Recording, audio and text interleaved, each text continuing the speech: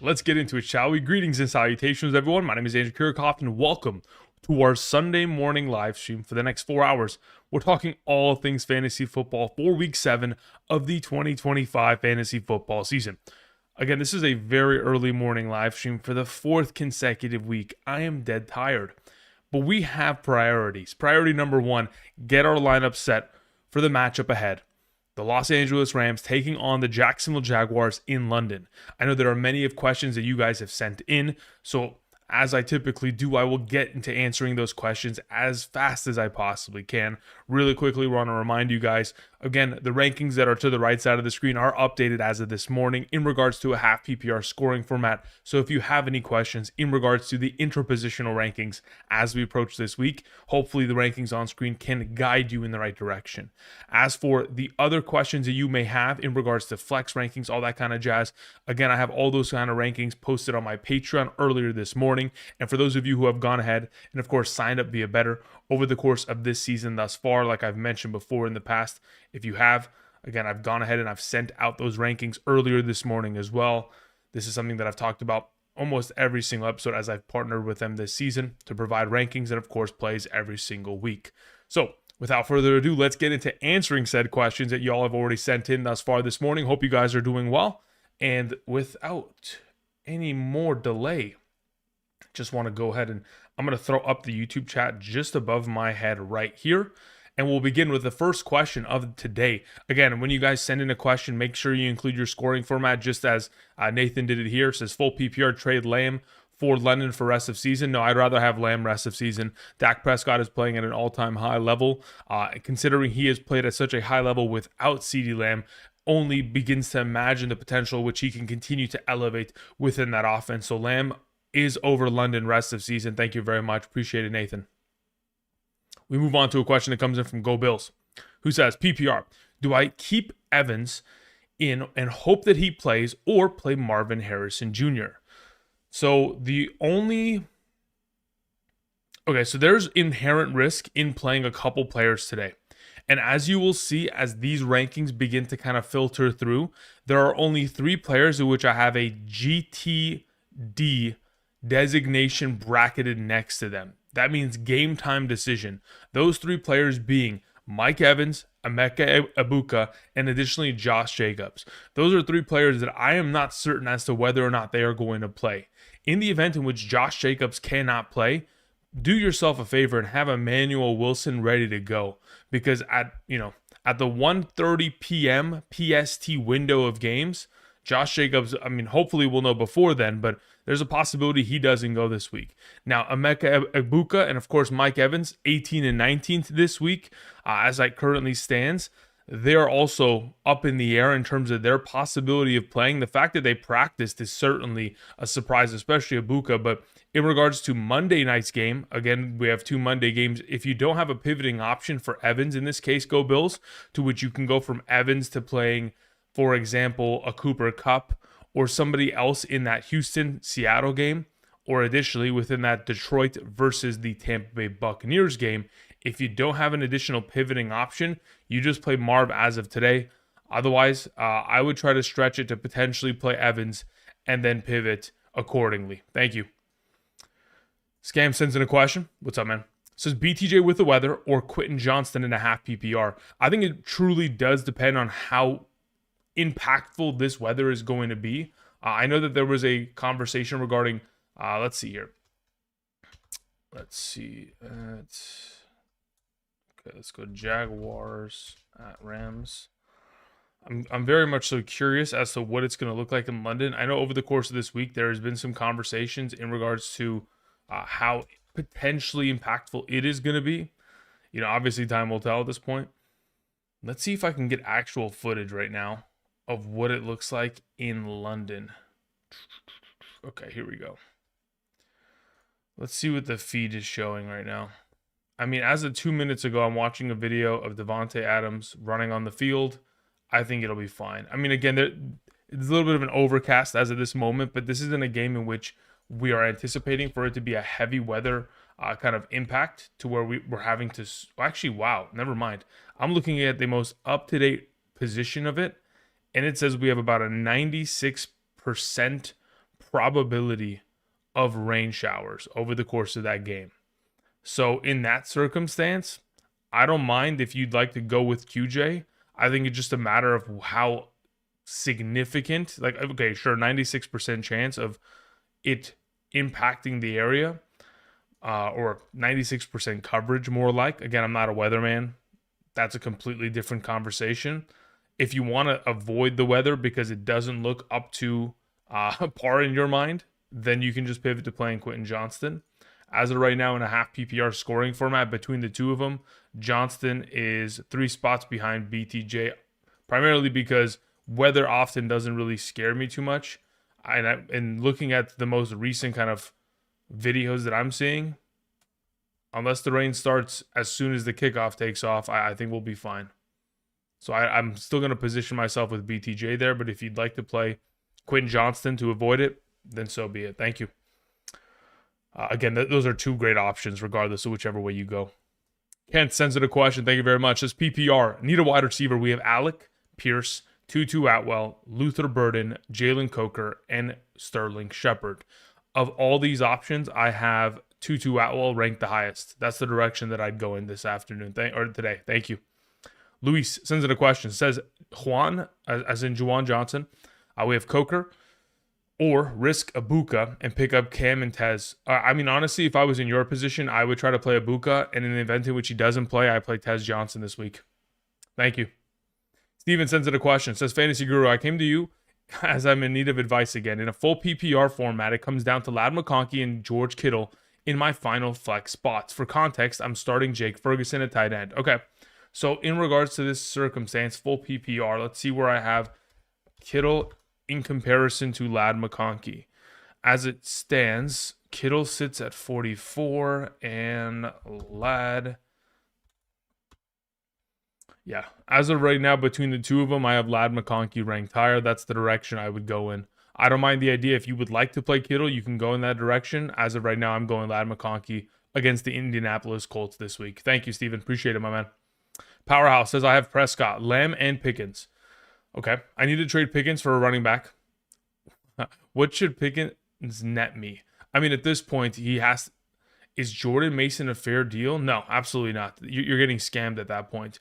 Unless you're hauling in someone like, legitimately, I'm not even exaggerating here. Unless you're hauling in Genty, Judkins, Scat, Henry, Saquon.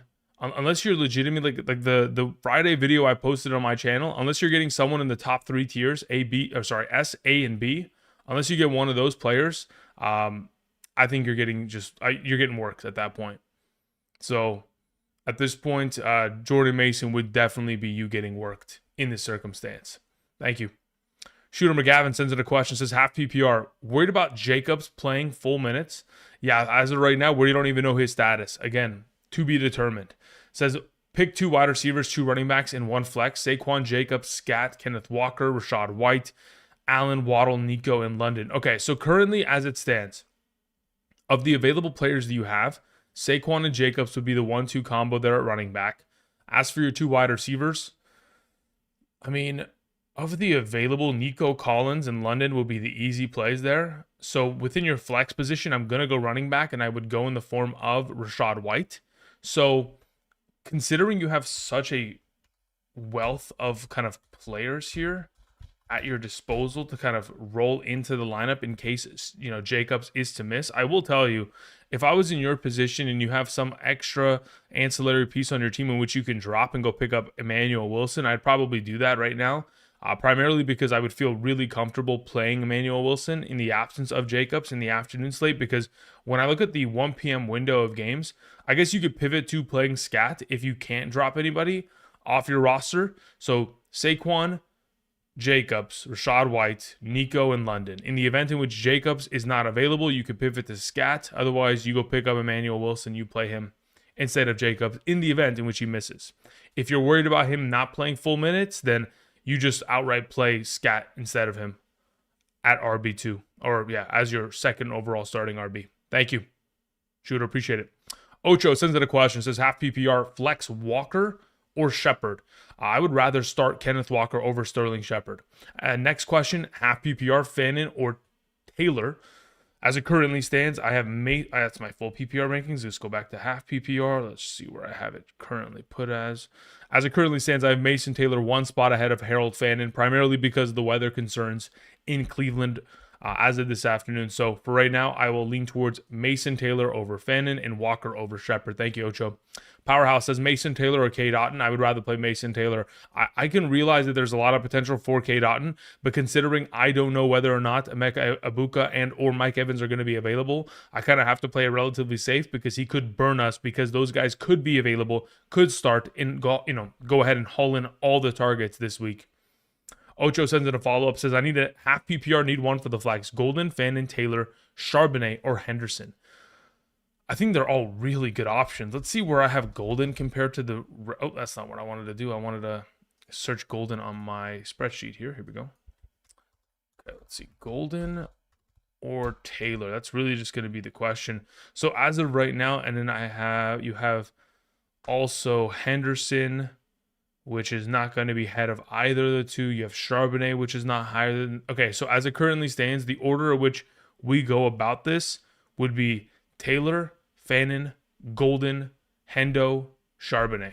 So Taylor would be my number one in that situation, Ocho. Thank you. Appreciate it. Again, for those of you who are sending in questions, for this game in specific, again, I would probably venture to say, if you're wondering if you should be playing someone like Tutu Atwell or Jordan Whittington, again, I currently have both of those guys ranked as my current half PPR wide receiver number 40 and 41 overall. So I don't have the most potential for like excitement in regards to both of those players, considering it's such a difficulty determining whether or not one is going to be more valuable than the other, because it could be a Tyler Higbee type of day. Time will tell, but obviously, when it comes to the Jaguars, I mean, ETN and BTJ are in our lineups. Trevor Lawrence, if you're in a bind and missing like Josh Allen as a streaming option in my top 16 quarterback rankings this week. Additionally, on top of it, when we talk about Matthew Stafford, could be a potential streaming quarterback. Kyron's an auto start. Devontae Adams is an auto start. And then you could throw in a piece like a Tutu or a Whittington. I have Tutu ahead of Whittington today based on the usage of them thus far this season and last year. So as it stands, those are options that you could explore, but I do expect to see about 38 or 9 better options as of today. Andy sends in a question, says, half PPR, I think Egbuka plays. I think so. I mean, the fact that he was practicing is already an incredible sign in comparison to someone else like Darius Slayton last week that had a hamstring injury pop up and then didn't practice at all week and was designated out even before we got to Saturday. So the fact that Egbuka is even in a position to which he is not even designated out and is practicing, and I'm watching clips from this most recent practice where he's dancing on the field prior to practice starting, is incredible signs. That's why I have him ranked. Otherwise, I wouldn't even tempt you guys with the idea of him playing. Says, do I take the risk or just start Tetero McMillan? My only other options with Debo out, starting Quentin Johnston, no good drops for a fill-in if Egbuka sits. Yeah, in this case, then you would just play Tetero McMillan and just kind of play what you have, because if there's no available drop options to which you can justify on your roster, I don't want to put you in a position to where you have to drop an actual very valuable piece going into this week. Now, again, I would prefer to play Egbuka, but sometimes you just don't have the opportunity to position yourself there. So just play Tet and be safe with it. Ben Pierce says in a full PPR, tight end Kittle, Warren, or Laporta. I'll take Laporta this week, but Kittle's just right behind him. Laporta, as of right now, is my number 4 tight end in a half PPR. Kittle's my number 5. Also, would you trade Laporta, Sutton, and Michael Carter for Javonte Williams / Jameson Williams? I mean, as of right now, I wouldn't mind that. Carter's a fleeting commodity, and when we're talking about shipping off Laporta, considering you have Kittle, for the likes of a Javonte Williams, I understand that the value which is presented in the form of Jameson Williams is very much so volatile, but in terms of getting a solid RB, I think this very much so accomplishes it, and you can afford to make a trade like this because you have Kittle and Warren. Sorry, I just saw Warren now. It's not Waller, it's Warren. Apologies. Tyler Warren starts out of this group. It's not close, actually. So Warren would be the play. Apologies. You can ship off Laporta very easily because you have 2 incredible options here. And yes, make the trade, get Javonte. Well done, Ben. All right, let's see here. Blue Sneeze says, drop Woody Marks for Kendrick Bourne. I have CD Myers and Garrett Wilson. Yeah, considering Myers is going to be out, or not Myers is going to be out, Garrett Wilson's out. Myers is a little bit questionable, but hasn't played well. I would probably say that I'd feel more comfortable genuinely dropping Myers to pick up Kendrick Bourne rather than Woody, because I think Woody in due time would eventually take over that backfield in Houston, to which if you need the running back depth for the remainder of the season, I think it's something that I would like to position myself to have. So if I'm going to make a drop, I'd probably move Myers here in order to pick up Bourne and start him alongside of CeeDee Lamb this week. Thank you, Blue. Sean sends in a question, says full PPR flex, AJ Brown, DJ Moore, Diggs, Pollard, Fannin. Okay. In a full PPR, let's change my rankings here on my spreadsheet. You've got a lot of really good options. I'm not too interested in playing Pollard or Fannin here. I think my genuine play is just going to be AJ Brown or Diggs. I was going to say DJ Moore. No, AJ Brown or Diggs. I think the weather in Tennessee can certainly lead us to whether or not we are going to play Diggs in this circumstance. But for right now, considering I don't know what that's going to look like, I think I'd probably have a better idea in a couple hours. I will lean towards AJ Brown, as that's my highest ranked player of the group. Thank you. Terp sends in a question, says, flex RJ Harvey or Hollywood Brown. I would rather legitimately play RJ Harvey. I think there's just so many mouths to feed in the Chiefs offense that it's difficult to predict whether or not Hollywood Brown is going to get himself enough opportunity share when he is just objectively going to be behind Rashee Rice, Travis Kelce, Xavier Worthy. So he's the fourth best receiving option on the offense, on top of the fact that this could be a game in which we see Tyquan Thornton, a lot of rushing opportunity if they claim a lead early on with, Pacheco, Brashard Smith, Kareem Hunt. I think I'd rather just go in the direction of RJ in this circumstance. Says Luke is on the wire. Honestly, if I was in your position, I'd go pick up and play Luke McCaffrey. Thank you.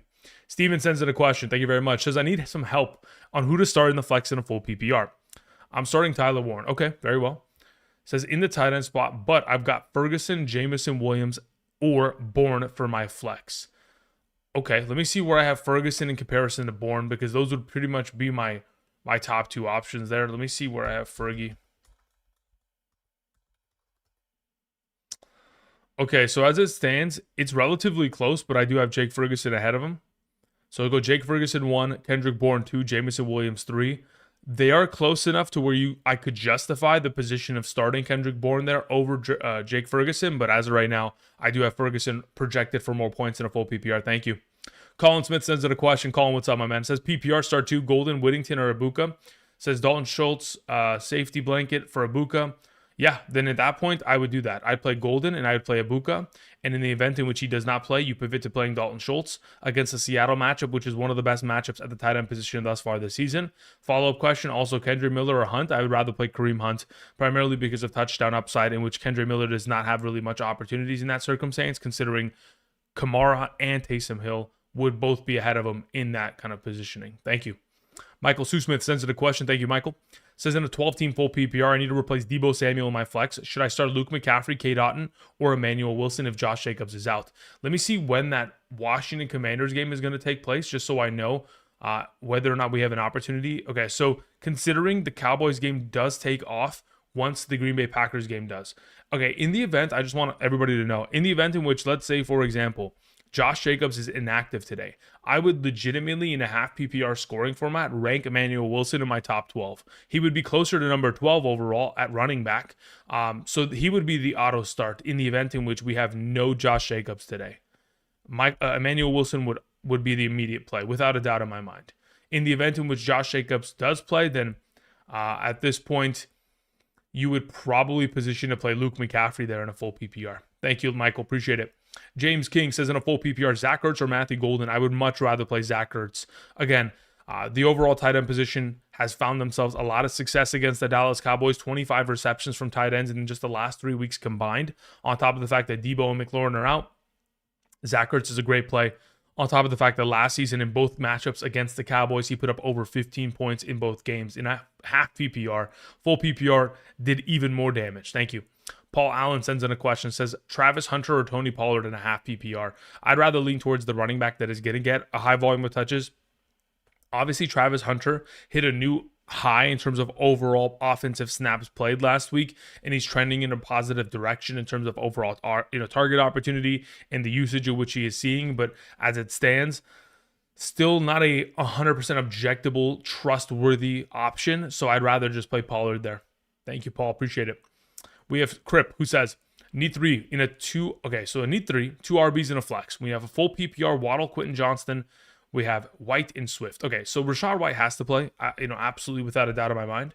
I think Quentin Johnston has to play as well. So then it leaves us between Waddle and Swift, to which in a full PPR, typically I would lean towards that wide receiver option, especially someone like Waddle that can get himself very easily 6 to 9 receptions any given game, henceforth for the remainder of the season. But the issue remains what the weather is going to be in Cleveland. I think it's going to be like an omega downpour, to which I don't even think we're going to be willing to play him by the time we get closer to, let's say, 9 a.m.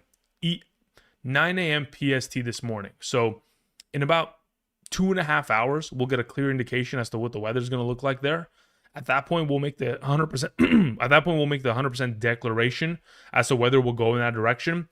For now, I would position myself to just play these three: Johnston, White, and Swift. But if the weather is going to cooperate with us, then we'll play Waddle alongside of White and Quentin Johnston. Thank you. All right, let's see here. We had a question that came in from Californian. It says, is Ohtani better than Brady? I mean, Ohtani is just, it's not fair, right? It genuinely isn't fair. He's the GOAT. It's ridiculous. All right, Fish Clinic sends in a question. Says, pick 2, J-Mo, Devontae Smith, Kenneth Walker, Xavier Worthy, full PPR. Also, Kittle or fan, and I'd play Kittle there for sure. As for these alternative options, Jameson Williams, Devontae Smith, Kenneth Walker, and Xavier Worthy. Xavier Worthy would be my highest ranked receiving option here. Am I going to play Kenneth Walker over Smith or Demo? Or J-Mo, excuse me. Let's see where I have Walker comparatively to those receiving options in a full PPR. Okay, so as it stands, I do not have Walker ranked higher than either of those two. So for right now, the way which I currently have it ranked is I have Xavier Worthy and Devontae Smith as my two highest ranked of the group. So Worthy and Smith would be my two suggested plays there alongside of Kittle. Thank you, Fish. Appreciate it, my man. Chris sends out a question. Says, half PPR flex. Pick 2, Olave, Worthy, Diggs, Kamara. Olave has to probably play in this position. Let's see where I have them ranked half PPR. Okay, Olave's there. Yeah, Olave is certainly ranked the highest of the group. To which, where is Stephon Diggs? Stephon Diggs is there. He is ahead of Kamara as well. And as for Worthy, where is Xavier Worthy? Where the heck is it? Okay, there he is. So I have Stephon Diggs and Xavier Worthy back-to-back in a half PPR, as you can tell from the rankings on screen. So Olave is going to be number 1, and Worthy and Diggs are going to be back-to-back. The weather in Tennessee prior to the game this morning is going to be the determining factor as to whether I want to play Diggs or Worthy. In the event in which the weather is going to be a little bit uncooperative, and it's going to put us in a position to where we'd be a little bit more concerned about what the passing game is going to look like. At that point, we'd play Worthy. Otherwise, if it's going to actually be solid, it's just a little bit of a scare tactic at the moment, then we'll go Olave and Diggs. Again, that'll be determined in a couple hours, but as of right now, I think it's going to be cooperative, so I'm leaning towards Olave Diggs as your 1-2 combo there, Chris. Thank you. Okay, Biggie sends in a question. Says, good morning, Andrew. Got any better picks for the London game? As of right now, I think the only one that I even mentioned on Friday's episode was the Matthew Stafford, just the free play that was being offered as of right now, like the 0.5 total yards. Yeah, that's still available at the moment. I think that's something that you could take advantage of at this current time. If I'm not mistaken, let's see if I can throw this up on screen here. If I throw that right there, and then I go over here. So as of right now, you see this. This is like the primary. Do I have any other players going in this game? I do not. I haven't had enough time to even specifically look at that game. Everything else in terms of potential plays that I was going after revolves around like Sutton and Fannin receptions, Matthew Stafford, anytime touchdown from Jonathan Taylor, Scatterbo receptions. We have Rico Dowdle rushing yards, Mason Taylor receptions. So those were the kind of the primary plays that I suggested earlier this week as it stands. Thank you, Biggie. Apologies. All right, let's see here. Let's continue on. Let's go ahead and close that. Slowly but surely trying to catch up. Hopefully, I'm able to answer the questions that have to do with this game. Would you trade Pickens for Ibuka or Garrett Wilson? I I wouldn't mind the idea of trading for Ibuka for the remainder of the season. I'd honestly say that Garrett Wilson's also a pretty solid trade, but considering he's injured and his status as to right now, it's a little bit of a hip slash knee injury. So as to whether or not it's going to be a huge impact for the rest of season value is to be determined. But yeah, I don't mind the idea of having either of those two instead of Pickens. Now that we of course have the return of CeeDee Lamb. Now I'm not going to say that Pickens' value is going to diminish greatly. I think his overall opportunity share will diminish, but evidently I think he's still going to be very much so a solid wide receiver too, but these guys are wide receiver runs in my mind. So yeah, I wouldn't mind trading for either of them. Alex99 sends in a question, says, would the weather bump up ETN over Dowdle? No, I don't believe so. I mean, again, like I was mentioning earlier, from what I've seen from this game, doesn't lead me to believe that it's going to be like an omega downpour. If it ends up being the case, so be it, but I wouldn't. Let's see here. Is it hard? I mean, look, definitely overcast, definitely chance of rain. But as of 4 minutes ago, looking at on the field warm-ups from Matthew Stafford, actually it is raining a little bit. There you go.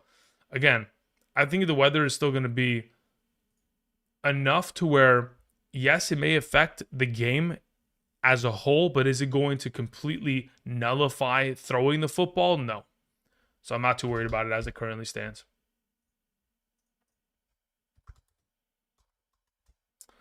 Okay, let me go open up my NFL Plus app. Let's go ahead and let's put on this game. Beautiful. Okay, continuing on. Thank you, Alex. Appreciate it. Sal says, bench Waddle due to the weather for Jameson Williams, Kenneth Walker, or Shaheed, or just roll with it. Depends on how impactful it is. I think you could just position yourself in a half PPR just to play Kenneth Walker tomorrow. If the weather doesn't look up to the current position in which you would like it, then yeah, let's pivot off of it. Especially if it's going to be like a super omega downpour. At that point, if Tua's going to have a tough time throwing the ball, it's not even worth taking the risk on it. As of right now, I just have Waddle sitting there as a lower end option at wide receiver in comparison to where he would normally be put, just because I am a little bit hesitant on the position. So I'll lean towards Kenneth Walker there if the weather looks any sort of unsettling. Thank you. King sends in a question. Says, in a full PPR wide receiver 2, do I play Addison, Goddard? Okay, wide receiver 2 in flex, Addison, Goddard, Golden, and Wan'Dale Robinson. Of these available receivers, Addison is my highest ranked, and I would play Goddard alongside of them. So those would be the two options as your wide receiver 2 in your flex this week. Thank you, King. James Grover, what's up, my man? Says, full PPR, JCM or Scattaboo? In a full PPR, I believe I have Scat ranked higher. Let me just confirm this. Nope, I do not. So they're back-to-back ranked. I have JCM as my number 15 RB, Scat as my number 16 RB. They are in the same tier of running back. So if you'd prefer to play JCM or Scat over one another, it's up to you. As of right now, I have JCM projected higher. And then your follow-up question, James, was pick 3 between Ladd, Pickens, Rice, and Harrison. T-Mac. Okay. So of these available options, Pickens has to play, Rice has to play, and Ladd has to play. I think you bench Harrison and Tedder roll McMillan this week. Thank you. Okay, let's see here. Rakim sends in a question. It says, flexing in a 12-team full PPR, Whittington, Mason Taylor, or Hunter Henry. Or sorry, Travis Hunter. Jeez. I'd play Mason Taylor there in a full PPR scoring format. That would be the preferred. Thank you. Raj sends in a question. Says, which 2 of the 4 on this roster? We have Bam, we have Michael Carter, Emmanuel Wilson. Jay Downs is my wide receiver 5 or 6. Okay, Josh Downs is going to be out today. He's out with the concussion protocol, so not looking in that direction. If I was going to pick 2 of the 4, I mean, Emmanuel Wilson can only be started in the event in which, again, like we've mentioned before, only if Josh Jacobs is out. So the issue with your circumstance is you have to, well, I mean, yeah, at this point, in the event in which, for example, you're playing in a half PPR, in the event in which Josh Jacobs is out, you play Bam and Emmanuel Wilson. If Josh Jacobs is playing, you play both the Arizona Cardinals running backs. You're good to go. Thank you. Chorizo sends in a question. Says, PPR going up against Chase. Am I crazy to throw in a Hail Mary by playing Luke over Jacoby, Judy, Henderson, or Myers? No, I mean, oh, you mean Michael Mayer? I would probably, let me see where I have Michael Mayer ranked in comparison to Luke McCaffrey. Let me see where I have him in comparison. Let's see. Yeah, as of right now, I would probably play Michael Mayer.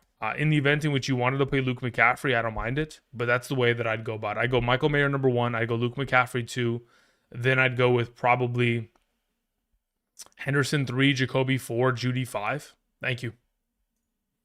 Appreciate it, my man. Okay, let's see here. We had Jason who says Genty or Jacobs, half PPR. Genty plays at 1 p.m. 1 p.m. Eastern, right? In comparison to Jacobs, who plays a couple hours after the fact. Okay. So in the event in which you can, okay, let's say you had Emmanuel Wilson on roster. I would tell you to wait. And I would just tell you to play Jacobs. And if you cannot play him because he's inactive, then you pivot to playing Emmanuel Wilson. Because genuinely, I have Emmanuel Wilson ranked higher this week. In the event in which Jacobs does not play, I have him ranked higher than Genty. Is it actually downpouring that hard? Or am I just seeing this wrong? Yeah, it just looks like, oh yeah, we're sliding a little bit, huh? All right, let's see how this game goes. All right, Trevor, come on. We got to have an entertaining game here. Last week, we all got cooked by this London game. What I mean by cooked, I mean we all wasted our time watching 3 hours of one of the worst football games of the season between the Jets and, of course, the Denver Broncos. So hopefully, the NFL product for the other side of the world is going to be a little bit more entertaining. We'll see how this kind of goes here. I'll continue to answer questions. Do appreciate you guys coming through. Considering this game has already started, I'm going to go ahead and update the rankings that are on the screen as it currently stands to no longer include the players that have already begun to play. So I'm going to go ahead and exclude those players as of right now, and then we will add in the updated rankings accordingly. So what we need to do now is just position it as such. Okay, beautiful. There it is. So as of right now, we've updated the rankings. So Kyron Williams, ETN are no longer in this top 36 at the running back position. And I've moved up other players into the list in order to kind of give you, and there goes Trevor Lawrence getting sacked on the first play of the game. All right, interesting. All right, let's continue to answer some of these questions, shall we? But yeah, if I had the opportunity to play Jacobs, I would try to take it. And if I have Emmanuel Wilson on roster and I can pivot to him, then let's go in that direction. In the event in which you do not have the available roster spot to pivot, then you just play Genty. Thank you. Jennifer, what's up? Says PPR Rain, BTJ, Dobbins, ETN in the flex. I probably would have just told you to play BTJ in this circumstance. Even with the rain, I'm fine with it. But obviously the game has started, so apologies not able to get to your question quick enough. Mark sends in a question, says Olave or yeah, look, I wasn't even, oh man, I was close to getting to those questions, huh? My apologies, guys. Tried my best to fly through those questions, and Trevor Lawrence dumps it and nothing. And we're punting the football. Classic Jaguars first series of the game. 3 and out as per usual. Olave or ETN? I mean, as of right now, I probably would have just told you to still play Olave there if it's a full PPR. Even in a half PPR, I probably would have just told you to play Olave. Thank you. But if you went ETN, it's not a big deal. It still has a lot of potential there. All right. Demond Smith sends in a question, says, who would you start in the flex full PPR, Ramondre or Tedero McMillan? Or would you recommend dropping Bam Knight and picking up Mason Taylor and starting him? Let me see where I have Mason Taylor comparatively ranked in a full PPR capacity compared to those two options, and I'll let you know right now.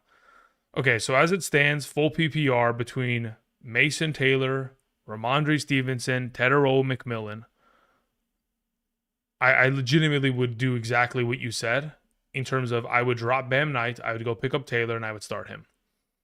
The fact that we have no Garrett Wilson just pretty much funnels majority of the target opportunity in the direction of Mason Taylor against a team that cannot stop the tight end position thus far this season. So I think it's just an advantageous matchup. Carolina Panthers giving up the second most fantasy points per game to opposing tight ends. Mason Taylor, again, against zone coverage has been incredible this season, and so has Justin Fields in comparison to facing man. I think that's just the automatic recommended play there. Demond Smith, thank you. FRS sends in a question, says Taylor or Fannin? I'd rather play Taylor, especially considering the weather in the Fannin game. That's the direction that I'm going to lean towards. Thank you. Janelle says, hi, Andrew. In a 12-team full PPR, I'm currently 2-4. Do I flex Marvin Harrison, Diggs, A.J. Brown, Evans, or Montgomery? In a full PPR of these available options, I'm going to flex A.J. Brown. Says, I'm leaning towards Evans, and I can pivot to Montgomery. Okay, that's fine by me. I don't have an issue with that. But would you start Diggs, Marvin Harrison, or A.J. Brown over him? I mean, personally, yes, I would start A.J. Brown over him, primarily because in a full PPR, if the potential which he plays at is going to be a lesser version, let's say he only plays 60% of the snaps in comparison to his normal 85 to 90%, and he gets less total opportunity share because of the limitations that he's going to have returning from injury, I think that could lessen his overall value. That's why I have Evans where I currently do. Additionally, on top of that, the potential of pivoting from A.J. Brown as the auto start today in comparison to Montgomery, I think is a really big drop off, especially if Montgomery doesn't find the end zone in a full PPR. He doesn't get as much receiving utilization, very much so touchdown dependent. So if I was in your position, I would just play A.J. Brown. Thank you, Janelle. Rome, what's up, my man? Says weather implications. Cleveland, of course, will be a mess today. Chicago currently raining moderately and very windy, although the rain should let up around kickoff. Will remain very windy throughout the game. Yeah, I mean, the expectation is that the wind is going to be there, but ultimately, from my experience, I have seen many of quarterbacks / receivers find success even in games where there has been 18 to 20 mile per hour winds. So at times, yes, the wind could be a problem, but I have seen from my experience, and again, every game is different, but I've seen that it's still possible to be incredibly fantasy relevant at both quarterback and at receiver tight end, regardless of a heavy wind game. Now, again, every game is different. Every player is different. So different players are going to react differently within the weather concerns, and the game plans, the play calling could be adjusted. Again, there's still so many kind of variables to the situation of weather as it proceeds, to which for now I'm just going to stick with where I have them ranked. And if the weather visibly looks disastrous, my goodness, I mean, is this the entire just game plan? Dump it off the tight ends? My goodness. I mean, it's working at least, right? Anyway, so thank you for the update. Well, again, usually I don't look at the weather until I get to about 9 a.m. PST. Yeah, 9 a.m. PST is typically when I start to look at weather. And then I really begin to like fully look at the full breakdown at like 9:30 a.m. PST, so about 30 minutes before the game. So until we get there, we're just going to continue to speculate while we'll get a little bit more concrete kind of evidence once we get closer on. Pedro Lucario says, standard flex, Swift, Sutton, ETN. Yeah, hopefully you're going to lean in the direction of playing Sutton there. I think he is the best option of the group. Tommy sends in a question. Says, I need one. Okay, yeah, you guys, unfortunately, I wasn't able to get to all your guys' questions in regards to prior to this game. In the event in which you had the opportunity of playing one of these guys, I probably would have suggested going towards playing Witt today. But seeing as how this game is becoming an absolute dump it off the tight ends experience, we'll see how this goes. In the event in which you didn't go in that direction, I'd probably just go Chris Moore number 2 and Hunter Henry number 3. Because, again, I have my concerns about the weather in this game. Thank you. T. King sends in a question, says, good morning. Pick 3 in the flex, full PPR. Dowdle, Swift, Keenan Allen, Kendrick Bourne, Tedero McMillan, or Jalen Coker. Of those available options, I'd go Dowdle, I'd probably go Kendrick Bourne, and I'd probably go Keenan Allen. So those would be the 3 that I would suggest. As for your tight end between Kraft and Fannin, I prefer to play Kraft within that matchup against the Arizona Cardinals, who have given up, I think if I'm not mistaken, the most receptions to tight ends and the second most receiving yards this season to the position. Very promising for Kraft today. Isaac Smith sends in a question, says full PPR start to Marvin Harrison, Wanda Robinson, and Emeka Egbuka. We have Luke and Tez on the wire. Yeah, so in the event in which you could potentially pivot from Buka to Tez, I would be going in that direction. I would try to play, as of right now, between Wanda Robinson and Marvin Harrison in a full PPR. Let me see where I have them ranked. I have Marvin Harrison ranked ahead of him by one singular spot. So I would play Marvin Harrison alongside of Emeka Egbuka. And if the opportunity presents itself to where Egbuka does not play on Monday, I pivot to playing Tez. But yes, I would take the risk considering the upside that he could provide on Monday night. Jennifer sends in a question, says PPR, pick 2. Chuba, Rico, Golden, Montgomery. Let me see here. Tight end screen again. my goodness. I mean, there's got to be a record for most completions in a consecutive order to the tight end position. I think Matthew Stafford's going for it today. Okay. In regards to these potential options here, in a PPR scoring format, I believe I have Golden ahead of Montgomery, but let me just confirm that to be the case. I do have Golden 2 spots ahead of Montgomery. So I would suggest playing Rico Dowdle and Matthew Golden today. Thank you very much. Appreciate it, Jennifer. Aaron Northcutt sends in a question. Says, I have 2 wideouts, 1 RB and 2 flex and a half PPR. Diggs, Worthy, Keenan Allen, Dowdle, Evans, DJ Moore, Chuba Hubbard, Addison, Luke McCaffrey, and Swift. Okay. So 1 running back, 2 flex. Dowdle's my running back. The 2 flex options I probably lean towards in a half PPR scoring format. I'd probably just... Where do I have Swift in comparison to these available receivers? So Diggs I would play, and then I'd probably play Swift alongside of him. Well, actually, technically, I would prefer to play Evans if he's available, but do you have any pivoting options on Monday? You have Worthy, you have Keenan Allen, you have Evans, you have DJ Moore. So you don't have any pivoting options for Evans, to which I would just play Dowdle, Diggs, and Swift as your top 3 options there in a half PPR. Thank you. All right, let's see how this game is going. Has Devontae Adams even seen a single target? Kyron Williams tiptoeing down the sideline on 4th and 3. We love to see it. Well done. McVay is in his bag right now. Going for it on 4th down. Love to see it. Okay, Phil sends in a question. Says, flex Worthy or Pittman? I would prefer to play Pittman. Ashton Doolin and Josh Downs are out today for the Indianapolis Colts. I think that just presents a little bit more target opportunity for Pittman within the offense. So between him and Tyler Warren being the primary 1-2 targets, I think, again, Alec Pierce, very limited usage within the offense as a whole. So Pittman should be a great play there.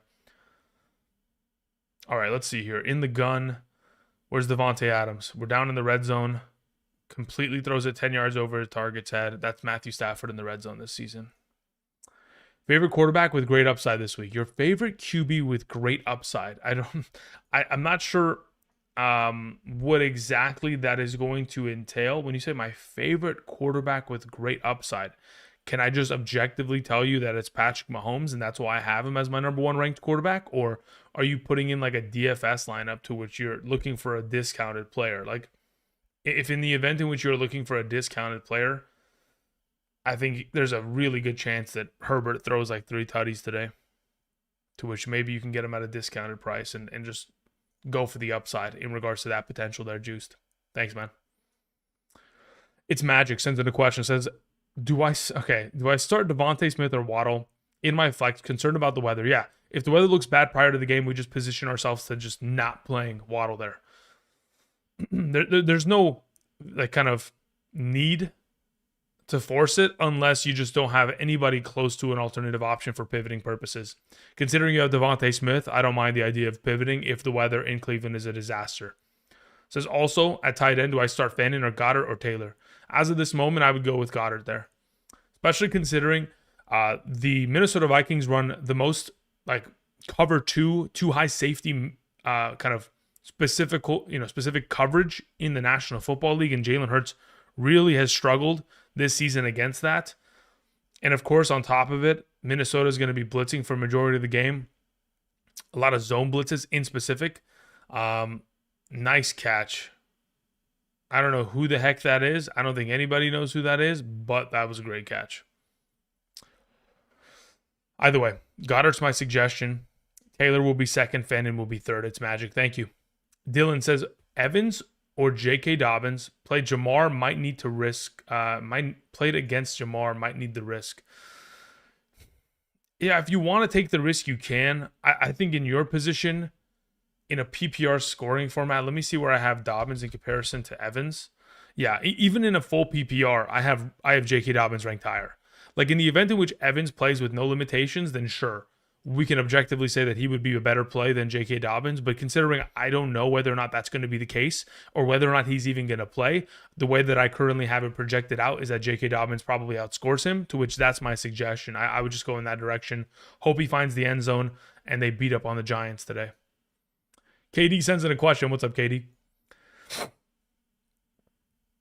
PPR, 2 running backs and 2 flex between Dowdle, Genty, JCM, Marvin Harrison, Tedderole, McMillan, Jamison Williams, Otten Barner. Okay. Says I have Quinn Johnston, BTJ as my wide receivers, Laporte as my tight end. Thanks for the help, Andrew. No problem. Okay. So of your available options here, in terms of starts that I would be making this week, in a full PPR, looking at the available running backs that you have mentioned, my 2 highest ranked are Rico Dowdle and Ashton Genty in a full PPR.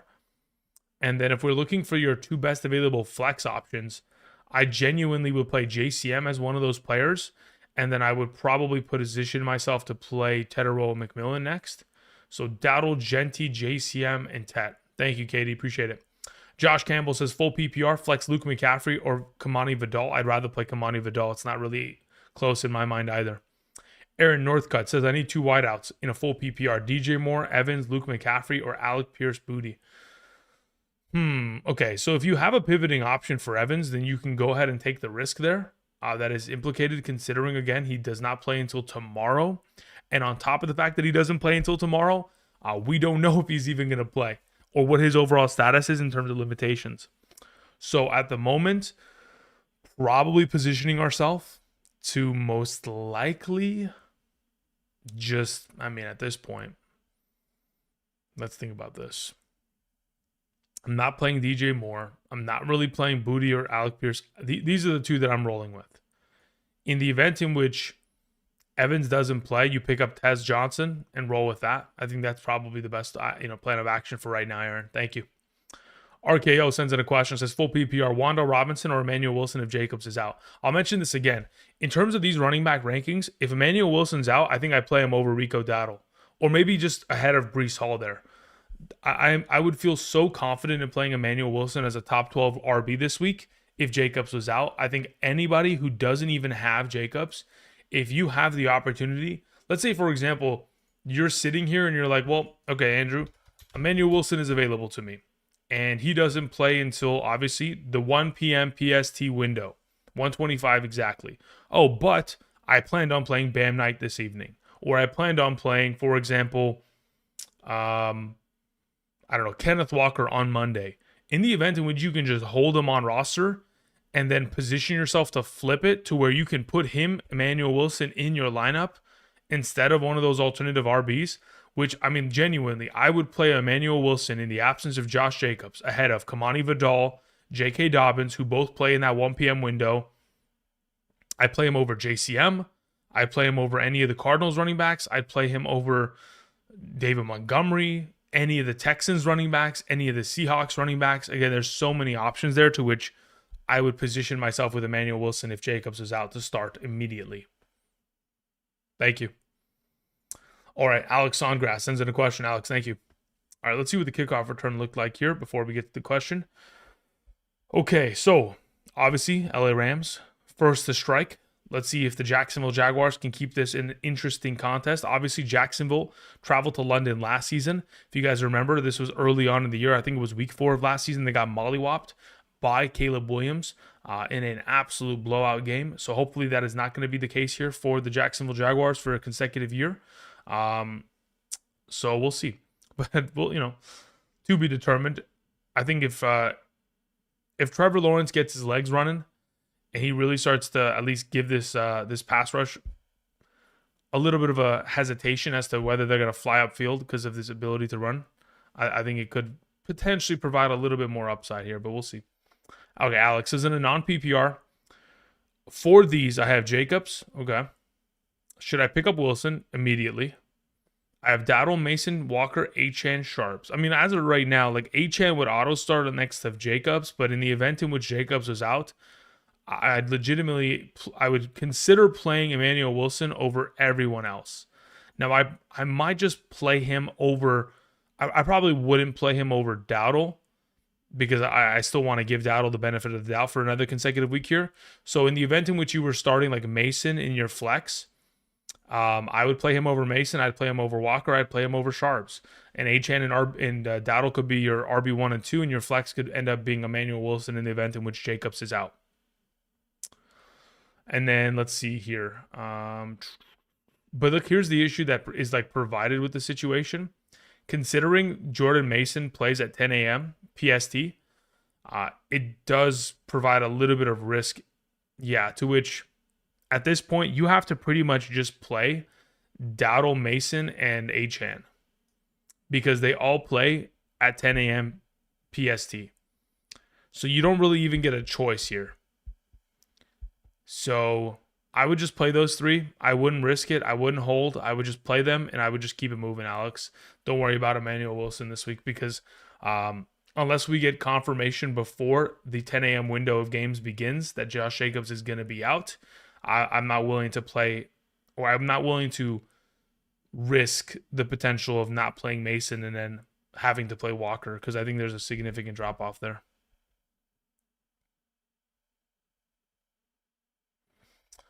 Okay, continuing on. We had a question from Carlos Z who says, "Good morning, Andrew. In a half PPR, I need my my spot in the flex. We have Dobbs, we have Quentin Johnston, we have Kenneth Walker. As of those available, I play Quentin Johnston there. It says also Knicks or Fields for today. If I'm not mistaken, let's see where I have them ranked. Quarterback, I have Bo Nix one spot ahead of Justin Fields, so relatively close within my rankings. So if you wanted to play one over the other, you certainly could, but I have Bo Nix ranked higher as it stands. There goes Trevor Lawrence, playing like Trevor Lawrence typically does. Absolute, I don't even want to, okay, I'm not going to start.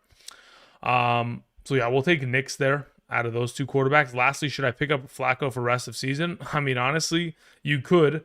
I mean, ultimately, I don't know if he's going to look like that every single game, but I know that regardless of which way we go, there's going to be garbage time for him. He was relevant last season when he started in fantasy. He can be relevant once again this year, so wouldn't surprise me for Flacco to be relevant for fantasy purposes. So if you wanted to pick him up, again, as someone who's starting him weekly in a superflex format because I had Joe Burrow earlier this year, I wouldn't mind the idea of starting Flacco every week because he's just good for fantasy. That's just it. Regardless of whether he throws picks or not, irrelevant because he's going to always be fantasy kind of implicated for garbage time. And the weapons that surround him are just too valuable. So as of right now, I wouldn't mind that. But I do think in due time, eventually, he will start throwing picks. You just got to be careful of that.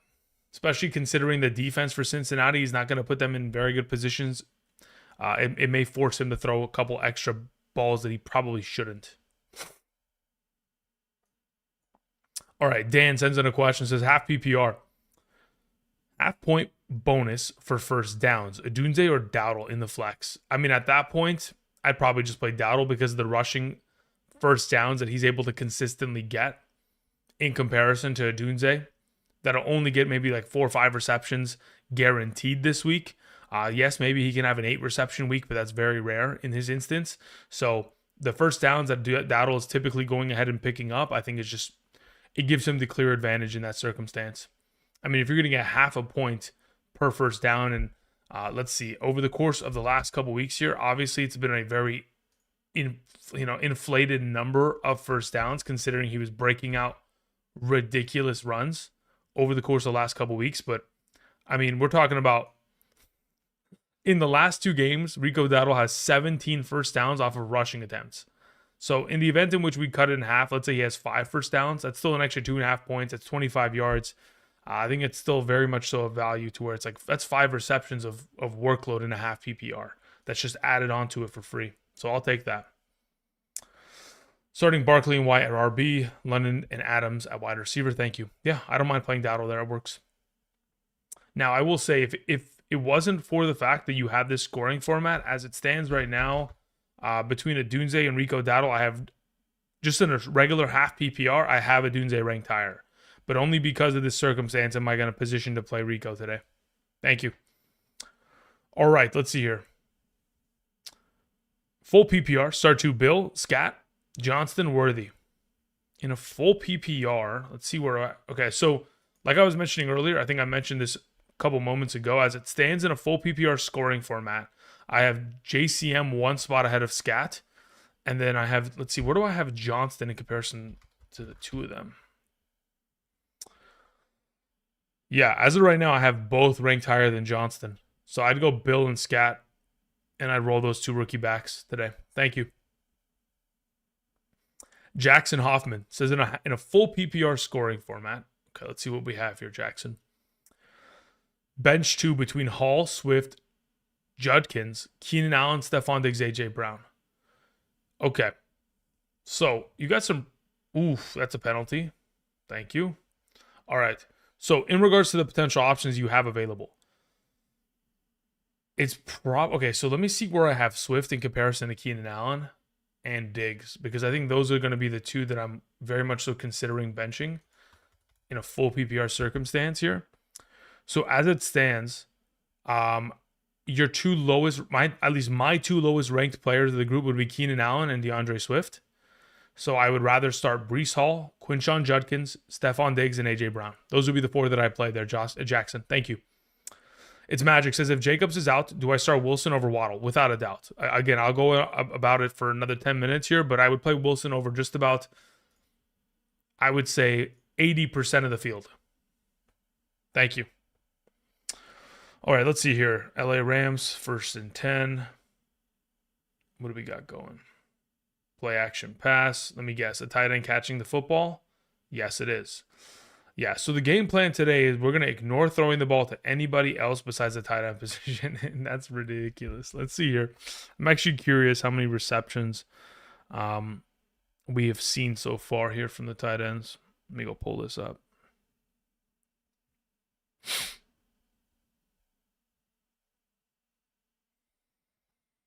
So that's 1, 2, it's 5, 6 receptions from tight ends on 8 completions.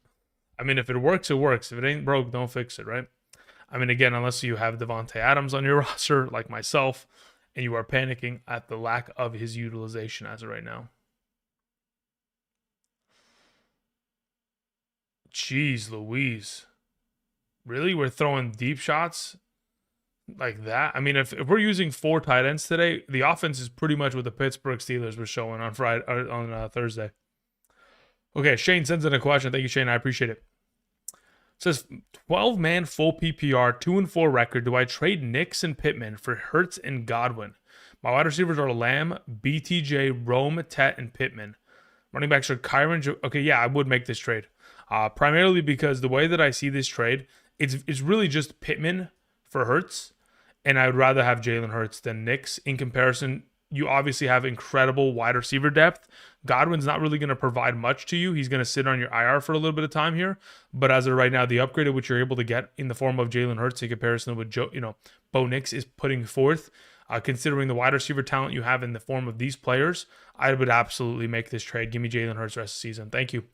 Dylan says, start 2 in a full PPR. QJ, Vidal, Chuba, Bourne, Addison. Now, I would like you guys to potentially, if you guys can in the future, let me know who QJ is in regards to your team. You got to remember there are 2 players in the National Football League who have those initials, Quentin Johnston and Quinshon Judkins. So not exactly sure who you are referring to in this circumstance. I'm going to assume you are referring to the running back, Quinshon Judkins, because you mentioned the running backs first on this list and then wide receivers afterward. So in the event in which that is Judkins, automatic play today, without a doubt in my mind. And in between Vidal and Bourne, let me see where I have them ranked in a full PPR comparison to one another. As it stands, Vidal would be ranked higher. So I'd play both these running backs as of today, full PPR. Thank you. Okay, let's see here. Is there any new reports coming out in regards to this morning? Again, we are about an hour into the live stream. Hope you guys are doing well. Appreciate you guys being patient with myself as we continue to answer questions as we approach kickoff of week 7. Obviously, we're watching this game. We got Blake Corum getting rushing attempts inside the 5-yard line, which is incredibly scary. Hopefully, Kyron Williams gets into the game here. Unless that is Kyron. No, it is Corum. That's what I thought. All it takes is fumbling on the 1-yard line one time and losing against the 49ers, and McVay will bench your ass near the goal line, huh? That is scary business. Very scary business. Now, I'm going to hope that he gives a shot here to someone like Devontae Adams on the outside, one-on-one coverage. Just throw a nice little fade route, just like how they did with Cooper Kupp in the Super Bowl. Just a quick little fade. Wouldn't hope. Yeah, there it is. Come on, score. Easy touchdown. Let's go. Come on. That's that Cooper Kupp play right there. That's that we're going to win the Super Bowl against Cincinnati Bengals play right there. Let's go. Love it. Well done, staff. Okay, continuing on. I mean, they're boat racing them, by the way. This is like Did Jacksonville even get on the flight? Like, are they still in Jacksonville? Where the heck is their offense and defense so far?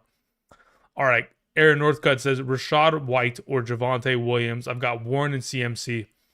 Okay, so in regards to these two available options, let me see where I have them ranked in a full PPR. In a full PPR scenario, I have Rashad White still behind Javonte. Javonte's number 9, Rashad White's number 10. In a half PPR, I have Javonte. So Javonte would be my suggestion as of today between those two available options, or excuse me, for this week in specific. So I'll take Javonte Williams there, Aaron. Thank you. Alex Songgrass sends in a follow-up. Says in a non-PPR, start 3 between Achane, Jacobs, Mason, Dowdle, and Sutton. Okay, so in the event in which you can potentially play a couple of these options, here is my current suggestion. Achane and Jacobs are my 1-2 combo. I would like to play both of them. If you are in a position in which you can go and pick up Emmanuel Wilson, do so. If you told me, Andrew, I would have to drop someone like, Jordan Mason, excuse me, in order to accomplish that, then let's not go about it that way. Let's position ourselves to where you would then play Achane, Jacobs, Dowdle, and if Jacobs is going to miss, then you pivot to playing Sutton. That would pretty much be it. Otherwise, if you can pick up Emmanuel Wilson, Achane, Jacobs, Dowdle, if Jacobs is out, playing Wilson in his stead. Start 2 wide receivers, Jefferson, Rice, Sutton. I'll take Jefferson and Rice. Tight end, Ferguson or Kittle. I'll take Fergie. He's been great. I'll continue to push in that direction. Pivot off Jacobs if he plays with injury. I mean, look, here's the thing. Josh Jacobs in his career has always been a tough son of a gun. I mean, he's always tried to play regardless of injury. We've seen that back in his days with the Raiders. We've seen it as of last season with the Green Bay Packers. So, I mean, again, I would anticipate that he will probably try to give it a go. As to whether or not he does, I mean, if he's active, then the organization, the medical team, and he himself is confident enough because they can beat the Cardinals without him. But if he's actually active, then I'm not going to be too worried about his injury concern there and in limitations because of it. All right, Rendell sends in a question. Says, in a 20-team league, do I trade Chase Brown for Kamara? I would. Just traded Geno Smith for Brandon Ayuk. May is my only quarterback. Did I win the trade? I mean, getting Brandon Ayuk that's a very to-be-determined situation in regards to the fact that Drake May has a Week 14 bye. Again, you don't need Geno Smith in this circumstance. So as the objectiveness of like, as long as you're able to make the playoffs by the time that you get to Week 14, which you probably will be able to, this is a perfectly fine trade. But the issue is we don't know when or how much production we'll see out of Ayuk even when he is available because there's just so many mouths to feed in the 49ers offense. So for now, I would lean towards saying to be determined on whether or not you won, but considering, again, Drake May has a Week 14 bye, I would assume it's a win in this circumstance. Thank you. All right, let's see here. Ibrahim says, I'm very nervous about A.J. Brown. Feels like Hurts doesn't look to his way versus the Vikings zone. There's a very good possibility in which he doesn't. Again, the Vikings run a lot of zone coverage. They blitz in a majority of their situations. They're sitting in a too high shell for majority of the game. It makes it that much more difficult to position yourself to throw that deep opportunity to an A.J. Brown. So certainly don't love the overall matchup in itself. It'll be, very much so determined on whether or not they can actually pick apart that defense. I think Goddard's going to have a field day most likely, but it says, hear me out. Is it absolutely crazy to start Luke McCaffrey over AJB? Yeah, I think it's crazy, especially at the overall snap counts in which Luke McCaffrey kind of runs thus far this season. Again, you can do whatever you want. You're the final decision maker. As for my suggestion, I'm playing AJB there if it's my roster. Okay, let's see if Trevor Lawrence can provide any sort of value to this offense because thus far this game, we have found absolutely nothing. Okay, we've got a 6th offensive lineman in there, Trevor Lawrence on the boot, and he gets negative yards on. The thing is about Trevor Lawrence, I think sometimes, like genuinely, when I watch him play, it makes me think to myself, like, is he thinking? Like, what is going on in his brain in terms of the processing speed of what that defense is providing? Like, there are some plays that he'll make that I'm just sitting there and I'm like, okay, Is it processing? Is he functioning? Like, what's going on? Yeah, there's just some plays there for Trevor Lawrence that just doesn't make sense, especially for a quarterback that's making 50 M's a year. Like, I don't know. I know the market's the market, but geez, it's tough. Okay, we had a question that came in from, I think it was Sue Smith again. Yes, Michael Sue Smith had a follow-up. Says, I just wanted to thank you for all your time that you take out of your day to answer everyone's questions. Much appreciated. No, I'm more than happy to help. I'm more than happy to support, kind of position myself to collect all the information that I can to try to help as best as I can. I understand that there are going to be many of times over the course of today, over the course of the season, that I'm going to be wrong. And again, there's so many variables in fantasy football, and there's so many unpredictabilities within the game itself, opportunity shares, injuries, game plans, all these kind of things that we're not privy to. But at the moment, I try to put myself in the best position to help you guys. And I'm glad that, again, I'm able to help in any sort of way there, Michael. Thank you.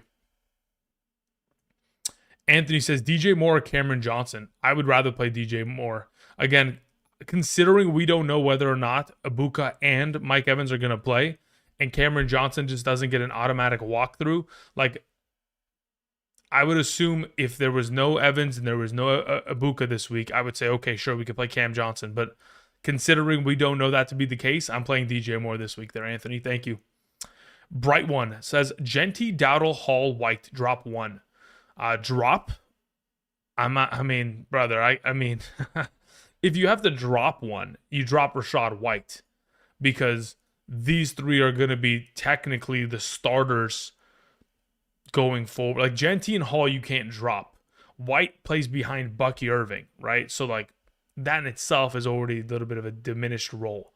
Dowdle, again, could probably be in a 50-50 split in comparison to Rachaad White, who is not going to be in the role. Now, if you don't mean drop and you just mean bench one, I'm benching Genty this week. But if you legitimately are asking who do I drop, Rachaad White gets dropped. And you better hope the team that's playing against you doesn't pick him up and use him against you. Brian sends in a question. Brian Goforth says, half PPR, last flex spot, Ertz, Waller, or Pacheco? Ertz. Undoubted. Got to play Ertz there. In the absence of Terry McLaurin and Deebo Samuel, Zach Ertz is absolutely the play. Thank you. Eric Sanchez sends in a question. Eric, thank you.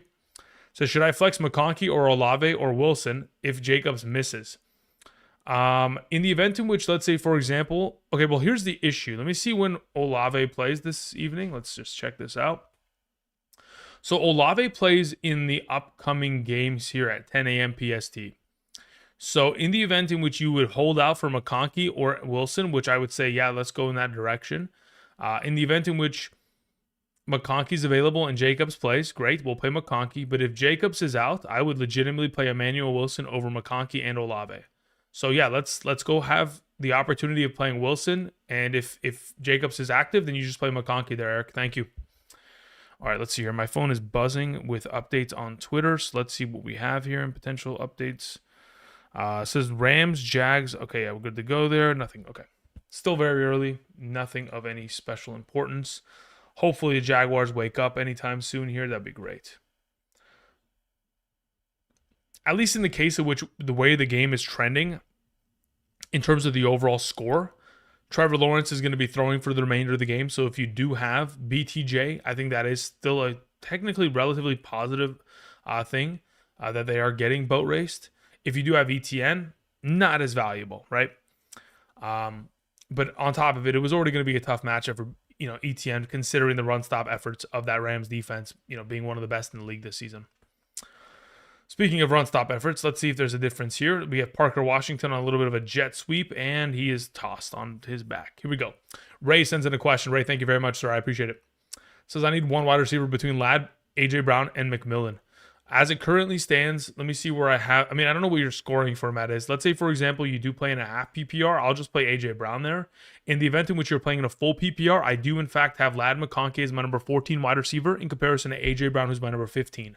So if it's a full PPR, I'll take Ladd McConkey. If it's a half PPR, I will take AJ Brown there. Thank you. Appreciate it.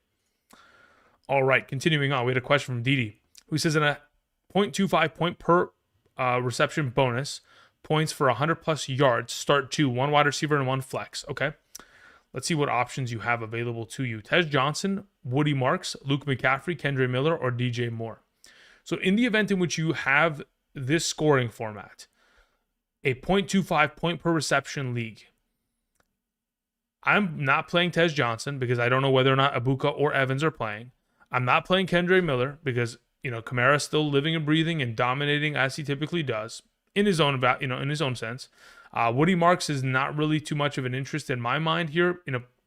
And I mean, it's more closely ranked to like a half PPR, to which at this position, I probably play Luke McCaffrey and DJ Moore. That's the way that I'd go about it. Thank you.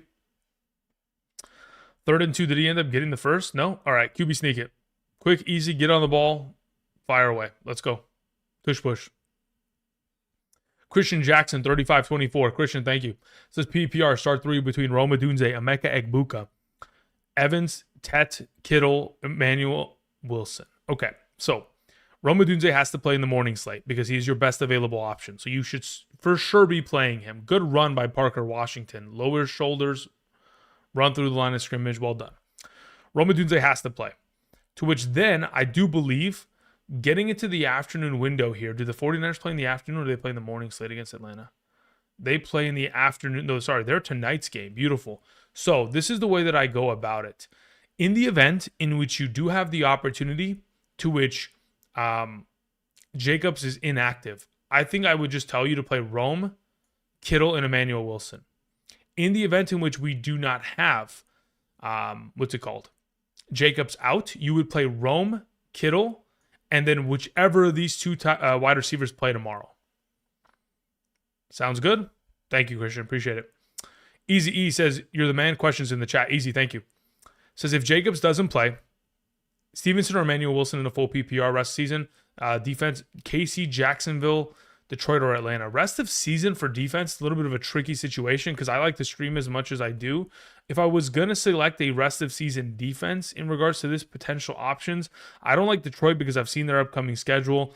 I'm not too keen on the idea of playing Kansas City either because I think their defense has taken a little bit of a hit this season in terms of value. It might be Atlanta. I'm going to be honest. Let's see what the Falcons' schedule looks like.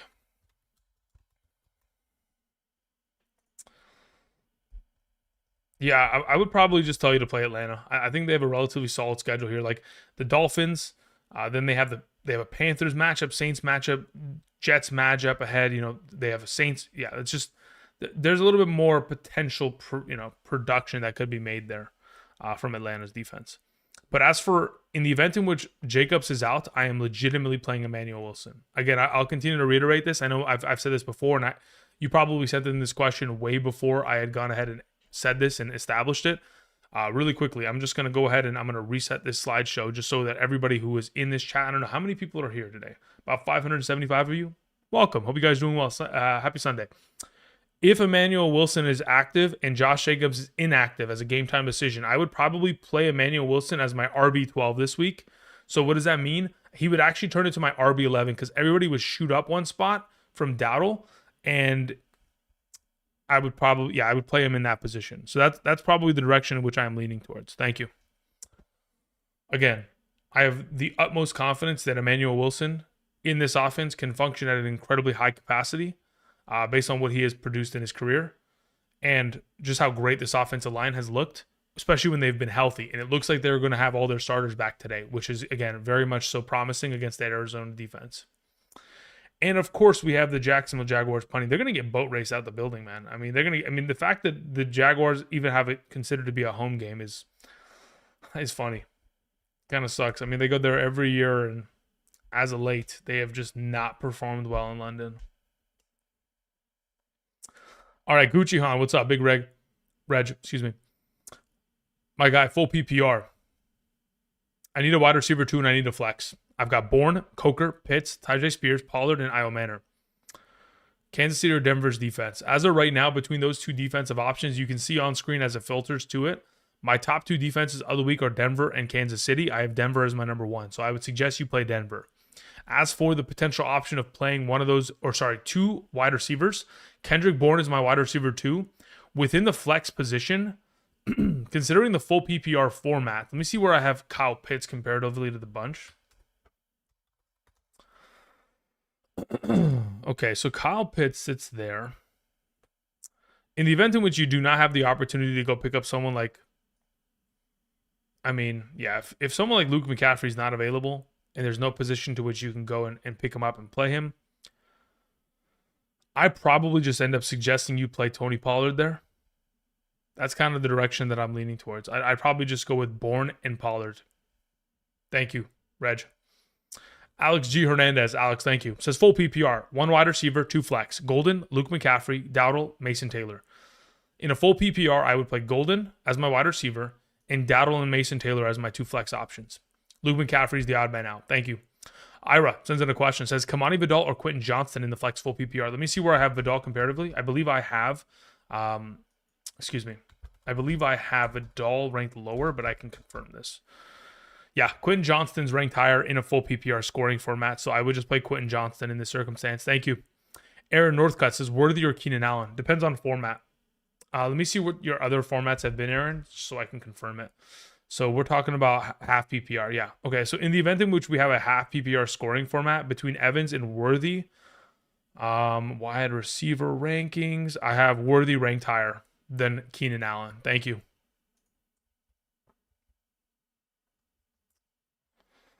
All right. Continuing on. We had Curtis Watkins. Curtis, thank you. Says, good morning, Andrew. Thanks for all that you do. If Jacobs does not play Wilson, Scat, or Vidal, I genuinely would play Wilson. But here's the issue in which it currently lies.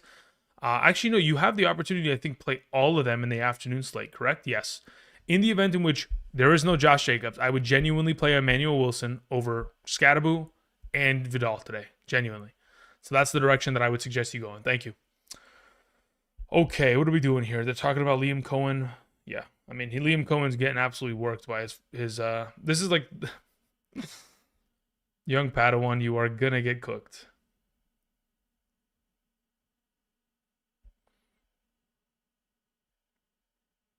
All right, we need more work for Devontae Adams, please and thank you. Let's go. Come on. Devontae Adams, they're playing 10 yards off. Whittington with a catch and immediately dropped. That sucks. Okay. Continuing on. Curtis, thank you again. Appreciate it. Anthony says DJ Moore or Cameron Johnson for the Bucks. Yeah, I'll take DJ Moore there. Thank you.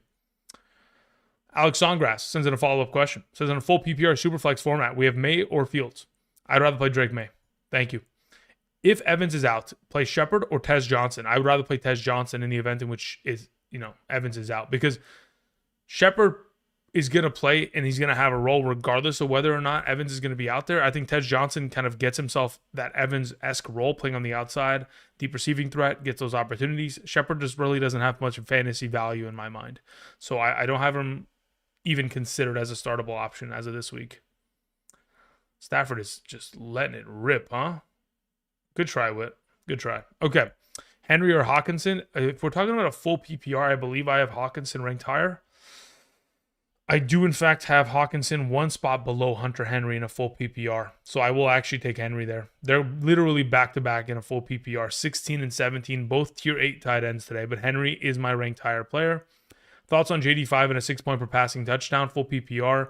Achane a good with the rain. Yeah, he's perfectly fine. I don't mind playing Achane there. He's gonna be a solid play, especially considering the rain game would probably eventually lead to him getting more receiving workload as well. So to go ahead and reiterate these answers: May at quarterback, Tez Johnson, if Evans is out, Hunter Henry, JD's a solid play as always, and so is Achane. Thank you.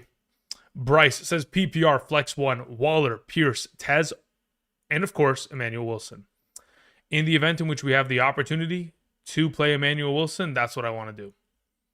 In the event in which we do not have that opportunity and we have to pivot accordingly, considering Waller plays in the morning slate, I would just pivot. If Josh Jacobs is playing today, I would just pivot from Emmanuel Wilson to playing Alec Pierce.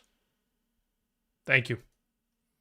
G. Medina sends in a question. Says in a half PPR, my running backs are the following: Jacobs, Kyron, Javonte, Judkins, and Dowdle. Do I gamble or wait on Jacobs news, or do I start Judkins and pick up Wilson, also Ferguson or Fannin? I'd rather play Ferguson. Whether in the situation with Cleveland is a little bit sketchy, so going to lean towards just playing Ferguson there. As for your alternative options, Kyron, I'm assuming, has already played for you. To which, at this point, I would rather play Javonte and Judkins if Jacobs is out. In the event in which Jacobs is in, you play Jacobs alongside of Judkins. So those would be your 3 starters. In a situation in which, again, Jacobs is out, I would just play these 3, right? Kyron, Javonte, Judkins. Thank you. So no need to gamble and pick up Emmanuel Wilson. I don't think it's necessary. Ocho Ball says in a half PPR, I need an RB2 and a flex. We have Bill, Rico, Genti, and Vidal. In a half PPR, these are my 2 highest ranked running backs, Bill and Rico at the moment. Thank you. I believe so. Is that right? Let's see here. Yeah, that's my 2 highest. Thank you. Carnage sends in a question. Thank you. It says PPR, Dobbs, Golden, McCaffrey, Mason, or Ertz. I'd rather play Zach Ertz, and I'd rather legitimately play Golden out of all those options. Arizona Cardinals against opposing slot receiving options has struggled mightily, and we have primarily seen since the Jaden Reed injury, Golden function in that kind of slot receiving role and find a lot of success in doing so. So that would be my preferred of that group. Thank you.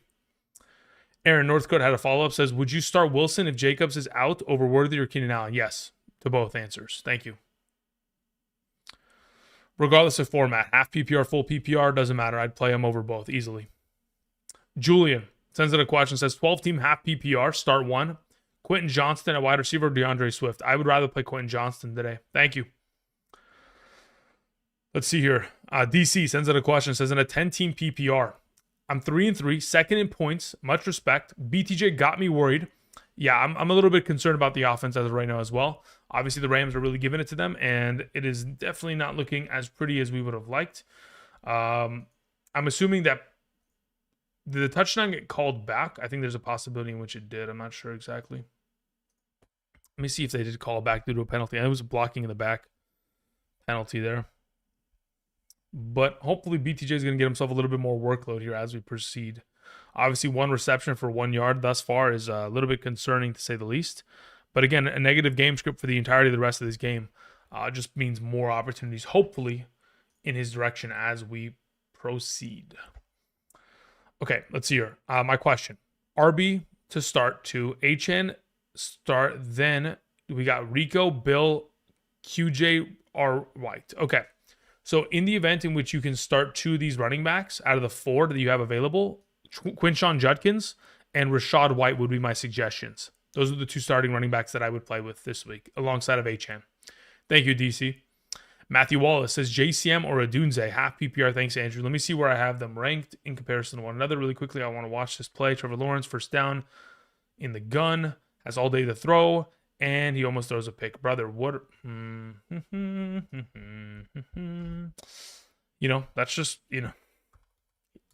Again, this is what I'm talking about when I think to myself, what is he thinking? Why is he throwing these? Anyway, Rome Odunze is my suggestion there, Matthew Wallace. I would play him over JCM today. Thank you. If the weather in Chicago looks incredibly worrisome prior to kickoff, you can position yourself to play JCM tonight. But as of right now, in the event in which, again, Odunze is available, the weather's not a concern, I would go in that direction. Thank you.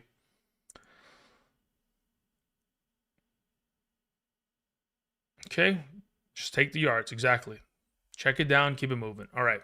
Austin sends in a question. Says start 2, Otton, Ingram, Jaden Higgins. Yeah, I'd rather start both of the tight ends. Yeah, that is my preference as of right now.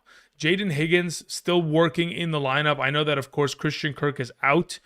Xavier Hutchinson is clearly the number 2 wide receiver in terms of snaps, in terms of usage as of late as well.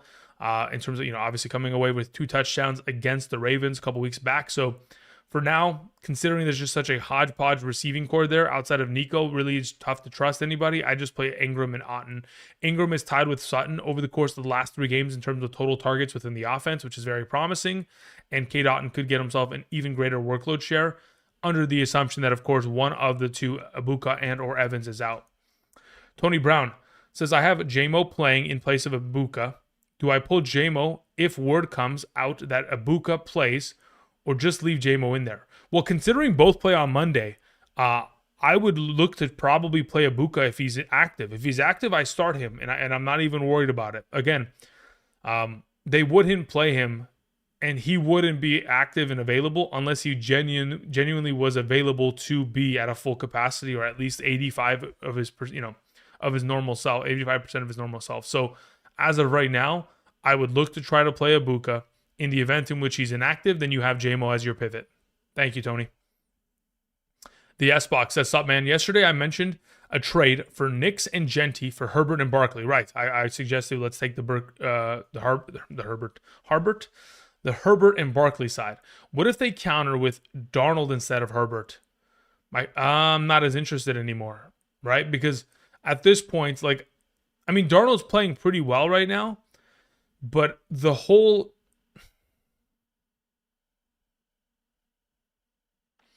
I probably would still take it, but I'm just not as in love with it anymore. At that point, I'd be like, okay, well, I can just keep what I have. I'm not in like a position to where I need to make this trade.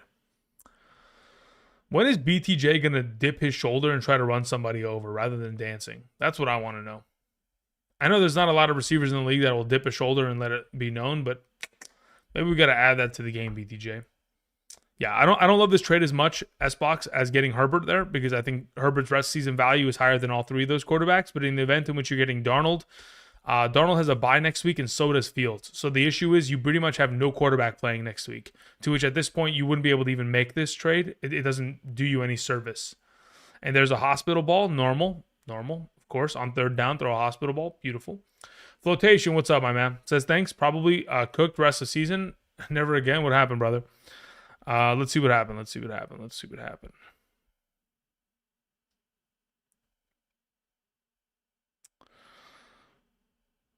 What happened to you? Why are you cooked? Stevenson, Amon-Ra, Olave, DJ Moore, Hunter Henry. Steelers defense cooked you, and you're playing against Joe Flacco. Yeah. And the missed field goal. Man, the Jaguars are such a... My God. How do the Jaguars win 4 games, people? Somebody tell me. I mean, I watched those games, trust me, but what is going on? Why do they look so bad right now? I mean, usually they do look pretty bad, but still. Feels like they're just not doing nothing today. Okay, in regards to your lineup today, obviously Trevor Lawrence is selling the bag. Steelers defense has sold the bag already. We're going for playing a bunch of... Man, you have 3 New England Patriots in your lineup. So let's just hope that they go absolutely nuclear, because it's rough. I mean, I'd leave the lineup as such. It's perfectly fine. Let's just ride it out. Let's see what happens here. But yeah, definitely looking like you're in a really rough position. Win-loss record is definitely not looking great, especially considering you're playing the last place team and it's not trending in the right direction. Just got to hope for the best, my man. Max sends in a question. Says, start Luke McCaffrey today or wait for Ibuka. And if he's out, play Shep.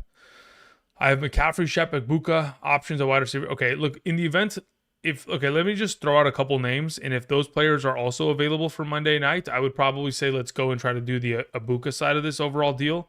I think regardless of which way it goes, let's say, for example, Ibuka is not available, I would still try to push to go in that direction, because I don't really need to risk it with McCaffrey. I'd rather just risk it with Ibuka. So in the case in which you have the availability of not only Shep, but let's say, for example, someone of the capacity of Tej Johnson's available on Monday, Torrey Horton is available on Monday, I would be very much so interested in picking up and playing either of those two in the event in which Ibuka is out on Monday night. If those two are not available, I'd still go in the direction of these two, because the upside of which Ibuka could provide against the Detroit Lions secondaries that is depleted, it's too advantageous. Jonathan says, good morning, Andrew. In a 10-team full PPR 3-3, do I start Caleb over Jalen Hurts today in a 4-point per passing touchdown league? As of right now, I'm not so convinced to do so. If you would like to, you can. Again, what Jalen Hurts always provides is rushing upside. He has scored 19 plus fantasy points in a half PPR, in a 4-point per passing touchdown league in the last 4 consecutive games, despite the lack of production from the offense. So in my mind, again, I'm just going to always blindly start Jalen Hurts. I don't really ever find him to be a lesser play than a lot of these other alternative options, because at any given moment he could have those rushing touchdown games. So at the moment, Jalen Hurts is my suggestion. Thank you, Jonathan. Michael Ortiz says, in a half PPR, help me out with one wide receiver and a defense between Dobbs, Addison, Judy. I'd play Addison there, or leave open for Ibuka. I mean, look, here's the thing. if you leave open for Ibuka, who are you going to pivot to? Do you have Tez Johnson? Do you have the ability to pivot to someone on that Seahawks or Texans game? If you do, I mean, I probably would. I would try to risk it for the biscuit. Good run by Kyron there. Good bounce out. So yeah, in the event in which you have the ability to pivot to one of those potential Tampa Bay receivers, then yes, I'm going to make the risk there. But let's say, for example, you're like, Andrew, I would have to drop Judy to accomplish that. I would say let's do it. If you had to drop somebody else that had a higher value point, then we wouldn't be as interested. And we would just play Addison. And then as for start the Chargers defense or grab New Orleans, Minnesota, or the New York Jets. 3 points per sack league. Okay, that makes it very much so different. The way that I currently have it structured in terms of my calculations is primarily based on just a normal standard defensive scoring format, to which I don't know what the actual production of a lot of those teams are going to be in the event. Let's see here.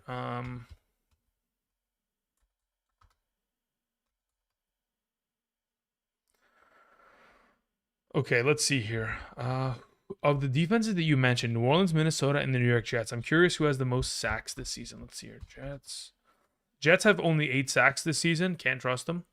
Vikings. The Vikings this season, they have 13 sacks, which, I mean, it's not any better. They're in the middle of the pack. But, I mean, again, when we're talking about 3 points per sack, pretty significant. And then the Saints, in regards to total sacks this season, also are tied at 13. Or we could play the Chargers, who get Khalil Mack back, but are they going to generate enough of a pass rush to justify it? They are leading all these potential teams in terms of total sacks with 16. I mean, considering the format, if we're talking about the pressure of which these teams are generating thus far this season, let's see here. I mean, in terms of sack percentage, like percentage of plays that lead to a sack, 8% for the Los Angeles Chargers. They get Khalil Mack back. They take on an offensive line, though, that really doesn't give up much pressure to their quarterbacks. And even if they do, let me see. Where do I have my defenses currently structured? Where's the Chargers in comparison to the rest of the group? With the Jets, the Minnesota Vikings, New Orleans Saints. Yeah, at this point, with the defenses that you have mentioned, Saints, Minnesota Vikings, and the New York Jets. As of right now, considering the format, I'd probably play the Minnesota Vikings.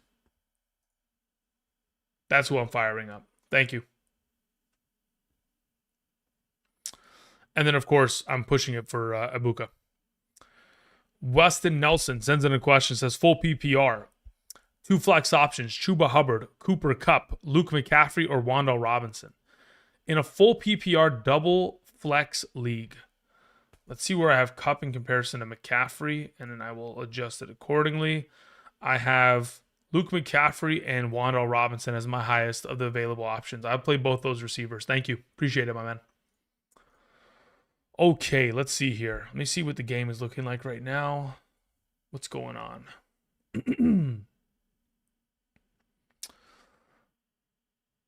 Is that a touchdown? Should be, right? I don't know what they're replaying the play for consistently.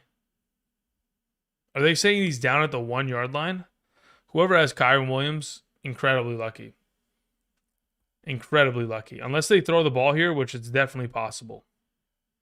Because that's what the Rams have done all season long. There's no way you're getting stuffed. Okay, that's a touchdown. That's got to be, right? There's no way that the ref is calling them short. Oh my fucking God. Okay, continuing on. I will take McCaffrey and Wan'Dale Robinson here. Primarily because I don't like the cut matchup against Houston's secondary all too much. Hodge, what's up, my man? Says full PPR, Diggs or Marvin Harrison? I'd rather play Diggs. May is at quarterback, if that matters. Doesn't matter. I just prefer to play Diggs as of this week. Thank you. Bright One sends in a question. Says week 8 quarterback, Daniel Jones, Darnold, Mac Jones, or Fields? I'd play Daniel Jones out of the group. Thank you. All right, throw it to Devontae Adams, and let's just keep stacking it up here. Come on. Yep, there it is. Touchdown. Boom. Easy. Touchdown. Let's go. Look, here's the thing. As much as I would love for McVay to call rushing attempts inside the 5-yard line, it seems as if last year's opportunity to do so, that was so prevalent, just is no longer the case. So it is what it is. At least if you have Devontae Adams, you're absorbing all the goal line value that these backs once had. And unfortunately, no longer have. Because, I don't even know. Crazy. But as someone who has Devontae Adams, I am more than happy with what's going on. Love to see it.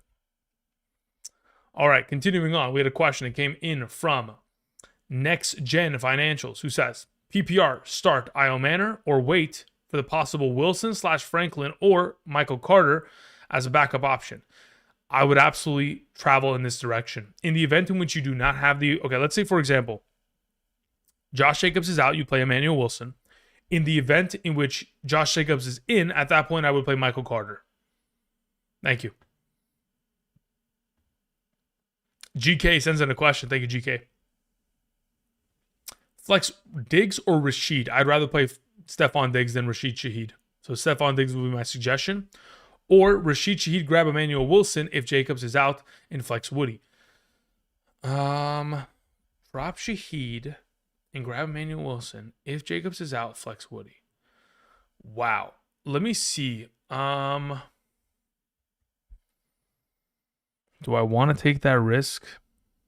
I don't think you need to take the risk. I think Stephon Diggs is a solid play. Let's say the weather in Tennessee is a disaster by the time we get to about 2 hours from now, 9:40 a.m. PST, about 20 minutes before kickoff. If the weather's a disaster, then you can make that eligible swap to where you're going and picking up Emmanuel Wilson, dropping Rashid Shaheed, and making the pivoting option this afternoon in the event in which Jacobs does, in fact, play. But for right now, in a PPR, I'm really comfortable just playing Diggs there if the weather's not a problem. FZ Ware sends in a question. Says, Luke Pacheco, Judy, or Knight PPR flex? I have no interest in ever playing Judy, especially with the weather. Between Pacheco and Luke, that would be my two highest ranked players of the group. Let me see where I have Luke in comparison. As it currently stands, I would play Luke McCaffrey. Thank you. All right, Carter sends in a question. Says, pick 2, Worthy, Tat, Wilson. Look, here's the issue, right? Depends on when. Let's see here. Week 7. When do the Chiefs play? The Chiefs, as of today, play in the morning slate. So then basically, you would have to theoretically have another pivoting option in case Jacobs plays. To which, of the available 3, you do not. So I would suggest you just play both Tetairoa McMillan and Xavier Worthy. Had you told me, oh, Andrew, I have Tetairoa McMillan. I've got... I don't know, let's say I've got Marvin Harrison or Wilson. At that point, okay, sure, we can take the gamble of Wilson, and if he doesn't play, you play Marv, right? But considering you don't have someone that plays at 1 p.m. PST alongside of Wilson to have the pivoting availability there, you pretty much are hamstrung into having to play Worthy and Tat in this circumstance. Thank you. Matthew Stafford is frying, though, let me tell you. With Puka Nacua out, having 3 touchdowns in the first half of the game is ridiculous. Frying right now. Absolutely wild. Let's see here. How many points does Devontae have? 17.4. 4 catches, 34 2 tutties. And Mr. BTJ's got 2 catches for 7. Great. Hey, Trevor, are you going to do something today? Any day now. Please, thank you. Eric Sanchez sends in a question. Says, I'm playing Rice. Already, should I play Worthy or Diggs? I'm probably, let me see where I have Diggs in comparison to Worthy. As of right now, in a half PPR scoring format, between the two of them, I have Stephon Diggs ranked higher. In a full PPR, I also have Stephon Diggs ranked higher. So I'd go with Diggs. If you would like to just have both pieces of Tennessee, you can go in that direction, but I currently have it as going Stephon Diggs here. Thank you. Johnny Kilroy, what's up, Johnny? Says, I've got offered a trade. I send out Achane and Adams, and I receive McCaffrey and Kamara. Wow, okay. Do I accept the trade? My roster consists of the following: Jefferson, Agbuka, Diggs, Rice, Jacobs, Judkins, Hampton, and Jones Sr. as an Aaron Jones. Okay. So, if I was in your position, would I take this trade? So, I think objectively speaking, obviously, McCaffrey's a better play than Achane going forward, but moving Adams for Kamara, there's a relatively pretty solid downgrade there. Trevor Lawrence pushing the ball downfield. Wow, what a tightrope. Incomplete. Are we sure about that? That was a great grab, though. Okay. Considering you have Jefferson, Ibuka, Rice, and Diggs, okay, technically you don't need Adams because these three, once healthy, are all going to start for you every week rest of season. Now, if you play in a double flex format, something of that exchange, we could consider just keeping as of right now. Let's say you could start 3 wide receivers and 1 flex, or 2 wide receivers and 2 flex. I mean, shoot, you've got so many good running backs as well. Like,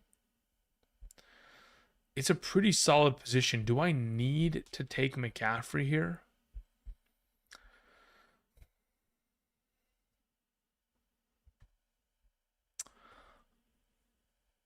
I think it depends. If the Dolphins become sellers at the trade deadline and just completely tank their season, I could be concerned about Achane's potential. As of right now, I look at both these sides of this deal, and I think to myself, the Achane Adams side is just more valuable.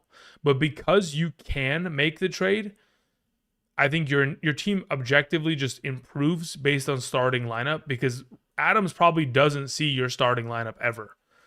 But McCaffrey versus Achane is really the selling point here, because one of those two are going to start rest of the way, and I'd rather have McCaffrey. So even though you're taking the Adams discount of having to give him away, you can afford to do it because of these three. So I would take the deal just purely off of that structure, because Adams won't play over these 3 options. And especially if you're playing in a league where it's 2 wide receivers, 1 flex, at that point you genuinely can't even, like, you're going to have a tough time already starting players. So yeah, we'll just take the McCaffrey and he's the auto play every time out. Thank you. Cinco2X, what's up, my man? It says full PPR in the chat. So start 1 wide receiver and 1 flex between Keenan Allen, Rashee Rice, Rachaad White, Dowdle, and Swift. These are my 2, Rachaad White and Rashee Rice. That's my wide receiver, and that's my flex. Thank you. Appreciate it, Cinco. Donovan says full PPR, Kenneth Walker or Chuba Hubbard. I'd rather play Kenneth Walker today. Thank you. Says half PPR, Tedderall, McMillan, Ibuka, or Emmanuel Wilson. These are the 2. But here's the issue, okay? If you have to have a pivoting option on roster. In the event in which Jacobs is out, I'd play Emmanuel Wilson there. Otherwise, we're going to position ourselves to try to play Ibuka on Monday. If he is inactive, try to have someone like Tez Johnson available and ready to go as a pivoting option. Maybe Torrey Horton. Maybe you look in the direction of like a Jaden Higgins. Maybe if this is a flex position, you can go to a tight end like a AJ Barner, or you can pick up and play a Dalton Schultz, something of that exchange for Ibuka. But yeah, those are the 2 that I'm going to try to position myself to play. Thank you. We had H. Jockish, who says, Woody or Tez/Shepard if Ibuka sits? That in a PPR, that's a really good question. I think I probably go with Woody there. Because, look, the thing is, my rankings as it currently stands. Okay, so here's the issue. My rankings as it currently stands has it under the expectation that both Ibuka and Mike Evans play. So my projection has Tez and Shep, relatively low in comparison to Woody. In the event in which we do have both Ibuka and Evans out, just theoretically speaking, hypothetically, Tez would be the play. In the event in which that's not the case and both of them are playing, you just play Woody there. Thank you. Okay, Trevor Lawrence, can you do us a favor and throw the ball in the direction of BTJ here in the red zone? Obviously, you guys have pushed down the field relatively quickly here. Got to make some noise here. Try to dominate the final 8 minutes, or the next 8 minutes of this game, if possible.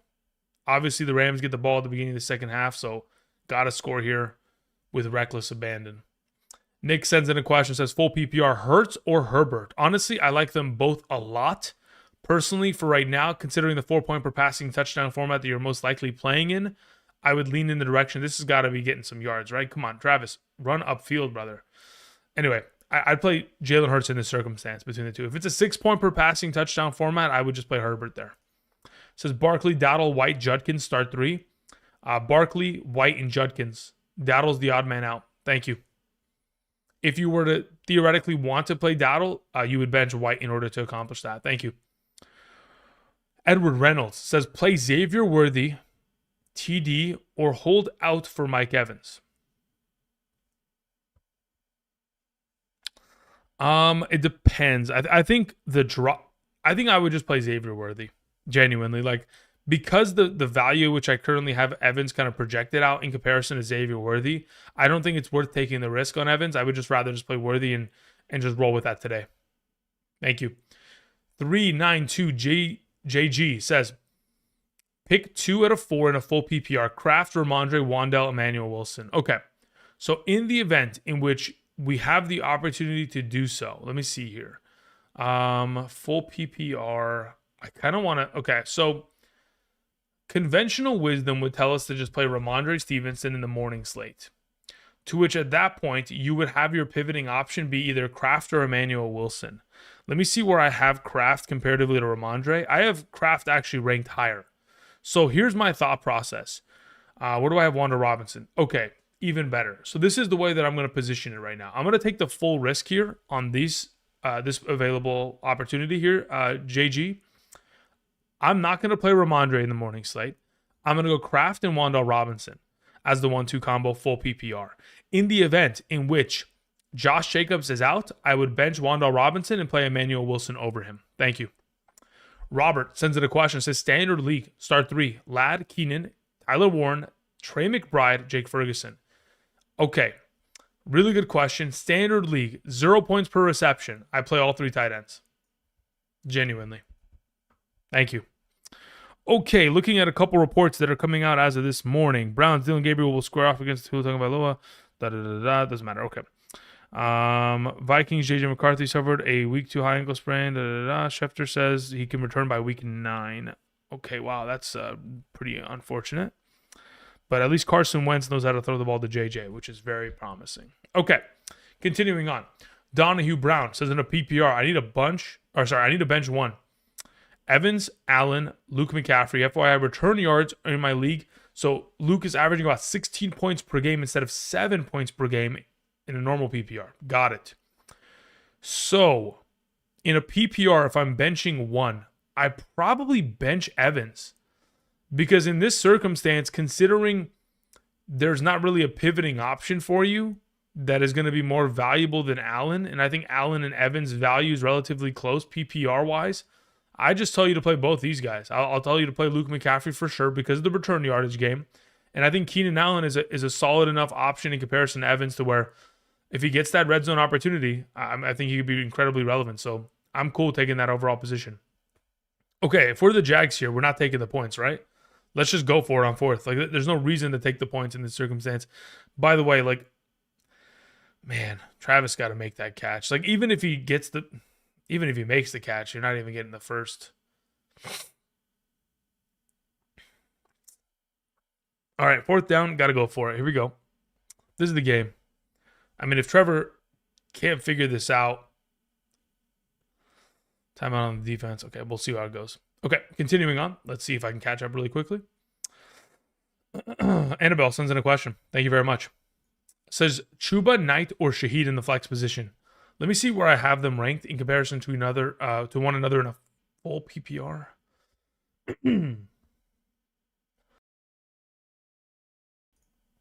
Okay, so as of right now, full PPR wise, Chuba Hubbard in comparison to Rashid Shaheed, I have Rashid Shaheed ranked higher. As for between him and Knight, I would rather play additionally Rashid Shaheed. So if it's a full PPR, Shaheed is my play. Let's say you play in a half PPR scoring format. At that point, I would play Chuba Hubbard. Thank you. Okay, let's watch this play real quick before I get to Joseph's question. Joseph Mai, thank you very much. I'll get to it in just a moment. What are we at here? 4th and 7. They don't look like they're blitzing. They're just going to sit in a nice cover 2 zone here. BTJ on the motion. Yep, they're just clearly playing a zone. Just find the pocket. Okay, he's going to find the pocket with his legs in Trevor. Guys, this is what I'm saying. Trevor's brain does not function. I'm so confused. He's also got a really broken internal clock. To which, like, I understand the pressure is coming, but like, you've got time to be able to still scramble and make a throw. You don't got to bail on it. Keep your eyes up the field. Ah, Trev. Okay. Anyway, Joseph Mai with the question. In a 4-point per passing touchdown league, do I drop Fields for Goff, Love, Jones, or Darnold? I have Lamar as well. I mean, at this point, I don't mind keeping him, but in terms of the better play for today, I mean, I'd rather have Jones or Love or Goff starting in my lineup.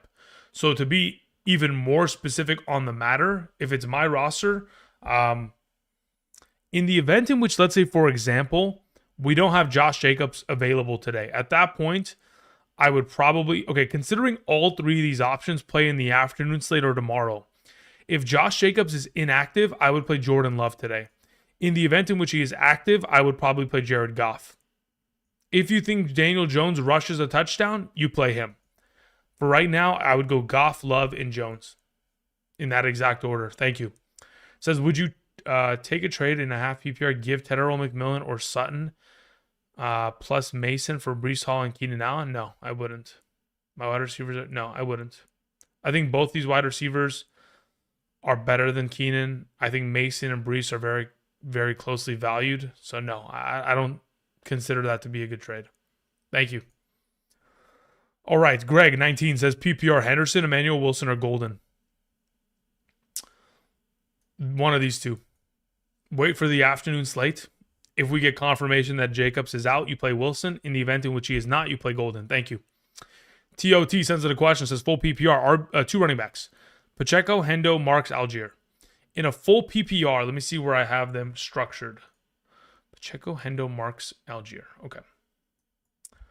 So for right now, in a full PPR, Pacheco and Hendo are my top two. That's the way I go about it. Thank you, TOT. All right. No love, Matt. What's up, Matt? How's it going? It says full PPR. I have Evans and Addison as my flex. Okay. Also have JMO and Emmanuel Wilson on my bench. Do I keep it and just play JMO if Mike is out, or see if Wilson starts, and if not, pivot to Dobbs or Luke McCaffrey? No. I don't understand. No. Hold on, wait. Okay, hold up. So you're playing Addison. Perfectly fine. Play Addison. But you should hold on to Evans. In the event in which Jacobs is out, you play Emmanuel Wilson. Otherwise, you keep pushing it to Monday, and you either play Evans or JMO. I don't know why Dobbs or Luke McCaffrey come into the conversation, because Evans and JMO both play on Monday. Wilson would only ever be played today because you have the opportunity to wait and figure out whether he's going to play. Otherwise, you're positioning to play one of those two as your second flex. Addison has to play, though, to position, just because, again, there's a possibility in which Evans misses, and then you would just be with only one flex option there this week. So got to just position it as such. The fact that they are in victory formation, just out here kneeing the ball out at the first half.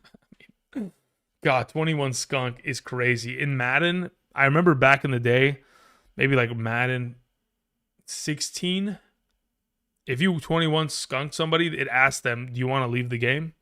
Like, it would ask the other team, like, obviously your skill level is not up to patch. Would you like to leave? Feels like this is where we're going here. Pretty embarrassing.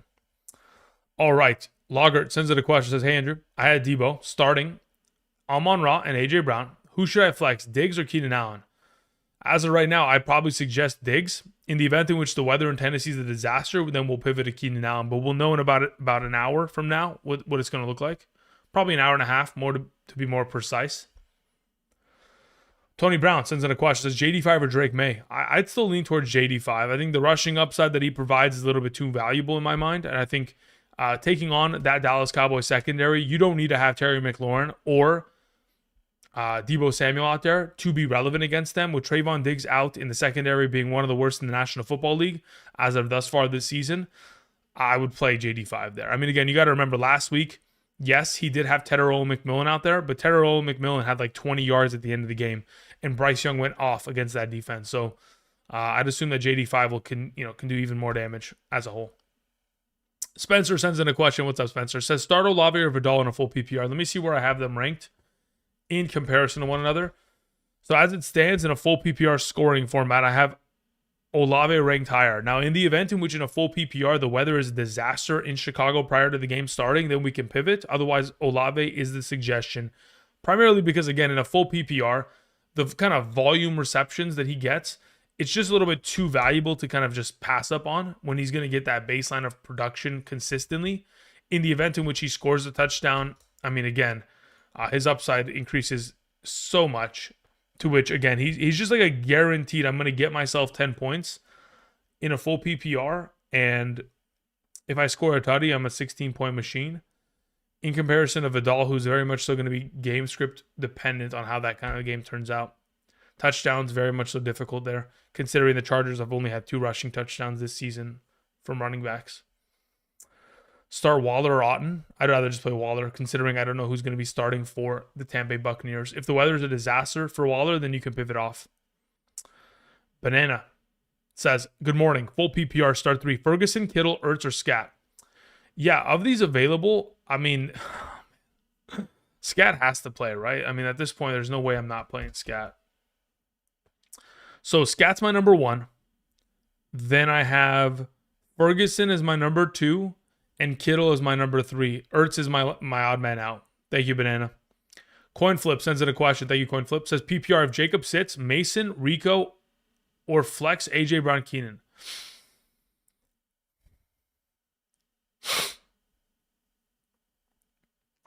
Mason, Rico would be my suggestion there.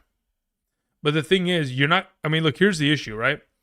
Mason and Rico played 3 hours before Jacobs. So you don't even know the status of Jacobs until after these two have already played.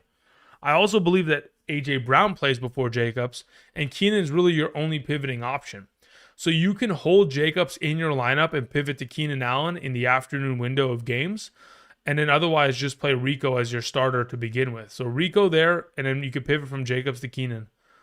Otherwise, you just play Mason and just roll with it.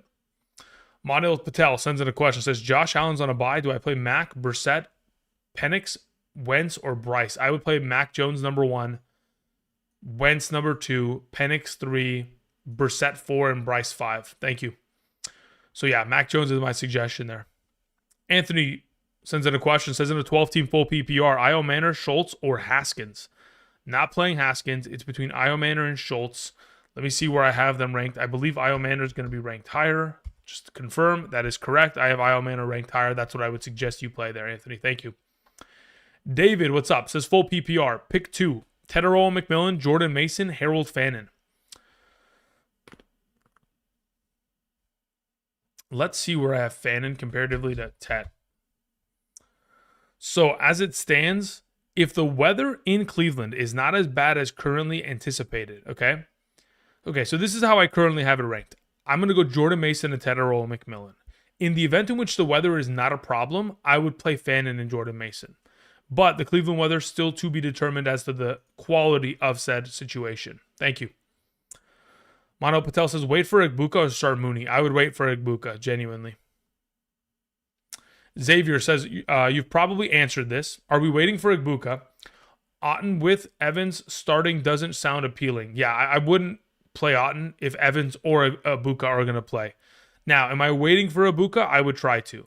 Now, I think it very much so depends on what your alternative options are. Let's say, for example, based on the wide receiver rankings that are filtering on screen, once they do arrive, I'm going to reset it real quick. Once those rankings show up on screen, okay, let's say, for example, give me a second. It'll show up in about, I want to say 3 seconds here. 1, 2, 3. There it is. So we have Emeka Egbuka here. If, let's say, for example, you have somebody up to like the point of, I don't know, Marv, maybe even Wan'Dale Robinson in a full PPR at like wide receiver 30, I'm okay just going in that direction rather than playing Tez Johnson or risking Tez Johnson. But if you've got like, oh, I've got to either play Emeka Egbuka or I've got to position myself to play Jacoby Myers, DJ Moore, Io Manor, Cooper Kupp. If you got to play a lesser wide receiver, Judy, like if that's what I've got to deal with, I'm going to risk it all and I'm going to go Egbuka and I'm just going to try for Monday. Thank you. Okay, let's see here. Beware Dream sends in a question. Says 10 team PPR. Start Judy, Bourne, or Hendo. I'd rather play Bourne, just like clear as day. That's Mac Jones' best friend. He just keeps getting just easy opportunities. We'll go in that direction. All right. Josiah sends in a question. Says start Rico Dowdle or Rashee Rice in the flex full PPR. Rashee Rice is my suggestion. Thank you very much. Juan Sardina says, I need help in a full PPR. Start Spears or take a chance on Wilson if Jacobs is out. Already started Etienne, missing Cook and Bucky Irving. So here's the issue. In the event in which Jacobs is not out, who do you play? Because the issue is that, unfortunately, going into this week, Spears plays 3 hours before we are going to hear news regarding Josh Jacobs most likely. So, if I was you, I would take the risk, but who is your pivoting option in the event in which you do not have Jacobs out and you cannot play Wilson? That's all I want to know. Thank you. Once you've told me that answer, you could just type it in the live chat as well, and I'll come back and I can just like click on your name and check out your chat activity. From that point, I'll be able to figure out what your response was. Thank you. Reese Bird sends in a question. Says full PPR league. We have a lineup is Collins, Waddle, Kittle, and at the flex we have Fannin. I have Wan'Dale Robinson and Ibuka on my bench. Do you think I put Wan'Dale in for anyone? I mean, I'm thinking I want to play Ibuka, but I mean, I guess there's a little bit too much risk there. But am I playing Wan'Dale Robinson over anybody? In the event in which the weather in Cleveland is a disaster, let me go look at see if I can have any sort of inclination as to what it's going to look like. So we have Dolphins at Browns. Let's see what the report looks like right now. Okay, so if I look up Browns Stadium weather, and I go to the AccuWeather website and I look at the hourly report, okay? So as of so the next update in regards to noon today is pretty much guaranteeing, let's see here, what kind of weather do we have? Gusts up to 38 miles per hour, wind of 23. Yeah, it pretty much is like indicating this is going to be a heavy downpour. Is it going to be crazy? Probably not, but considering the wind on top of it, that's the most pleasing potential situation.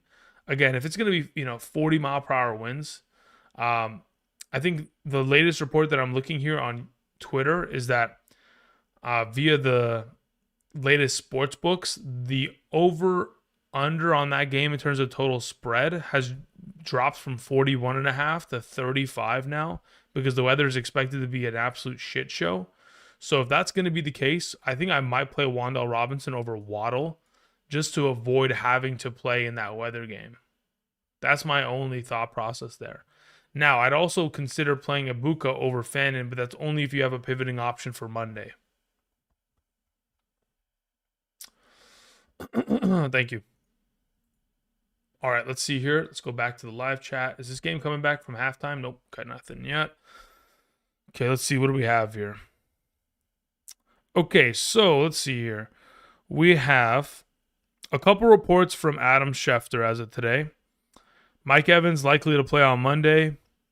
Emeka Egbuka has a real chance to play, quote unquote, real chance. Yeah, I mean, I'm expecting them probably to both play. So if you guys have the opportunity to do so and you have a pivoting option, probably position yourself to do so. Specifically in this case, Reese, if I was you, I'm probably going like Collins. I mean, to avoid weather, I'd probably put Ibuka here.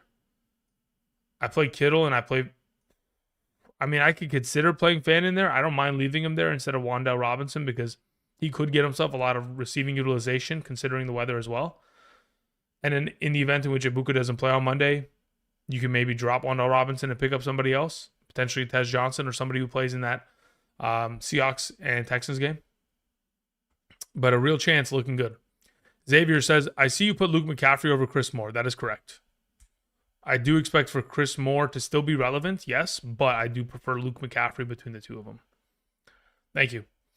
Now, the primary reason why I do believe this to be the case, let me just go ahead and let me pull it up just so I can position it accordingly. Okay, so as it stands, considering we have both, actually, that's not how I wanted to do it. There it is. Beautiful. So, as it currently stands between the receiving options of this offense, okay, we have Jalen Lane, we have Luke McCaffrey, and then additionally we have Chris Moore. The thing about Luke McCaffrey is that, yes, in comparison to Chris Moore thus far this season, he's objectively played less overall snaps. But where Luke McCaffrey is probably going to fill in, just like he was last season, is the slot receiving role of this offense. That's where he functioned for majority of last year. And obviously this season, when Deebo Samuel has been active every single game, he hasn't been able to inhabit that role as a slot receiving option. Otherwise, last season, within this offense, he ran 73% of his routes from the slot. To which I think if Luke McCaffrey is going to inhabit that role, like we have seen from Deebo Samuel over the course of this season thus far, a lot of his receptions next to the line of scrimmage, if not behind the line of scrimmage, just easy receptions going in his direction, make plays after the catch. I think there's a lot of opportunity there for him to be the more relevant of the two. That's why I've positioned it as Luke McCaffrey over Chris Moore. Alejandro Robles says, in a full PPR, Worthy, Olave, or Keenan Allen in the flex? In a full PPR, I will take Olave there. Thank you. Your boy Gator says, Pacheco versus Las Vegas, Montgomery versus Tampa Bay, or Marks versus Seattle. Give me Montgomery. Montgomery will be number 1. Pacheco will be number 2. Marks will be number 3. Thank you. Lopetti sends it a question. Says, start Addison or Golden? I'd prefer to play Addison there, especially with Carson Wentz playing and the number 2 cornerback, specifically of the Philadelphia Eagles, not being great. Quinyon Mitchell is going to play. It could impact Justin Jefferson in a negative capacity. I don't think it will because Jefferson's him. And Addison, again, against that number 2 cornerback, whoever it ends up being, most likely, if I'm not mistaken, it's going to be, goodness gracious, why am I forgetting his name? The guy that went to USC. Doesn't matter. He played for the Giants. He's played for a bunch of teams. He's jumped around over the years. Also have Wilson, just in case Jacobs doesn't play. Interesting. Okay, let me see here. Where's the separation between my Addison and Golden ranking in a full PPR? Okay, so here's the thing. I have them relatively separated in terms of rankings, but considering you have Wilson, I'm willing to take that risk. Like, I think Addison's just the objectively easy play, and unless we get any sort of indication in the next coming, like let's say for example, we don't get any word on whether or not Jacobs is going to play from Schefter or any of these like Andrew Siciliano or Ian Rappaport or anybody of that nature. I know there's many of different reporters out there. If we don't get anything in terms of that out there available, there's no word from the NFL Network or any of these reporters, I probably just play Addison. But if you would like to risk it, you can play Golden and pivot to Wilson if need be. Junk sends in a question. Says, start 1 running back, 1 flex between Mason, JCM, Pittman, and Ibuka. So, I don't see a pivoting option for Ibuka. Says, I honestly think Ibuka plays. I do. I mean, listen. So this is the reason why I even have him ranked as where I currently do. Is because yesterday I went to Twitter. When I say yesterday, I mean this morning. I went on to Twitter, and I was like, okay, well, if Ibuka is not out and he's not already designated out, they're not lifting somebody off the practice squad to come play. My thought process immediately is, if you're coming off a hamstring, usually you're already out and there's not even a question as to whether you're going to play. Then I go to Twitter, and on Saturday, his practice, prior to their practice beginning, when there's the open like media there, brother is dancing before the practice, eating snacks, walking around, no limp, no problem, no hesitation. So I'm like, okay, Ibuka's playing, like it's done. So I don't want to say it's 100% guarantee, because again, there's always a possibility of a setback or anything of that exchange. But at the moment, I do anticipate Ibuka is going to play. So alongside of him, where do we go in terms of your RB? At that point, I'm just going to play JCM. But the question is, do we take the risk and not play someone at the caliber of, Michael Pittman, who is such a solid play? If I was in your position, if you would like to, you can play Ibuka. I think it's just like free points left on the table if he doesn't play. Could end up losing you the week. Since I have K9 in case Ibuka doesn't play, then you're fine. Let's go in that direction. Let's risk it for the biscuit. Play JCM as your RB, and then let's use these two as the pivoting options. Thank you. Kenny, what's up, my man? Says PPR star 1, Pollard, Otten, Luke McCaffrey, Cup. Luke McCaffrey's my suggestion, or it's either Pollard. I don't really want to play Pollard as of today in comparison to him. Yeah, as of right now, Luke McCaffrey ranked higher in my full PPR rankings. Thank you. Appreciate it, my man. All right, Stafford in the gun. Let's see what we can do here. 3rd and 4. Got to get a first. Look in the direction of maybe Adams on the slant. Drag route. Easy. First. Easy. Let's go. Come on.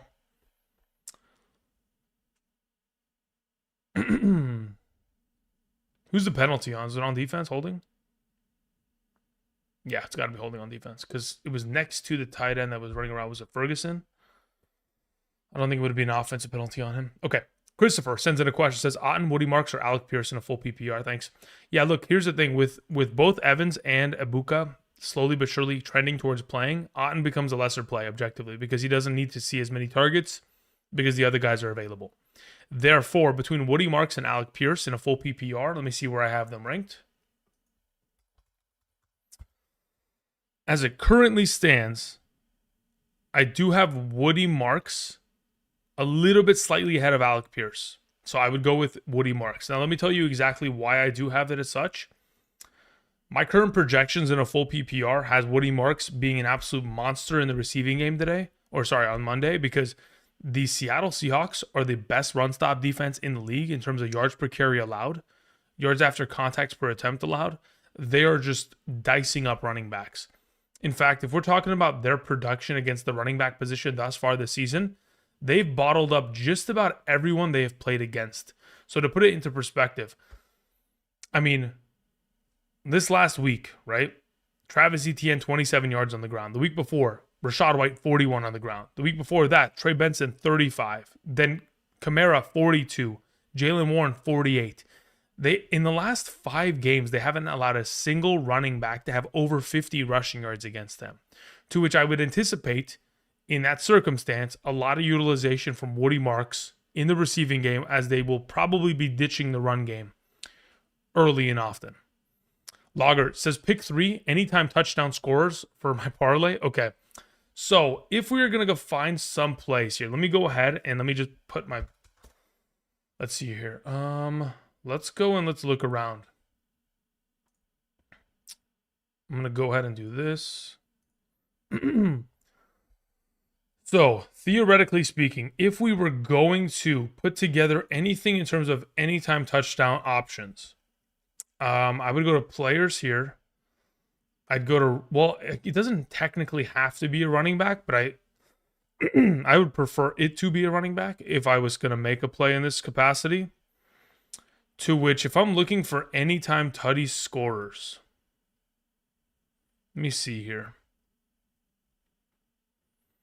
Okay, there's many of good options in my mind. Okay, so here's my immediate thought process. If I'm going with 3 anytime touchdown scorers, I think I'm going all 3 on running backs, primarily because it is an easier potential for success.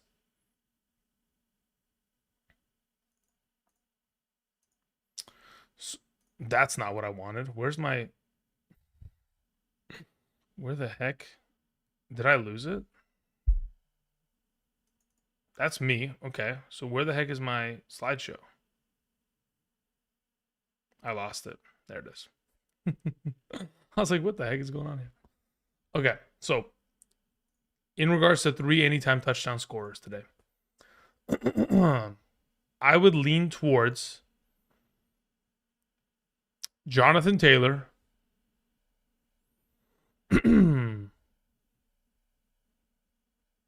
Quinshon Judkins,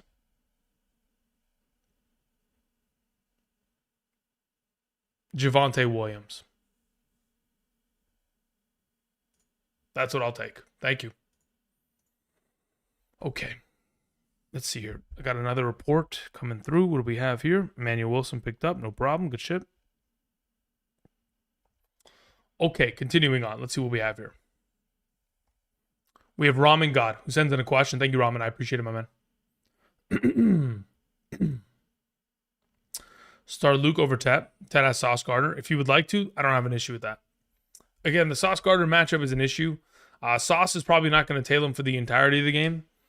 They're not going. I mean, they play a lot of man coverage there in New York, but not enough to where I'm like omega scared that Ted gets completely annihilated for the entirety of the game, but it wouldn't surprise me if he is a no-show over the course of that game. So I don't have a problem with that if you wanted to play Luke McCaffrey in comparison. Manana sends in a question. Says, should I start Kittle or Warren? I would suggest you play Tyler Warren. Ashton Dulin and Josh Downs are both out today.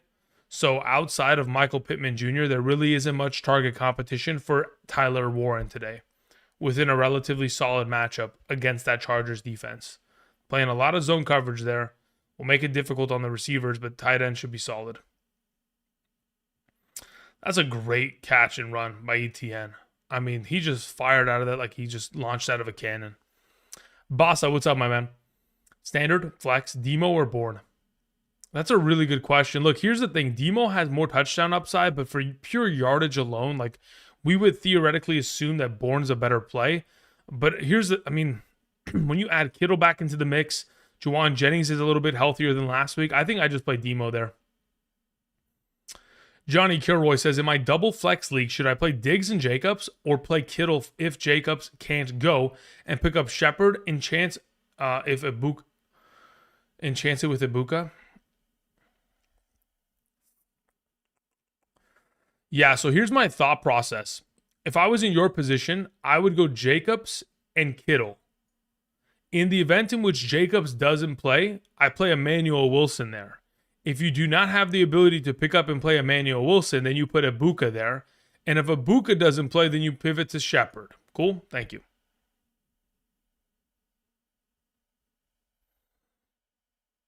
All right, let's see here. We had Jay who says in a half PPR, Jameson Williams or Alvin Kamara in the flex. I think this is a conversation we had last week. I don't know if it was specifically with you, Jay, but this is my thought process on the matter, okay? Kamara is going to get you probably 10 points in fantasy. Jameson Williams is going to get you 6 or 16 points in a fantasy this season, or this week, excuse me. That's pretty much it. It's not 6 through, it's 6 or 16. So you want either the baseline floor of the 10-point production that Kamara is going to provide, or do you want the upside of getting 16 points? If you need the upside because that's how you played against Jamar Chase this week, and you're already down a massive amount of points, then you go in the direction of Jameson Williams. In the event in which you're just looking for the solid floor of production, I think Kamara provides that at a very simple position. So right now, I have Kamara in a half PPR. Let's see where he is currently ahead of Jameson Williams because in terms of baseline floor of production, I have him projected for more fantasy points. Obviously, we do believe that Jameson has incredible upside, but hey, you never know. Kamara could always fall into the end zone this week. There's nothing that says he's not capable of that. Just a little bit rarer in his instance, considering, of course, Taysom's overall usage share within the goal line conversation lately. That is the third time they have just handed the ball off to Parker Washington. It's so funny because, like, genuinely, that is the McVay offense. Like, McVay has, oh man, this defense should just be locking them down. McVay should just, that's pretty much why it's such a shit show, unfortunately, for Trev, because McVay pretty much is like gifted him that kind of usage, right? To where not holding, yeah, that's just blatant. He's gifted him the scheme to where like he now knows how to defeat him because he's like, yeah, I know exactly how to beat my own scheme because I've seen Belichick do it to me so many times. Okay, here we go. Landon Dickerson will play. That was the expectation. The Dolphins may have a quarterback. What is this? Quinn Ewers serve as the backup. Interesting. Okay. Continuing on. JC says start Myers, Tez Johnson, or Jaden Higgins. I would rather play Jacoby Myers, genuinely. I don't really like the other two alternative options. Oh, Parker Washington. We got to make that grab, brother. Come on. There we go. Good penalty. All right. On Vesh, what's up, my man? Says full PPR. I need to drop one. Waller or Goddard? I would drop Waller. I think Goddard's got more value going forward in a full PPR format as it stands. I've got Kittle in my IR. Others on bench are Derrick Henry, Woody, Keenan Allen, Evans. Yeah, I mean, Waller gets dropped. Goddard's the guy. If I don't play Kittle this week, then he sits in my IR and I don't have to drop anyone.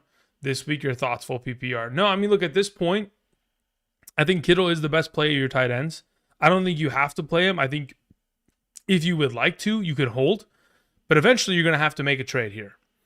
So if your league is not very much so trade friendly and nobody's really making offers or really ever making any plays in this capacity, then at that point you just drop Waller, you play Kittle, and keep moving. Now, if you do believe that you can sell Waller, then maybe that changes my mind and maybe I hold on to him just in case. But at the moment, oh my God, we're not dropping that. How are we dropping?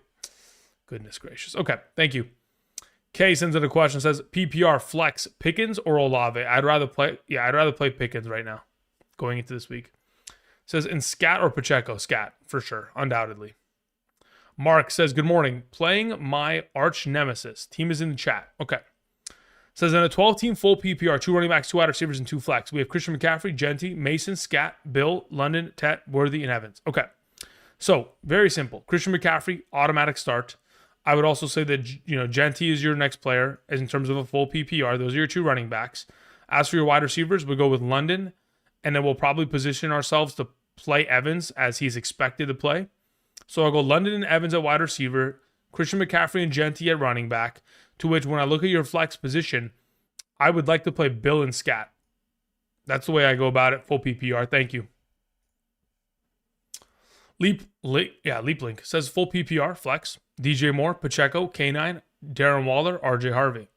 In a full PPR format, depends on what the weather looks like for Waller. I'm going to assume it's not going to look pretty. I think I end up just playing Kenneth Walker out of the available options here, though.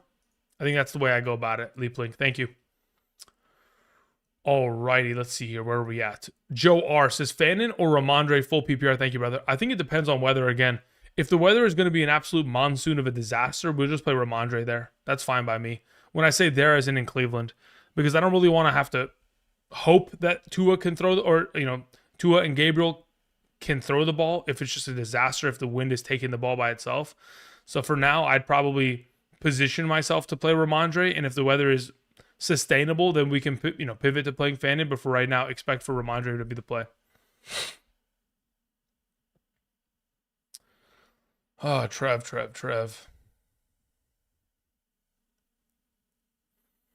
Like, Trev, why don't you pump fake it? Chris T sends in a question. Says Quentin Johnston, Adunze, Mason, Dowdle, Worthy. PPR. In a PPR, I'm going Adunze there out of all of them. Thank you.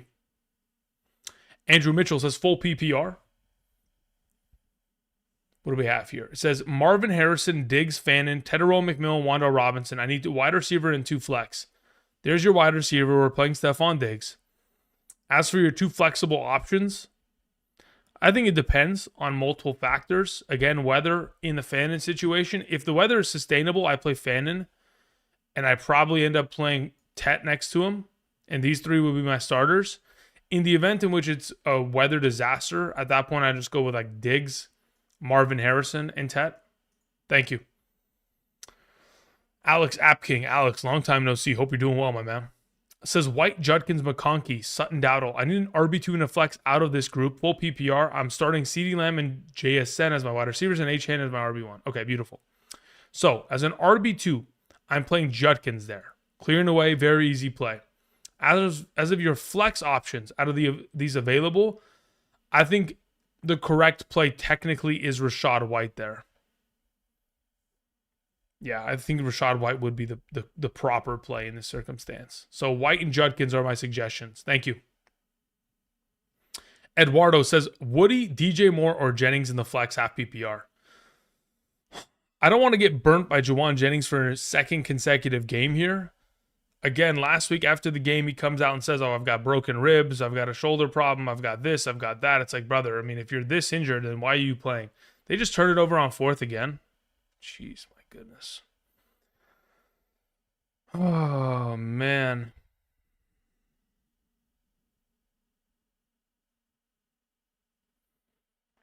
I mean, the issue is, like, we're running these crossing routes, and the receivers are just afraid to catch the ball because they know if they catch it, they're getting their head knocked off. Like, it's just, they just don't want to get a concussion. That's really just it.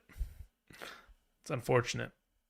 If you put it on them, then they don't really have to worry, but you got to lead them a little bit, I guess. It's tough look. Okay. In regards to your overall options here, though, in terms of my rankings, I have Jennings 1, I have DJ Moore 2, and I have Woody 3. Thank you. Alo says, Rice for Saquon. I have Rome, BTJ, Mike Evans, and Ibuka in a full PPR. Genuinely, based on how Saquon has produced thus far this season, I think Rice is more valuable. If that's the best running back you can get and you need the running back depth, go for it. I would say that there's a possibility in which you might give it a week. Let's see what Rice does this week. Let's say he puts up 20 points. Then at that point, you can maybe even go get a better running back, potentially speaking. But in the event in which you're like, listen, Andrew, this is probably the best I'm going to get at this point because nobody else is really open to trading. I'm trying to cash in just in case Rice isn't as good as we all anticipate, which I doubt to be the case. But if that's the case and you need running back depth, then sure, let's make the trade. Dylan says PPR. And if, again, really quickly, if you could trade theoretically Ibuka, because I don't really know if I want to have two Tampa Bay receivers.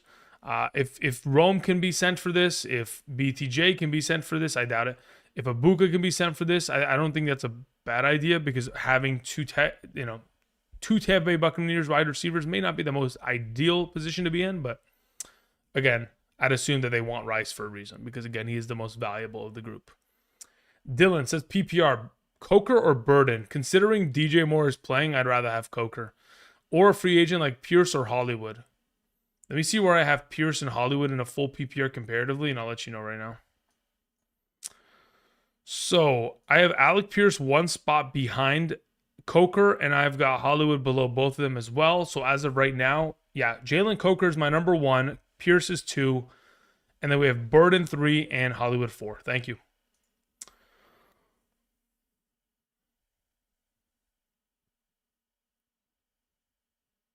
Yeah. Number 5 is just afraid to catch the ball.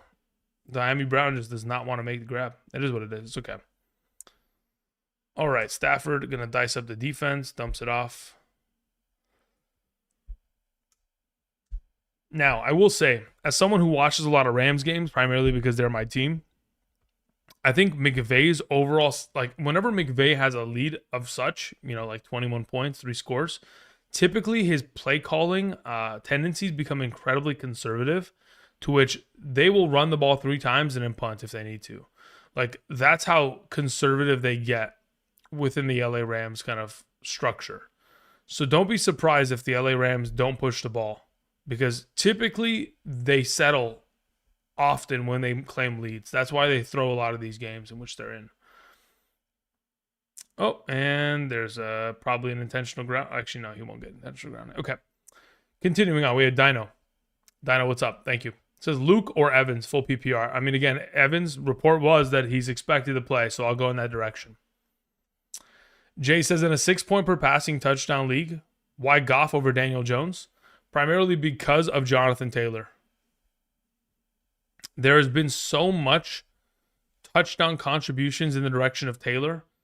Specifically, he has 7 rushing touchdowns in comparison to the combination of of Gibbs and David Montgomery, who only have 4 rushing touchdowns as a duo. And additionally, Jared Goff, as of right now, in the NFL, number 1 in total passing touchdowns in the league. So in a 6-point per passing touchdown league, we're talking about the quarterback that is number 1 in passing touchdowns, Goff. Let's go in that direction. Thank you. Jay, appreciate it. King Carl, 2012, says ceiling for full PPR, Luke plus Golden versus Tet, Bam, Wood. Yeah, I don't mind the idea of going after these two and just playing these two in comparison to these 3. That's fine. I mean, I would play Luke and Golden over Bam and Wood without a doubt in my mind. But am I playing them over Tet? I mean, honestly, I don't mind the idea of doing that just because the Sauce Gardner matchup as it stands. That's fine by me. Robbie P, what's up, man? It says full PPR. It says I have Kittle, I have Fannin, I have Devontae Smith. Okay. I need a tight end in a flex spot. It says, which 2 do I start? Love the channel. Great content, man. Thank you, Robbie. I appreciate that. So Kittle has to play. I think that's the given. So between Fannin and Devontae Smith in a full PPR scoring format, as it stands, let me see where I have Fannin. So yeah, as it stands, under the assumption that the weather is going to be not so brutal to Fannin and that passing attack, then I would play him. In the event in which that's not the case, I have Devontae Smith only 1 ranking behind Fannin. So it would make it very easy. If I look at the weather at 9:30 a.m. PST and it's disastrous in Cleveland, I'm just playing Devontae Smith and Kittle, and I have no questions about it. Thank you, Robbie. All right, let's see here. Due to weather, do I play May or Knicks? I would still. Well, let's see what the weather looks like at Nissan Stadium, Tennessee weather. Let's see what it looks like right now. So at Nissan Stadium, as of today, the weather 16 mile per hour gusts, light rain. Let's see what the details kind of provide in regards to the light rain. So as of today, it says a couple morning showers and a thunderstorm, otherwise mostly cloudy, breezy. Yeah, I think there's going to be slight rain exposure, but I don't think it's going to be crazy. The gusts of wind is not as high as what is anticipated in that Cleveland game, which is pretty disastrous. So I'm still sticking with playing Drake May there. Johnny, thank you. Okay, what do we have here?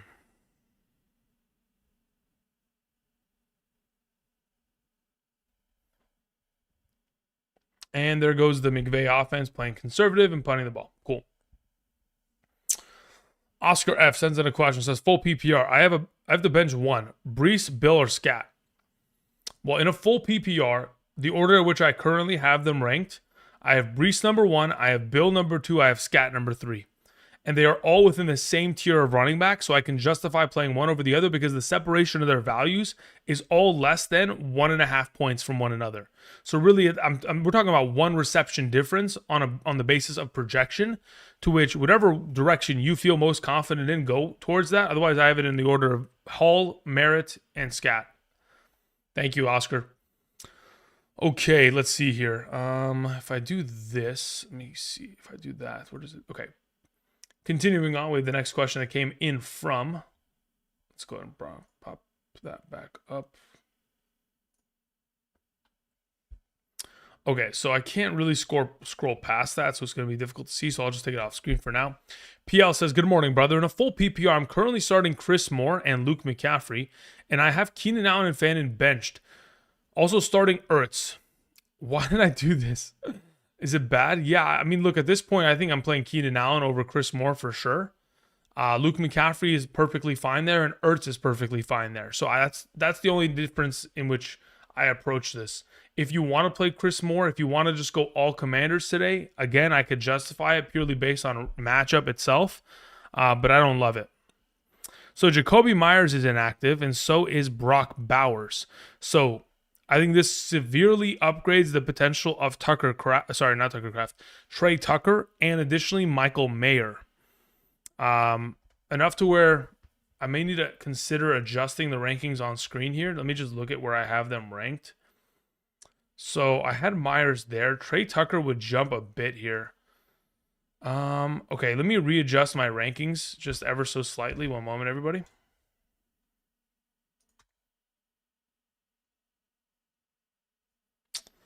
Where do I have?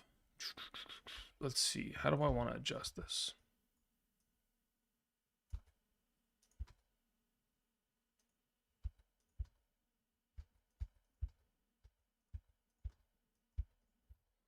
Yeah, I'm thinking I'll just move him there, and then I can accordingly move Michael Mayer up a couple spots. I think that'll work. In a half PPR, I can just move him up one spot. I don't have to make it too drastic of a positional move because, I mean, Jacoby Myers doesn't see the ball too often anyway. So even if it is an adjustment, it's very slight. What happened to Diami Brown? Did he get hospital balled again?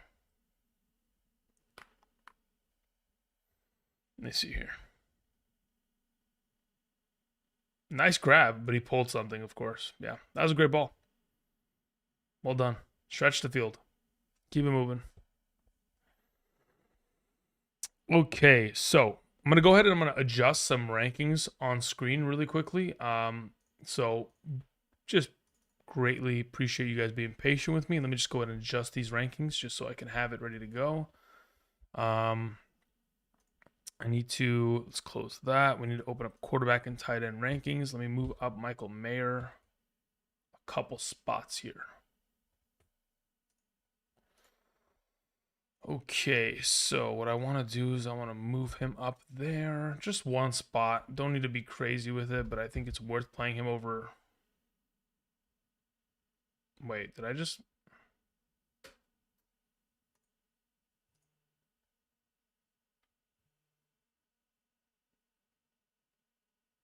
What the heck is my... Okay, there we go.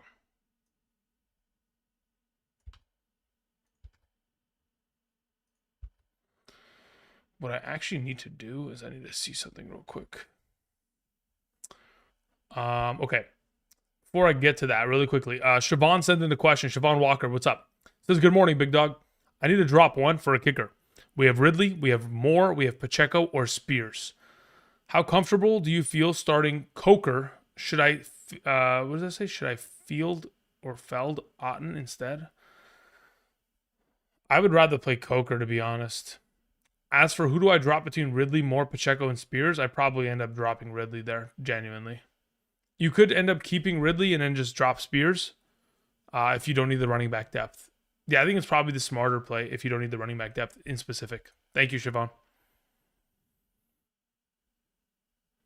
Hunter Renfro inactive, obviously because of Coker and his return. Okay, so let me go ahead and let me adjust some of these rankings in regards to the tight end position. What I want to do actually in specific is I want to see here.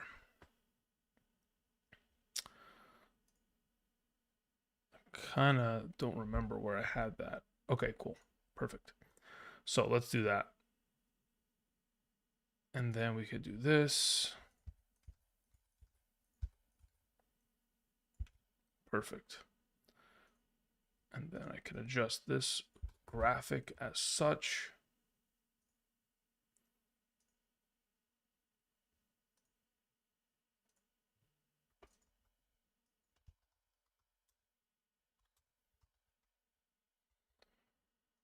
I'm so confused. Oh, there it is. Okay, let's just do it this way. Okay, so I've moved up Michael Mayer accordingly. Now I need to move up Trey Tucker just ever so slightly. Nothing crazy. So now what I want to do is probably take these players and move them up ever so slightly.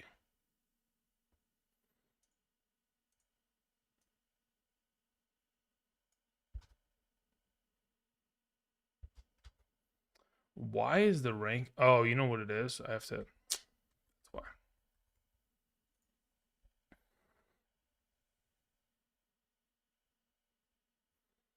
Wait, I'm so confused. Why the heck is that ranking just not normally? Cortland Sutton, AJ Brown.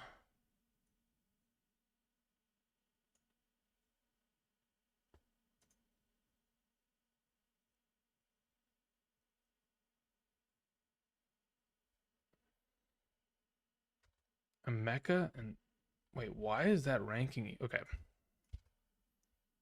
Yeah, okay. Oh, that's why. Okay, I was gonna say, I was like, what am I missing here? Beautiful. Okay, cool. Good to go, good to go. Let's adjust this ranking here. Boom. Nothing crazy. File, save as. And we'll save that graphic as well. Perfect. Okay. For those of you who are joining us this morning, thank you very much for being patient. Just was adjusting some of the rankings based on the most recent news that, of course, Jacoby Myers is going to be out. So I've effectively moved up Michael Mayer a spot and, of course, Trey Tucker a couple spots there. Nothing crazy, nothing too severe, but again, there will be more opportunity for them to get more receiving utilization. So I just wanted to give them a slight boost in terms of their potential. Is there any other potential information that is available to us? DeAndre Swift is going to be active. That was anticipated. Jacoby Myers and Brock Bowers are out. Gary Wilson is out as expected. Okay, continuing on. Michael H., who sends in a question. Michael, thank you very much. I'm going to throw it up on screen so that way we know where we're at in terms of some of these questions. Michael H. says the following, says, Otten, Mayer, or Mason at tight end in a full PPR. At that point, I'm okay going Mayer. It says, oh, sorry, you're in a 1.5 tight end premium league. At that point, just give me Mason Taylor. in terms of reception count, that's just I think that's the play. It says Carter, Charbonnet, or Kendre Miller. In a full PPR format, I'd honestly probably play Michael Carter there because I think there's going to be a lot of receiving workload available that he'll be exposed to. So Michael Carter will be my suggestion of those running backs. Mason Taylor and a tight end premium would be my suggestion there as well. Michael H. Thank you. Appreciate it, Michael H. Okay, after Michael H's question, we have Nick, who says, Mason or Rico? I would rather play Rico Dowdle. Says, which defense giving up more points to running backs? Let's see. If we go and we check my running back video from earlier this week.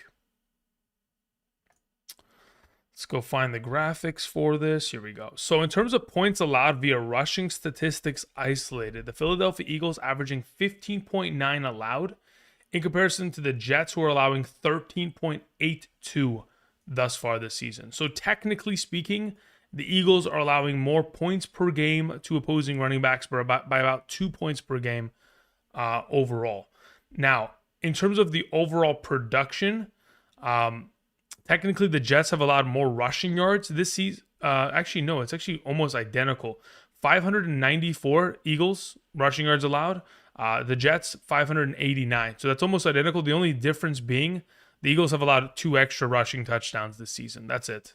And of course, when you have Scat last week, who was just battering in touchdowns, that's your difference maker. It's just like an outlier performance of a 3-touchdown game from a running back. So ultimately, I still do prefer between the two of them playing Rico because there's also the aspect of receiving utilization, which he is exposed to very much so, which I like that opportunity share. So I'll go towards Rico there personally. But again, Mason's expected to play well. Okay, what happened here? Did Trevor Lawrence, was he sacked? Was he down? What happened? Was that 4th down and he just threw the ball away? Let me check. Where are we at? Plays, 3rd and 1.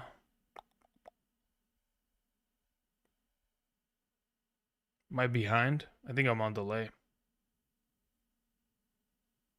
Wait, am I in that big of a delay, guys? Sheesh. I might be like 10 minutes behind. It's crazy. Sorry about that. All right, continuing on. Let's see here. Where are we at?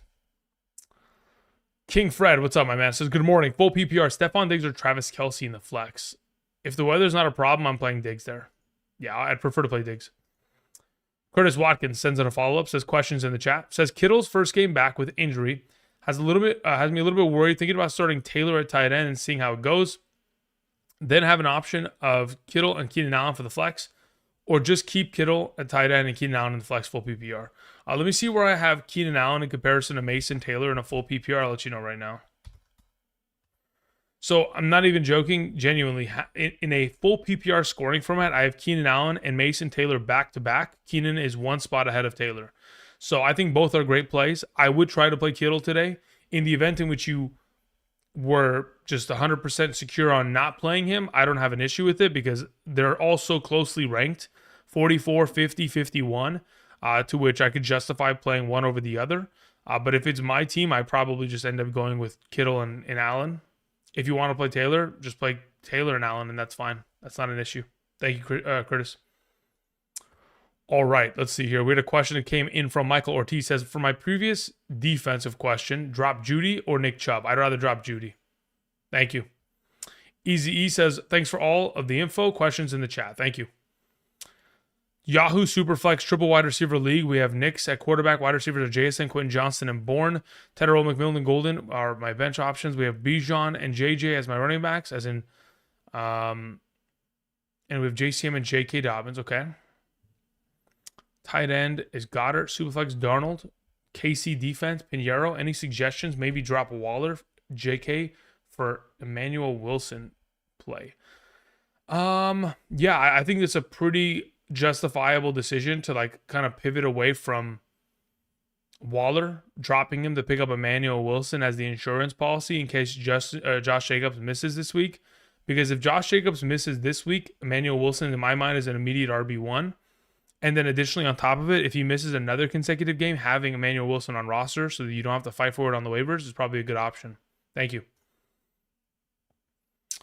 All right, Trevor Melville sends in a question. Says PPR pick 3, JCM, Rico, Brees, Sutton. In a PPR scoring format, Sutton is probably, wow. I think JCM's the odd man out here. Yeah. As it stands, I'd go with Sutton, Rico, and Brees as my top 3 options here. Thank you. Nathan Gutierrez says, I dropped Travis Hunter for Cameron Johnson. What do you think? My running backs are Henry, Haskins, Stevenson, Hubbard. Wide receivers are Rashee Rice, Drake, London, Kupp, Cameron Johnson, and Myers. Ibuka and Evans are going to play tomorrow. So I don't think Cameron Johnson's even worth having on roster as of right now. So that's my thought process as of this moment. As for what I'm doing with your team, I mean, obviously I'm playing Mahomes. I'm playing Waller. As for your running backs, Stevenson and Hubbard are your 1-2 combo. Rashee Rice and Drake London are your 1-2 wide receiver. If you're looking for a flex, I guess you could play Cameron Johnson, but personally, I'd prefer to lean in the direction of playing Cooper Kupp there, considering the circumstance. Thank you. Manana had a follow-up question. It says 2 running backs, 2 wide receivers, and 1 flex. Okay, Manana, thank you. Manana says Bijan, Barkley, White, Collins, Evans, and Jigba. Okay. 2 running backs. I'm going to play Bijan. Well, actually, depends on scoring format, I would say. Dependent on, let's say, for example, it is a full PPR. I would rather play, okay, so let's say it's a half PPR. Just give me Bijan and Barkley. If it's a full PPR, I'll take Bijan and Rashad White. As for wide receiver, Njigba and Collins are the must starts. I mean, genuinely, I think Evans is the odd man out. Everybody plays except for Evans. Yeah, that's the way I go about it. I just realized you have 6 players here and only 5 play. Evans is the odd man out. Everybody else starts. Thank you. Angelo says standard league, Kendrick Bourne or Charbonnet.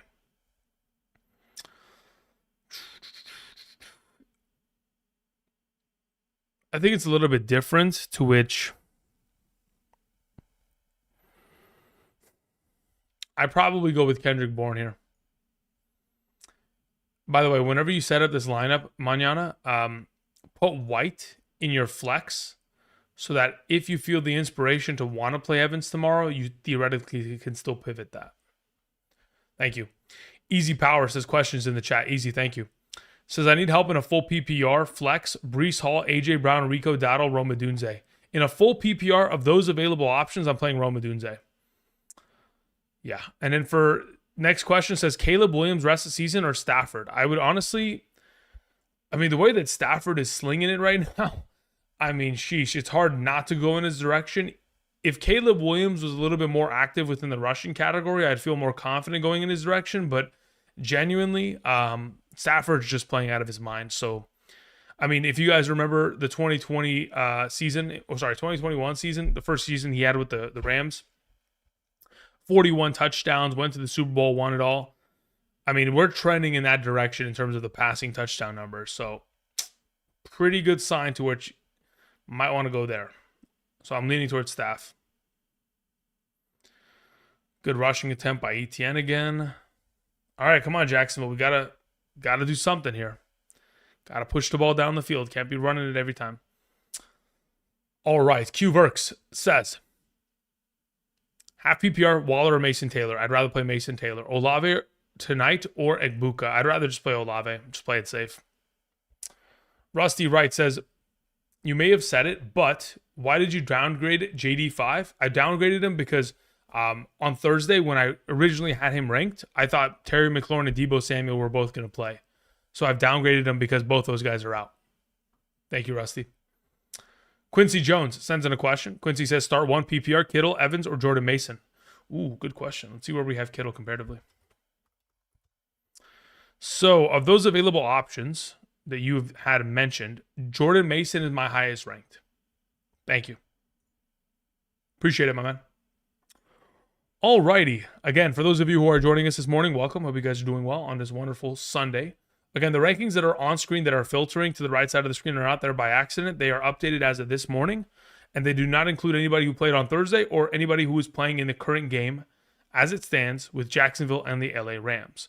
So again, I've tried to include as many rankings as possible on screen.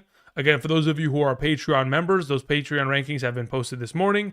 And for those of you who have signed up using code Andrew via Betr, made that first time deposit minimum of 10 and made that first time play within a real cash entry minimum of $1, you have received those rankings as well this morning. via email, please be sure to check your spam folder as that has been sent out this morning. Thank you. Quincy Jones sends in a question, says, okay, we already took care of that one. We'll play Jordan Mason. Matt Glore says, PPR, pick 3 of Rice, Marvin Harrison, Diggs, Tedero, McMillan, Keenan Allen. Rice has to play, Diggs has to play, Keenan Allen has to play. That's the way I go about it, Matt. Thank you. All righty. Let's go back to this game. Let's see what's going on with Trevor. They're getting close, but they're not close enough. Okay, how are we not blocking that guy? I mean, God, jeez. The left tackle sold the bag there so hard. Like, there's no reason in any sort of world in which we're just letting him come off the edge freely, right? Brother. And we're not communicating. We're not does he think there's a running back in the backfield that's there to? Jeez, we're in trouble. All right, Velez sends in a question. Says Chuba Hubbard, Io Manor, or Algier flex full PPR. Let me see where I have Io compared to the rest. Yeah, out of those available options, I have Chuba ranked the highest. Thank you.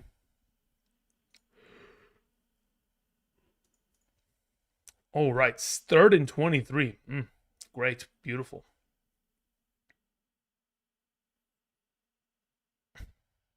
Trevor runs out of bounds. Great, thanks.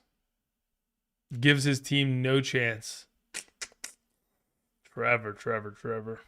Come on, buddy. All right, Tuna sends it a question. Says, in a half PPR, Coker or Travion Henderson in the flex? As of right now, I'd still go Hendo. That's fine by me. Top Gun Finn sends in a question. Start 2. Mason, Bourne, or Worthy? Depends on scoring format. If we're talking about a full PPR, I'd probably go Mason and Bourne. If we're talking about a half PPR, I'm going with Mason and Worthy. Thank you. GVNG76 says, pick 1. Jordan Mason, Jordan Addison, Emeka Egbuka, Mike Evans, flex. I'd play one of the 2 of the Tampa Bay Buccaneers tomorrow. Let's push for that. Preferably, I would try to put myself in a position to where I'm playing Egbuka. And if he doesn't play Evans tomorrow. So push it to Monday. Thank you. Alrighty. Catching up slowly but surely. Devontae Jones sends in a question. Devontae, thank you. Says 2 running backs, 2 wide receivers, and 1 flex. Out of the available options, we have Gibbs, Javonte Williams, Rico Dowdle, and Chuba Hubbard. Okay, cool. So of those running backs, we're going to play Gibbs and Javonte. Clear as day. As for your wide receivers, Johnston, Rice, Nico, and Evans. I would play Rice and Collins as your wide receivers. So between Rico Dowdle and Quentin Johnston within the flex position, let me see where I have them ranked in comparison to one another. As it stands in a full PPR, I have Rico. In a half PPR, I have Rico. So I'm going to play Rico regardless of which way this goes as of this week in your flex. So Gibbs, Javonte, Collins, Rice, Rico. Thank you, Devontae. I appreciate it. All right, what's going on here? They punted the ball. All right, so is McVay going to keep doing what he's doing? Just the conservative, I'm going to run the ball, punt, run the ball, punt? Or are we going to actually try to go score? Like, I don't understand.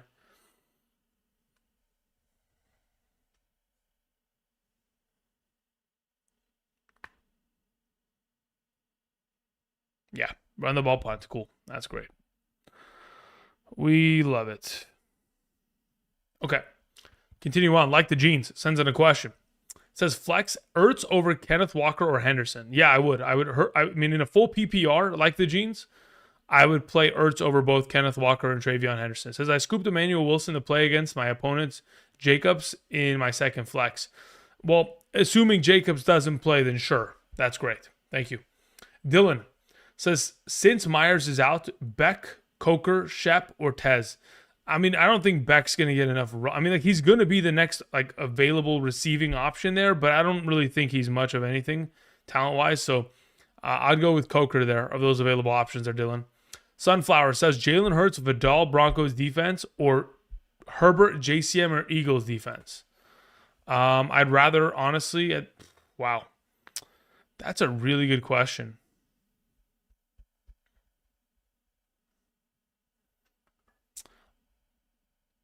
Off of my initial kind of reaction to the question as a whole, I probably rather have the Herbert JCM side. Thank you, Sunflower. Dan's the God says half PPR, DeAndre Swift, or Olave, and why? Yeah, look, as of right now, Swift, he could be a solid play, assuming he gets enough of the opportunity share. I know he's coming off of a little bit of a injury over the course of this week that popped up, which is a little bit concerning. But this all being said, let's see where I have him ranked comparatively in a half PPR. Yeah, as it stands, half PPR between the two, I feel like it is just a safer play to go Olave there because of the volume of receiving utilization. And that we know that it's most likely going to be a negative game script for Seattle. I think where the Saints truly do struggle isn't really just stopping the run. It's their biggest struggle is just stopping the pass. They've allowed 2 passing touchdowns to each of the last 6 quarterbacks. So between the two, I'm leaning towards Olave. Just overall touch opportunity share, negative game script, and Swift coming off of a little bit of an injury here. Velez says Ertz or Ferguson. I'd honestly still play Fergie there, but Ertz is a great play, of course. Luis Castillo says, in a 10-team standard league, who do I start, Odunze or Pickens at my wide receiver? In a standard scoring format where you are purely just trying to run after touchdowns and or receiving yardage alone without any other influential uptick, I'd probably just go play Pickens there as of right now. Says CMC and Jacobs are my running backs. I just grabbed Wilson minutes ago in case. Yep. At the flex, I have Dobbins, thinking of swapping McMillan/Pollard. No, I play Dobbins in your flex. You're good there, my man. I mean, if I had a choice, though, in your situation, I may consider playing a Odunze in your flex instead of, if we're going to play Pickens as your wide receiver. Oh, no, sorry. Who do I start? Okay, got it. Never mind. Luis, you're playing Odunze and Pickens. You're playing CMC and Jacobs. If Jacobs is out, you play Wilson in his stead, but you leave Dobbins in your flex. You're good to go. Thank you. JC says Myers is out. Do I start Marks, Tracy, Theo, Hunt, Tez, Jaden Higgins, PPR 12-man league? Tracy's not startable. Theo Johnson is not startable. Tez is not startable. Higgins is not startable. So it's pretty much between Woody Marks and Kareem Hunt, to which I would prefer to play Woody Marks because of the full PPR format. Thank you.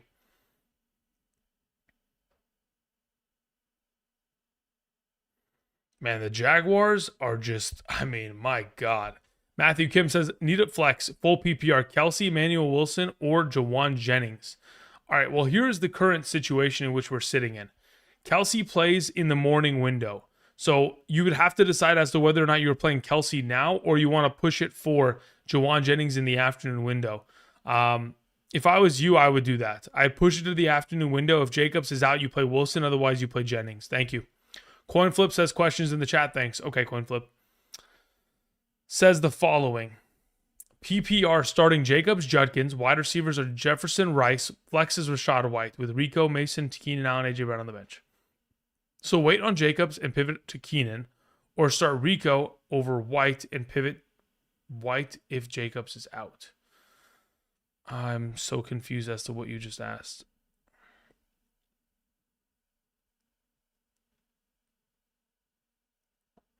Look, here's the thing, CoinFlip.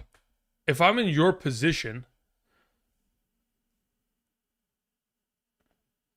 if you don't have Emmanuel Wilson, then you're playing Rico and Judkins as your RB1 and 2, and then you're pivoting Jacobs and White.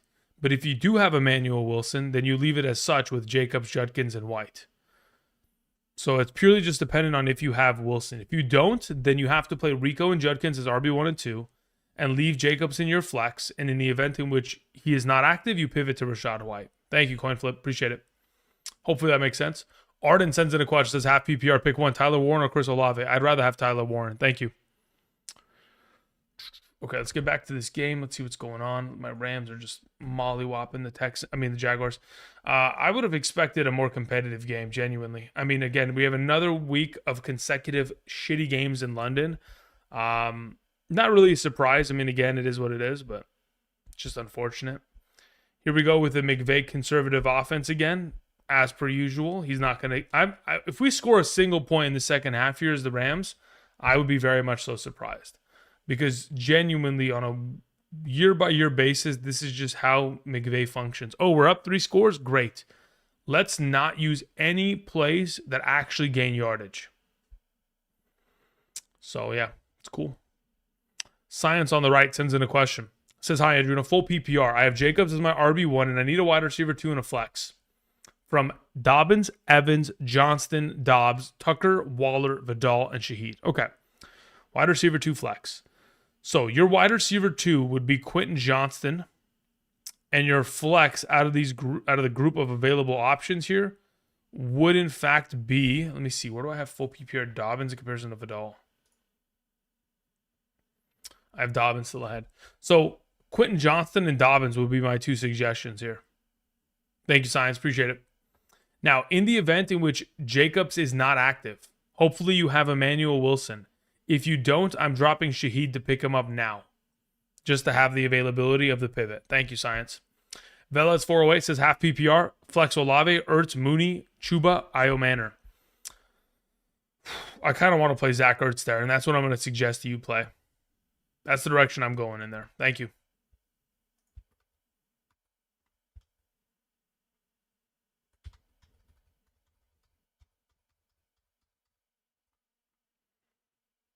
Yeah, Zach Ertz is my preference. Appreciate it. Okay, we took care of that. We're slowly but surely catching up. Appreciate y'all.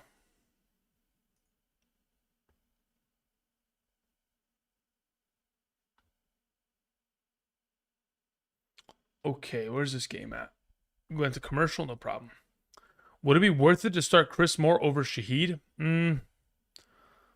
I mean, you could. Again, if we're anticipating that game to be a shootout, I think it's going to be a less of a shootout than it originally was anticipated to be, primarily because of a lot of the overall kind of playmakers of the Washington Commanders not being available. Terry McLaurin, DJ Moore, etc. So with that game not being as much of a potential shootout, we could theoretically assume that Chris Moore is a lesser potential option.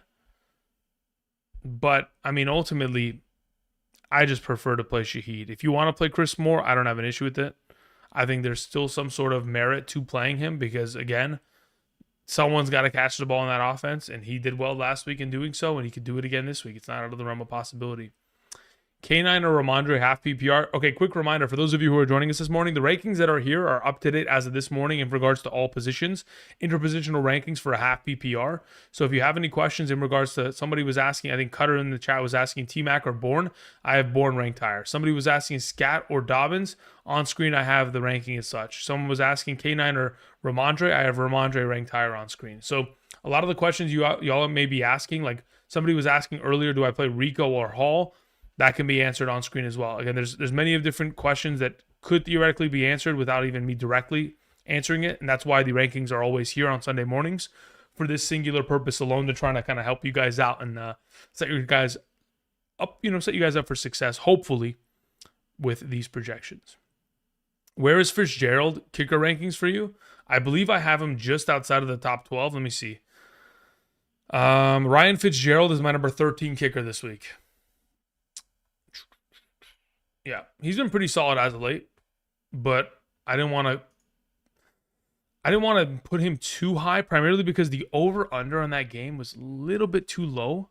I think it was at like 39.5 or like 40 points on the spread, and I was like, man, it's just not a clean enough high number for me to feel confident about it. And I know it's in New York, so there could be a little bit of a wind concern, and then on top of it, there's a little bit of the problem of the fact that, that could be a one-sided affair.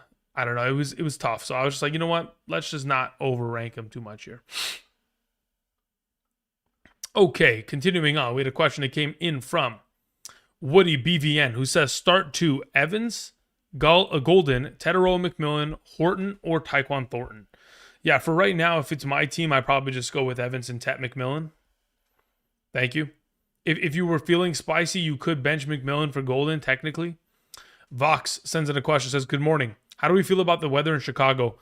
Sitting at 9:06 a.m. PST here. Let's see what it looks like as of right now in Chicago. So we're talking about Saints at the Bears. Let's see what the weather has in store for us. Okay, so if I go and I look up really quickly, Soldier Field Weather Report. So if I go to the AccuWeather and I go to the hourly updates, as of right now, the current situation is showers, 31 mile per hour gusts. I mean, it's going to be a rain game. There's a good chance that it's going to rain. Now, I think that the rain is going to probably occur later on in this game. But let's see what it looks like right now. If I can get any sort of visual of the game. I mean, it's a lot of overcast. We'll see. As of 2 hours ago, they had the tarp on the field because they were concerned about the rain coming through. I think the rain could potentially impact this game. So be careful with that to the best of your ability. Again, it's going to be tough to tell, but once we start getting players warming up on the field, I think we'll have a better idea as to what we're looking at or what we can anticipate to potentially see. I'm actually curious if I can go and find... Yeah, like right now, there's live coverage of the New Orleans Saints on Twitter. I mean, like Rattler's running around. There's no rain. Weather looks perfectly fine. Is it overcast? Yes. So we'll see. Again, I think as we get closer, we'll have an idea. If I go and I look at my other NFL weather report system that I have here, if we go check out this Chicago game. So as of right now, the current anticipation is light rain. Probability for precipitation is about 36%. So it says that it's going to rain early in the game, and then once we get to the end of the game, it'll clear out. So that's the current iteration of what we are looking at for this Chicago offensive kind of potential struggles for both teams, actually, in fact. But it could be more of a run-heavy approach. We'll see. Auntie Slayer says, news on Jacobs. Would we play Emmanuel Wilson over Dowdle if? Let me see where I have them currently ranked. Okay, so in the event in which Josh Jacobs was to miss, I would play 2, 3, 4, 5, 6, 7, 8, 9, 10, 11. Yeah, in the event in which Jacobs was to miss, I would genuinely play him over Dowdle. Yes, and that's only because Chuba Hubbard's active.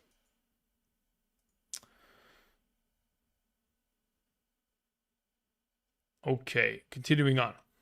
Thank you very much, Auntie Slayer. Appreciate it. Rogo, what's up, my man? Says, good morning. In a half PPR 12-team league, this is my roster. Just picked up Reichard right now. Questions in the chat. Okay, let's see what you have here, brother. Says, how's my team look? I got multiple flex options. Who do I choose at wide receiver or tight end? I know you have Reichard listed, but what's the difference between him and Lutz today? I mean, I feel like the Carson Wentz experience just leads to more field goals rather than the alternative of the Denver offense taking on the Giants.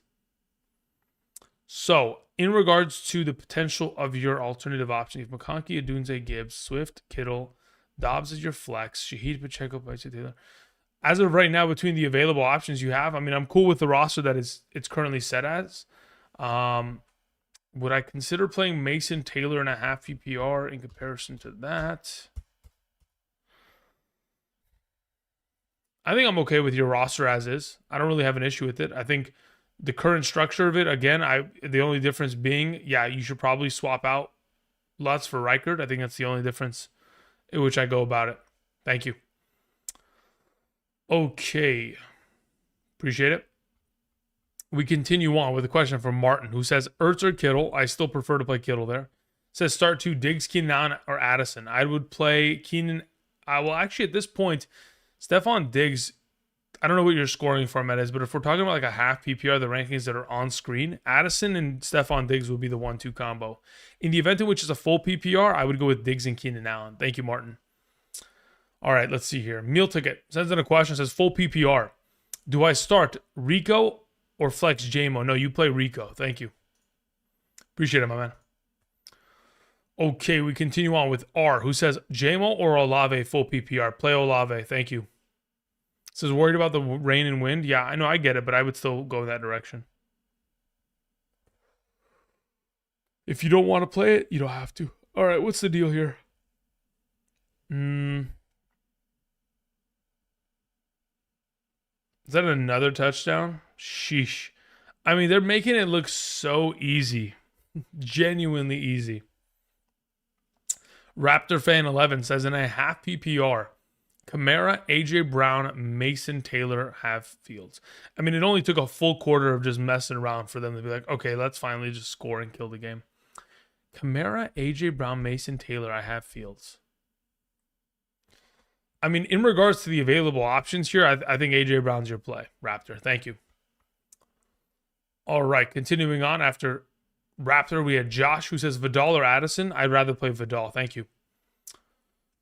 Anthony sends in a question. Says, good morning. Full PPR. Jameson Williams, Tez, Bourne, Brown.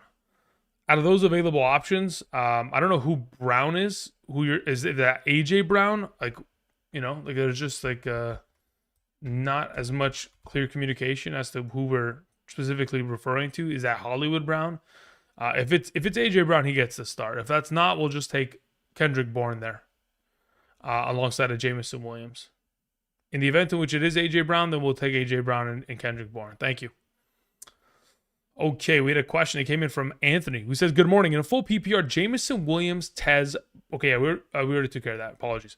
Magic Bell says half PPR, Marvin Harrison or Ramondre. I'd rather play No, I wouldn't. I'd rather play Ramondre there. Thank you.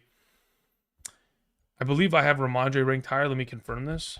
Yeah, I have Ramondre ranked higher in a half PPR. Thank you. Ant Lee says Waller or Io Manor. 12-team full PPR. Purely going to be dependent on weather. Let me go look at the weather as it currently stands in Cleveland.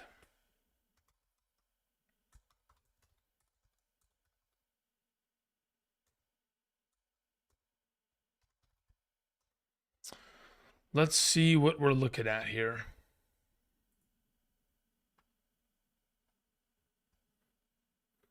Yeah, so as of 18 minutes ago, there's a guy that's in like the stands recording. It's a really heavy rain game. So let's just lean towards playing Io there. Thank you. Joshua Delgado says Trey Tucker or DJ Moore. I'll take Trey Tucker. Thank you.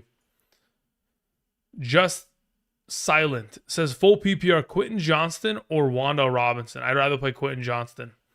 And Vidal, Dowdle, or Krosky Merritt, I'll take Dowdle. Thank you. So Johnston and Dowdle there. Kareem sends in a question. Says PPR. Marvin Harrison, Keenan Allen, Trey Tucker. Okay. Says in a full PPR, Jack is out. Pick 2. If I'm playing 2 of these options, I will go with Keenan and probably Tucker, to be honest. Appreciate it. Alrighty. Good to go. Good to go. All right. Let's continue on. Let's go back here. We'll get back to the updates on the weather in probably about 30 minutes. At the end of the stream, we'll go ahead and put that together. Commanders, wide receiver rankings. Yeah, McCaffrey's the guy that I want. Chris Moore is kind of a lesser option in my mind. Zach Ertz is going to be the number 1 receiving option of the offense today. So it'll go like Zach Ertz number 1, McCaffrey 2, Chris Moore 3, Jalen Lane 4. That's kind of the thought process as it stands. Okay, continuing on. We had a question that came in from John F. John, thank you. Says, I have to decide if I want to pick up and start Trey Tucker or gamble start with Wilson if Jacobs is out. Otherwise, start Troy Franklin. Also have Hubbard. Yeah, I think there's that is a little bit of a sketchy situation because we don't really have 100% word on whether or not we're going to see Jacobs in or out. To which I don't really want to play Troy Franklin there ever. So if I'm in your position, I probably just end up playing Trey Tucker here in the morning slate. Or at least Chuba. Because I don't like your alternative option of Troy. Thank you. Becky Davis sends in a question. Thank you, Becky. Says full PPR, pick 2 for the flex. T-Mac, Bourne, Jordan Mason, Golden. Yeah. Out of those available options, I will play Jordan Mason and Kendrick Bourne. Thank you. Start Golden or Pacheco in a half. I'd rather just play Golden at that point. Pacheco has to fall into the end zone. I think just off of yardage and receptions alone, I think Golden's the more valuable prospect in a half.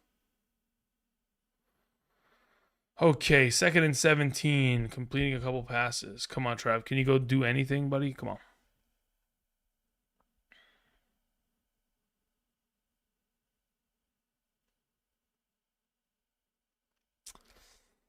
Okay, what do we got here? Drops back, good protection. They finally give him some time. He scrambles, and nice, on the run. Good pass, good pass. Okay, continuing on. We had Etsy, who says, is it wild to sit A.J. Brown for Luke McCaffrey? I think it is, genuinely. Somebody asked this earlier, and I was pretty much saying, like, if it's my team, I'm going to play A.J. Brown. I think there is a argument to be made in regards to Luke McCaffrey and the value in which he could provide, considering, again, I mentioned it earlier, last season he played 73% of his route. He ran 73% of his routes from the slot position. And the reason why he hasn't been able to inhabit that role this season is because they brought in Debo to function within that capacity. So the fact that Debo has been their primary slot receiving option has kind of lessened his value within that role. Now that Debo is out, Luke McCaffrey can have himself an upside performance here. But if it's A.J. Brown, it's A.J. Brown. I understand that he's at a lesser position than where he has been earlier on this year. Nice catch, Travis Hunter. Well done. Let's go. What do we got here? Offensive or defensive penalty? Because I saw so many flags ripping through. Nice. Decline. Touchdown. Finally. Took them 9 years to do it. Okay, continuing on. Yeah, if it's my team, I'm playing AJ there. Even with a tough matchup against, the Vikings. John Garcia says pick one. Luke McCaffrey, Pacheco, Booty, Emmanuel Wilson. So in this circumstance, John, I would suggest it as follows. Luke McCaffrey is probably the guy that you're going to play. But in the event in which Josh Jacobs is out, you pivot him out for Emmanuel Wilson. Thank you. Velas 408 says half PPR Olave, Bourne, Chuba, or Io Manor. Out of those available, I'm playing Olave. Thank you. Poncho's Palace. Poncho, I hope you're doing well, my man. Nice to see you. Poncho says, I need to pick one wide receiver and one flex from this list in a 12-team full PPR league. Wan'Dale Robinson, Jamison Williams, Io Manor, Walker, Vidal, and Coker. If you're playing one flex, I'm going to play Vidal. If I'm going to have to play a wide receiver out of this group, I am most likely playing Jamison Williams. So JMO and Vidal are my suggestions there. Thank you. Let's see here. Where are we at? Kanan or Ramondre? I'd probably just go with Ramondre there.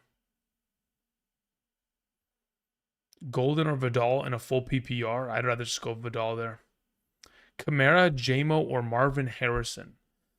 I think it depends on what you need. Like, Kamara is going to get you 10 to 12 points. JMO is going to get you like 6 to 18, right? When I say, 6 or 18. So if you want the solidified floor of production where Kamara is going to get you that 10, 12 points, go in that direction. If you need Omega upside and the volatility that potentially provides alongside of it with the unfortunate reality in which he could dud performance, you would go JMO there. Jimmy in the chat was saying, Andrew, good morning, bro. Do I roll the dice on starting Evans, or is it worth it to start Dobbs there anyways? I mean, considering the latest report that we read earlier this morning is that we're anticipating to see Mike Evans play tomorrow, like he's expected to play, I'm going to go in that direction. I'd rather play him, considering they're taking on a secondary that is beat up with injuries and suspension. Dan Seck says, I have Troy Franklin, Tez Johnson, and Rashi as my wide receivers this week. I have Coker, Luther Burden, and Horton as options. As good with that? Am I good with that? I have or Horton, Burden, or Coker. So as of right now, if I was in your position, I would genuinely rather play Coker over Tez Johnson because I expect Evans and Egbuka to play this week. So Coker, Rashi Rice, and I'm not playing Troy Franklin either. I'd play Burden. I'd rather play Luther Burden. So I would make the swap of Tez and Franklin for Burden and Coker, and I play them alongside a Rashi Rice there. Thank you. It says Knicks or Stroud need upside. Honestly, I think the secondary of that Seattle defense can give the upside that Stroud requires.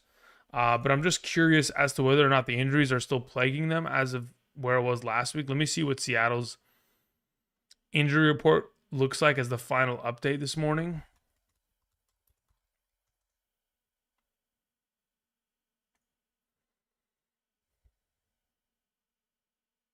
Yeah, looking at it right now, they're getting all their starters back in the secondary. I'm just going to play Knicks there. Thank you. The Recovery 716 says, hey, Andrew, Kelsey or Fannin today? Does the weather in Fannin's game give you hesitation? It does give me hesitation. I do think that the tight end position with a low ADOT, average depth of target down the field, does provide a little bit more value in comparison to guys like Judy or Isaiah Bond within that matchup. But ultimately, it could just be a game in which it's just too difficult to move the ball through the air. So Kelsey's probably just the safest play of the bunch. Thank you, Pancho. Appreciate it. Bugs19 says, typing 2 questions in the chat. Okay, sounds good. Let me know when those go ahead and send through, and I'll go ahead and get to them. Okay, we have Deca, who sends in a question. Thank you very much, Deca. Says, full PPR, pick 3, Judkins, Rashad White, Scatterboo, McConkey. BTG gave me a dud, SMH. Yeah, hopefully you can go ahead and put together some sort of, man, even when an onside kick is just like a free play, the Jaguars find a way to mess it up.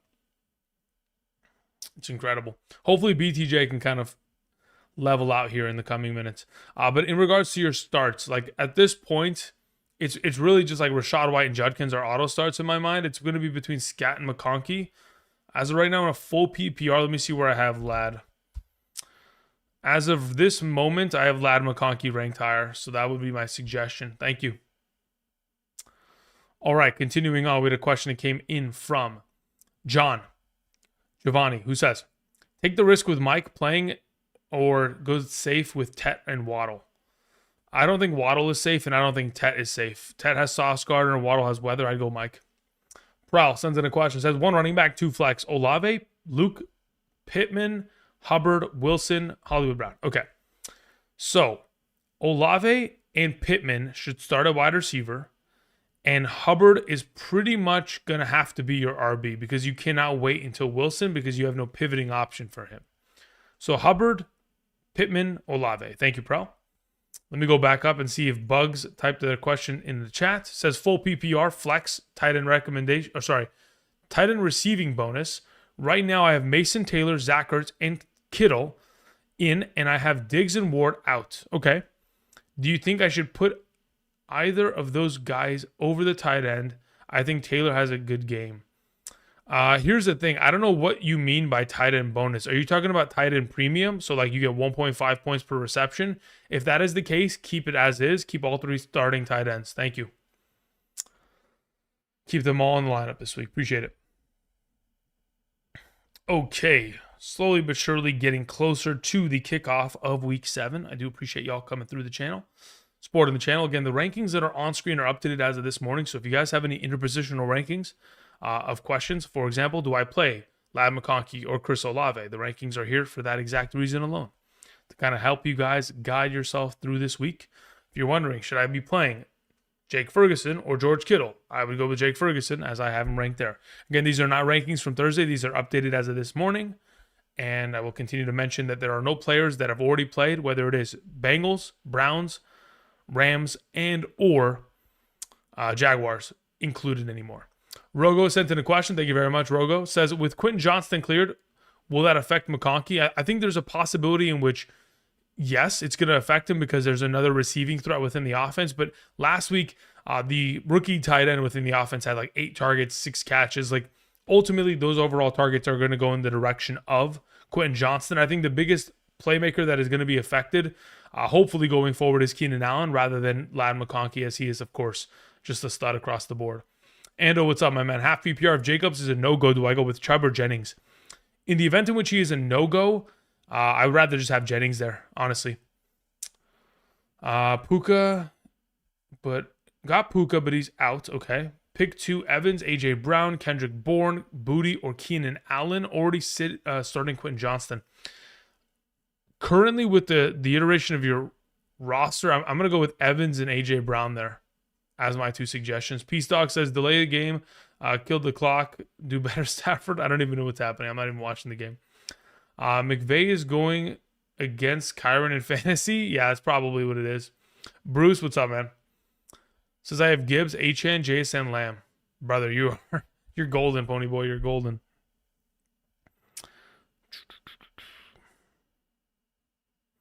So, according to the latest report that I just read 1 minute ago, Chuba Hubbard lined up with the starters for warm-ups.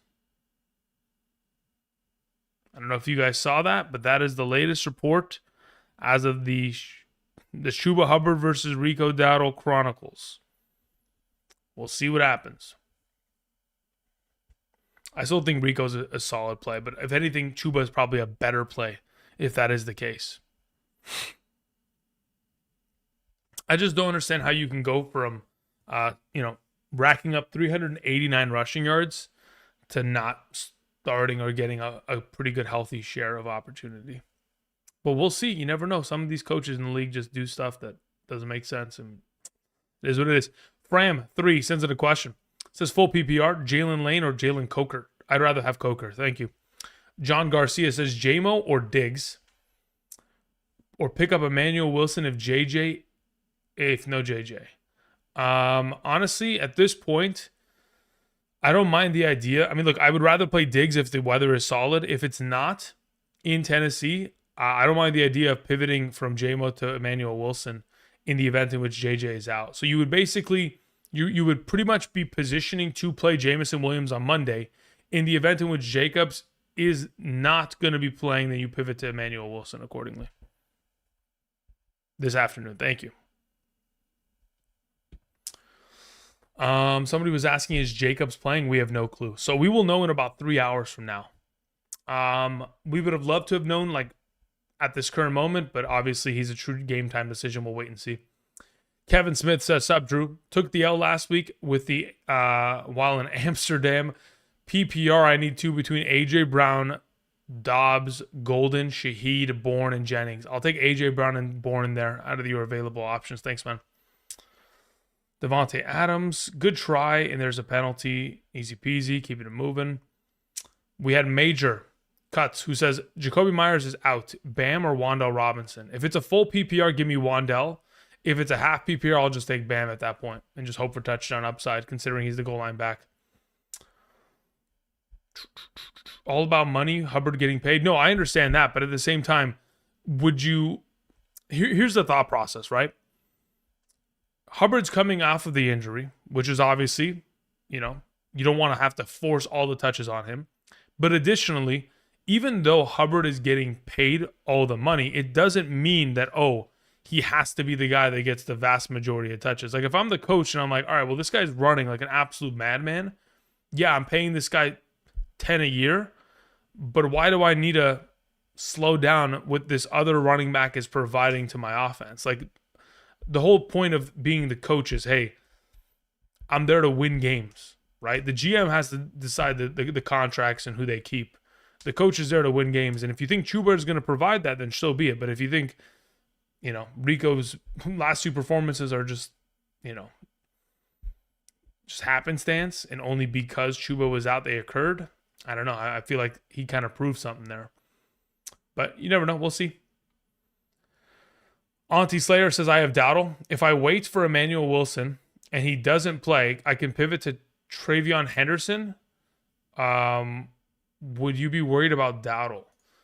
Well, here's the issue. You wouldn't be able to pivot to Travion Henderson because Travion Henderson plays in, if I'm not mistaken, like 5 minutes here. Or no, sorry, 30 minutes here. Right? Am I mistaken? Let's see here. Yeah, they play at 10 a.m. So they play in 30 minutes. So you wouldn't be able to pivot to Travion Henderson. So you pretty much just have to play Dowdle. D sends in a question. Says 6 point per passing touchdown, 5 points for 300 passing yards. JD5 or Jared Goff? That's a really good question. I think it's, that's a tough one. I don't know if I can. Here's the thing. I really can't put too much merit into the 300 passing yard situation because I just don't know how the frequency of these quarterbacks play at a 300 plus passing yard capacity.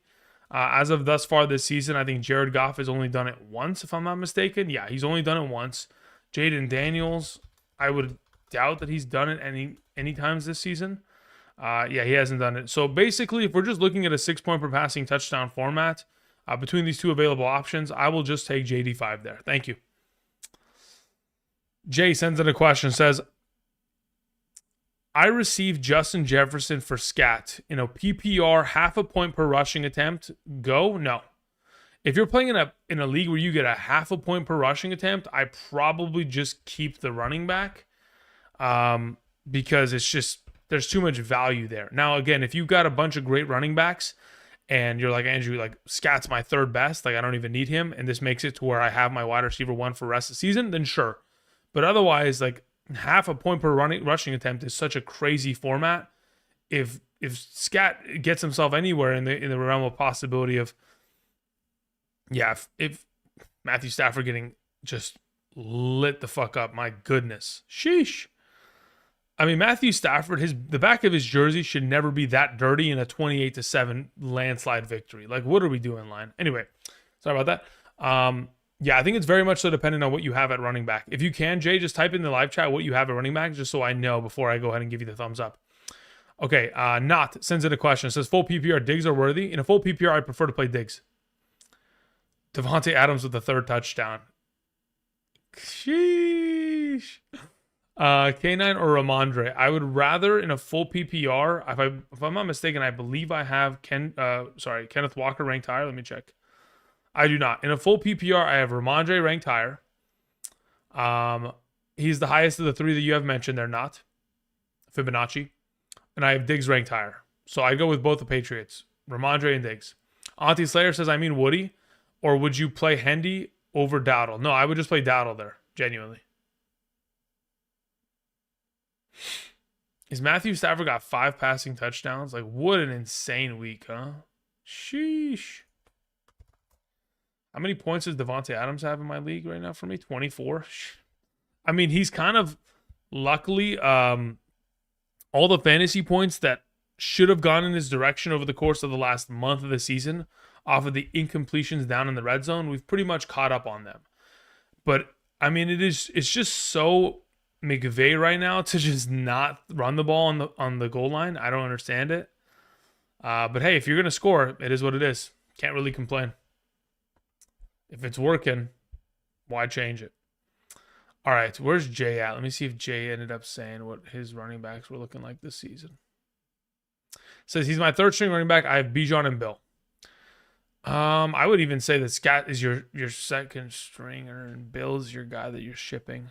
But then my only question is, like, let's say for example, when Bill goes on bye, who's gonna fill in? As long as you have Algier for Bijan, you're okay. I mean, look, I don't love the trade, but I think in a full PPR capacity, half a point per rushing attempt. If he runs the ball 15 times, you get an extra 7.5 points. Like, no, I'm in my opinion, I'm keeping Scat in this situation because it's just too many points per rushing attempt. And I can start him in my flex every week. I mean, I don't know. You obviously have the scoring format in front of you. If Jefferson's out producing him in a full PPR, then so be it. Take him, run to the hills. But I feel like over the course of the last 4 weeks here, Scat's got to be doing a lot of damage purely just off of the overall utilization of rushing attempts. Like, if I just look at Scat's overall workload of opportunity as of late, let's see here. Players, Scat. Okay, so in a full PPR, if I just started adding rushing attempts so this most recent week, he theoretically had 40 fantasy points. The week before that had 21 fantasy points. The week before that had 12 and a half. He had 25 fantasy points. The week before that, 29 fantasy points. Like, he is scoring 25 to 30 fantasy points per game in the last 4 weeks in a full PPR. Like, I don't know why I would trade away Scat if he's doing that for me every week. It just doesn't make sense to me. Thank you. All right, continuing on, we had a question that came in from... All right, where are we? Here we go. 2006. Actually, let's just throw it up on screens. That way it's just like easier. Okay, cool. Let's go here. Where are we at? Beautiful. All right, 2006 with the question. Says, projected to lose by 30. I need a boom week. Thinking of this week, should I start Chuba Hubbard, Kate Otten, or flex and also pick up Emmanuel Wilson? I mean, at this point, I don't trust Kate Otten, and because I expect Evans and Ibuka to play, so I'd probably just start Chuba Hubbard, hope that he's a starter, and hope that's your boom. I don't know if Emmanuel Wilson's going to be active. It's too sketchy there. I just go Chuba. Humbly sends in a question, says, in a full PPR, we have DJ Moore, Io Manor, Juwan Jennings, J.K. Dobbins, 2 wide receivers, and 1 flex. Okay. So of your available options, I would go with J.K. Dobbins as your flex and DJ Moore and Juwan Jennings as your wide receivers. Io Manor is the odd man out. Thank you. Auntie Slate, primarily because I don't want him to face against Christian Gonzalez. I don't like the matchup. I'm going against Devontae and Stafford, LOL. Brother, you are cooked. I don't know what to tell you. That is as bad as it gets. Alucard, what's up? Says, happy Sunday, Andrew. In a full PPR, I've got Ibuka on my bench. Chris Moore is in my lineup. Should I drop Moore to pick up Cam Johnson or just roll with Moore? No, I would pick up Cam Johnson, and I would try to push to play Ibuka tomorrow. Thank you. Skills all day, what's up? Says, what top quarterback do you have scoring high for draft? I don't play any of that, so I don't know. Somebody earlier today asked me, Andrew, who do you think has like omega high upside today? I said it's Justin Herbert. Thank you. Drippy Dario, Drippy, what's up, man? Long time no see. Says, do I flex Montgomery or Fannin or Travion Henderson in a full PPR? I need 2. Okay, so first and foremost, of these available in a full PPR, if the weather is manageable, I play Fannin. If not, I'll play Montgomery. Next question, need 2 between wide receivers, Pittman, Keenan Allen, Cooper Kupp, and Sterling Shepard. I would go with Keenan Allen and Pittman Jr. Thank you. Omega says, I have Matt Gay or Kaimi Fairbairn, better kicker for rest of season. I'd probably lean towards Kaimi Fairbairn as we proceed.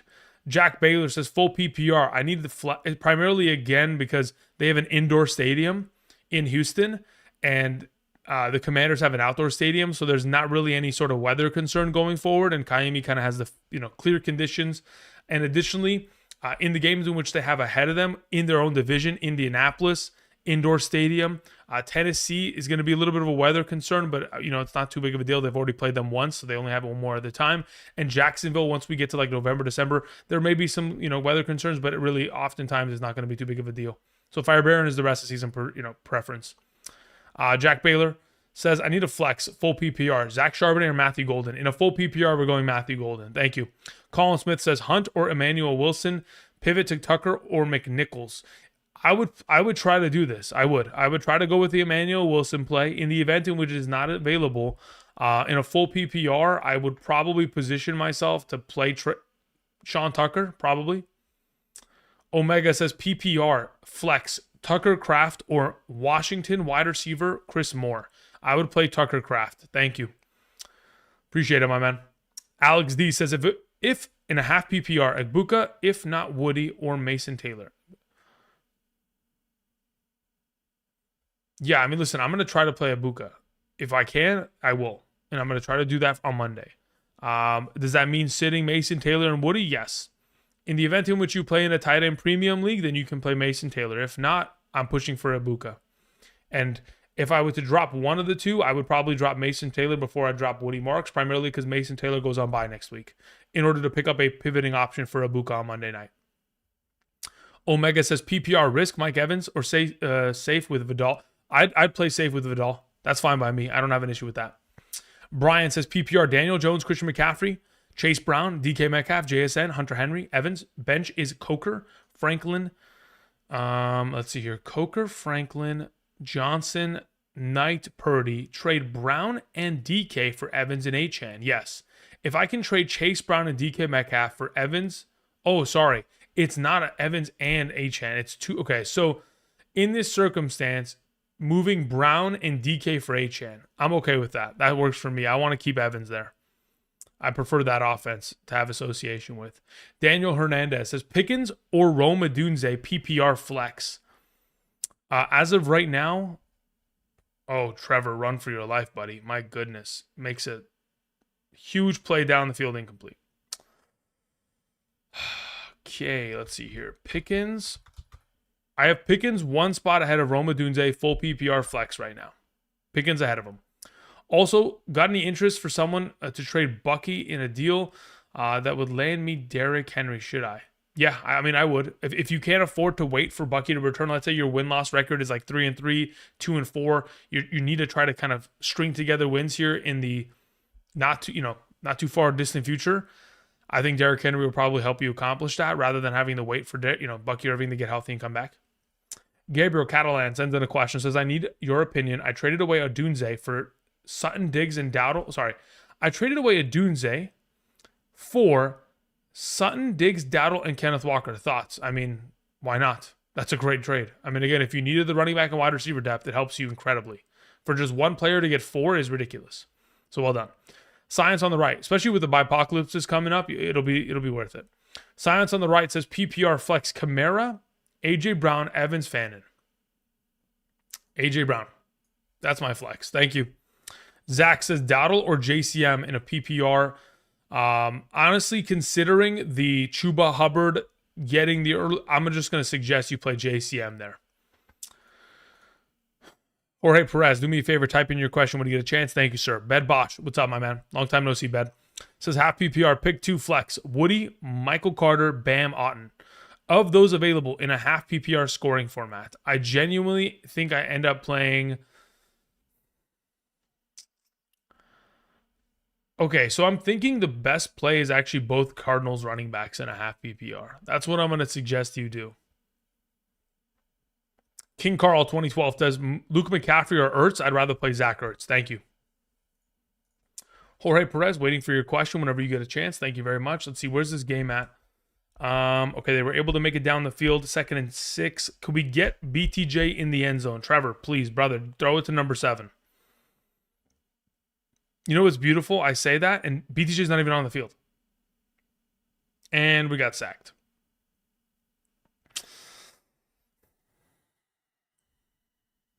All right, continuing on. We had a question that came in from Chris Rosado. Chris, thank you, sir.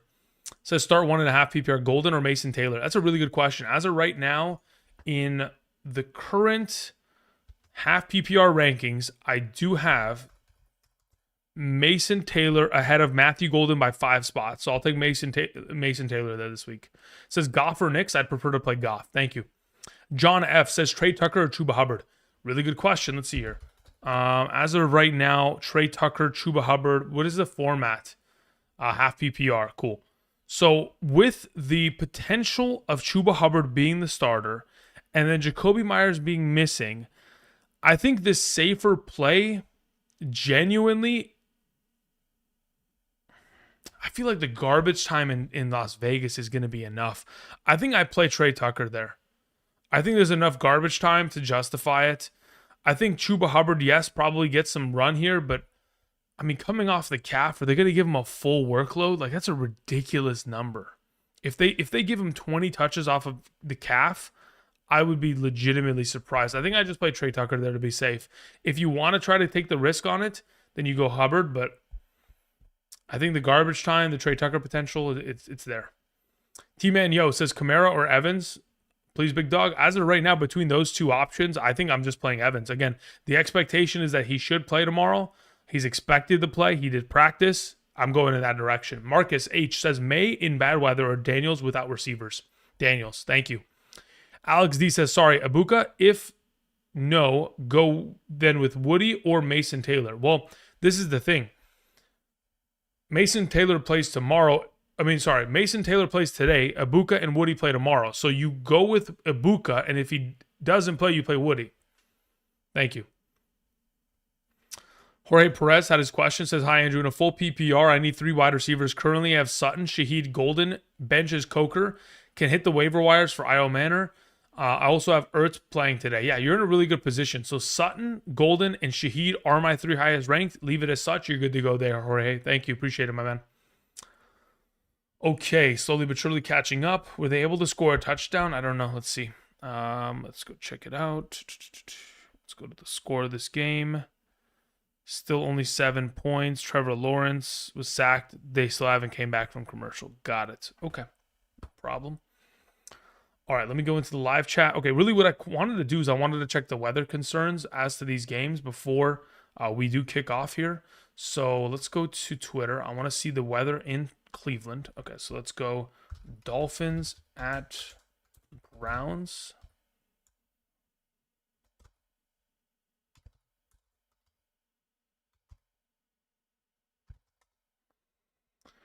Okay, let's see here.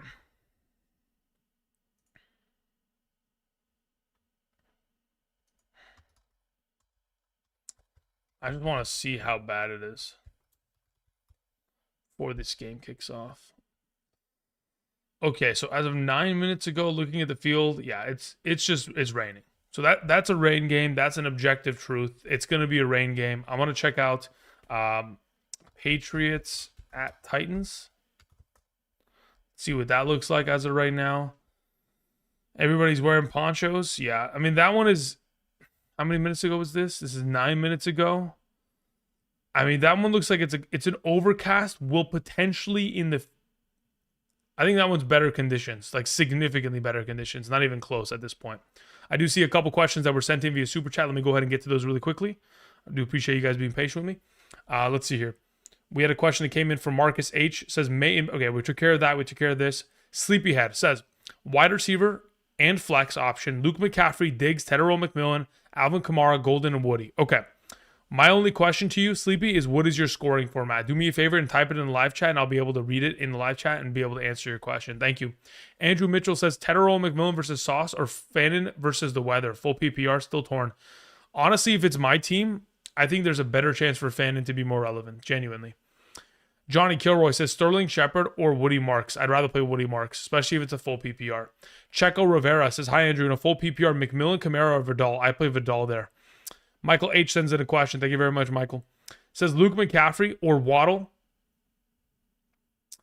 Mayer or Mason in a full PPR tight end premium. In a tight end premium, give me Mason Taylor or the Jets. Between Waddle and McCaffrey, if you're trying to avoid the weather at all costs, just play McCaffrey. I don't have an issue with that because the weather is undeniably going to be an issue there. I wanted to see what the overall circumstance of Sleepyhead's situation is. Let's say Sleepy, you're playing in a half PPR. In a half PPR scoring format, I'm probably just going with like Diggs and Alvin Kamara. In the event in which is a full PPR, I probably go like Diggs and potentially just playing Tet alongside of him, just like both wide receivers.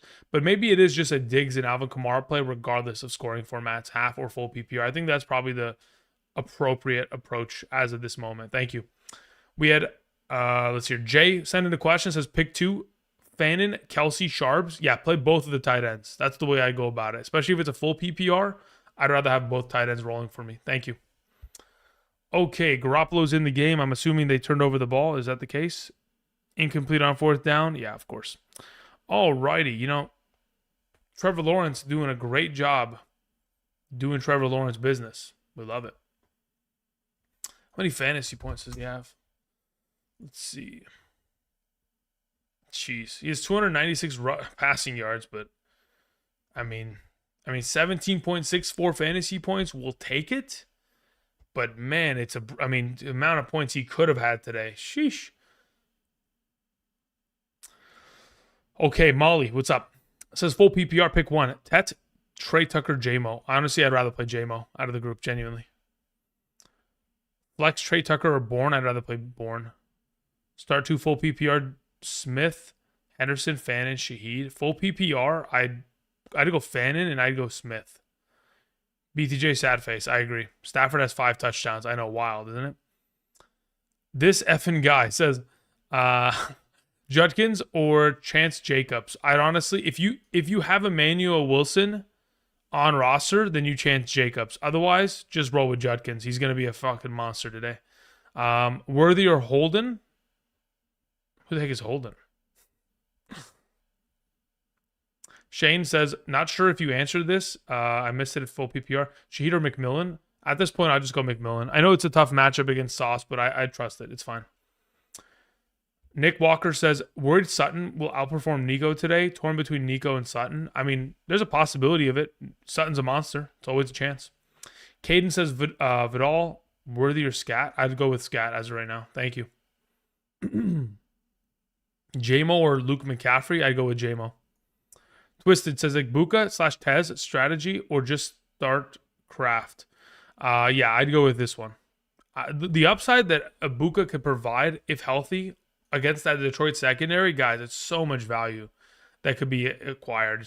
It could be a just absolute blowout potentially. So yeah, I'll go in that direction. I mean, they could light up that defense like no other. I'm done with the Euro games. I porked myself by starting Kyron Williams. Yeah, join the club, brother. Vidal or Worthy? I'll take Vidal there. Thank you. Rico, Kamani, Vidal, Swift, pick 2. I'd probably go Rico and Kamani.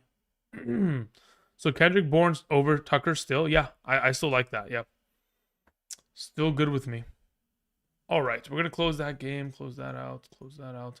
I want to see what the weather looks like in Chicago really quickly, just to see what the weather in terms of, what is it? It's Saints at Bears.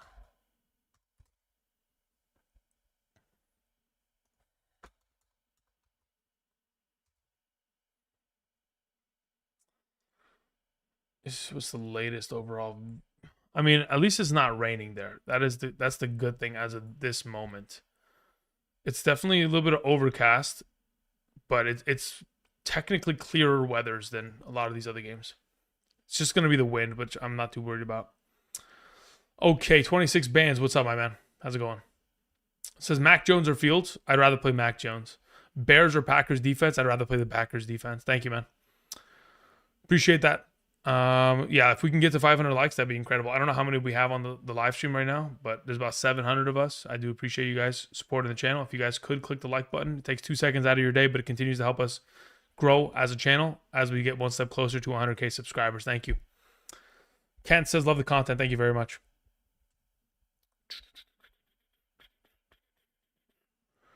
Vidal or Olave, half PPR. Let me see where I have it currently settled. Vidal or Olave.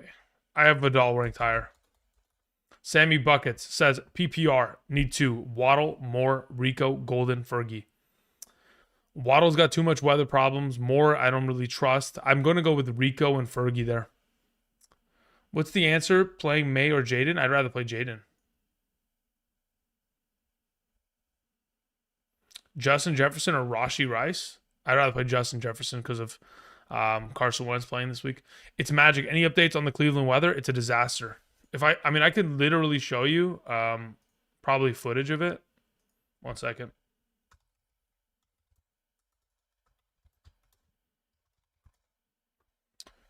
Okay. This is as of 17 minutes ago. No, I want a more updated one. One moment, guys. No, I can't find one. How did I find it before? Just expect it to be rain. That's all I would say. It's going to be on and off, but it'll keep moving. Ibuka or Ertz? I mean, again, at this point, Terrell, if you have the opportunity to pivot off of Ibuka and you have another player going tomorrow, I would try to go in that direction. If you're like, Andrew, I don't have anybody. There's nobody. There's no Torrey Hortons. There's no Tez Johnsons available.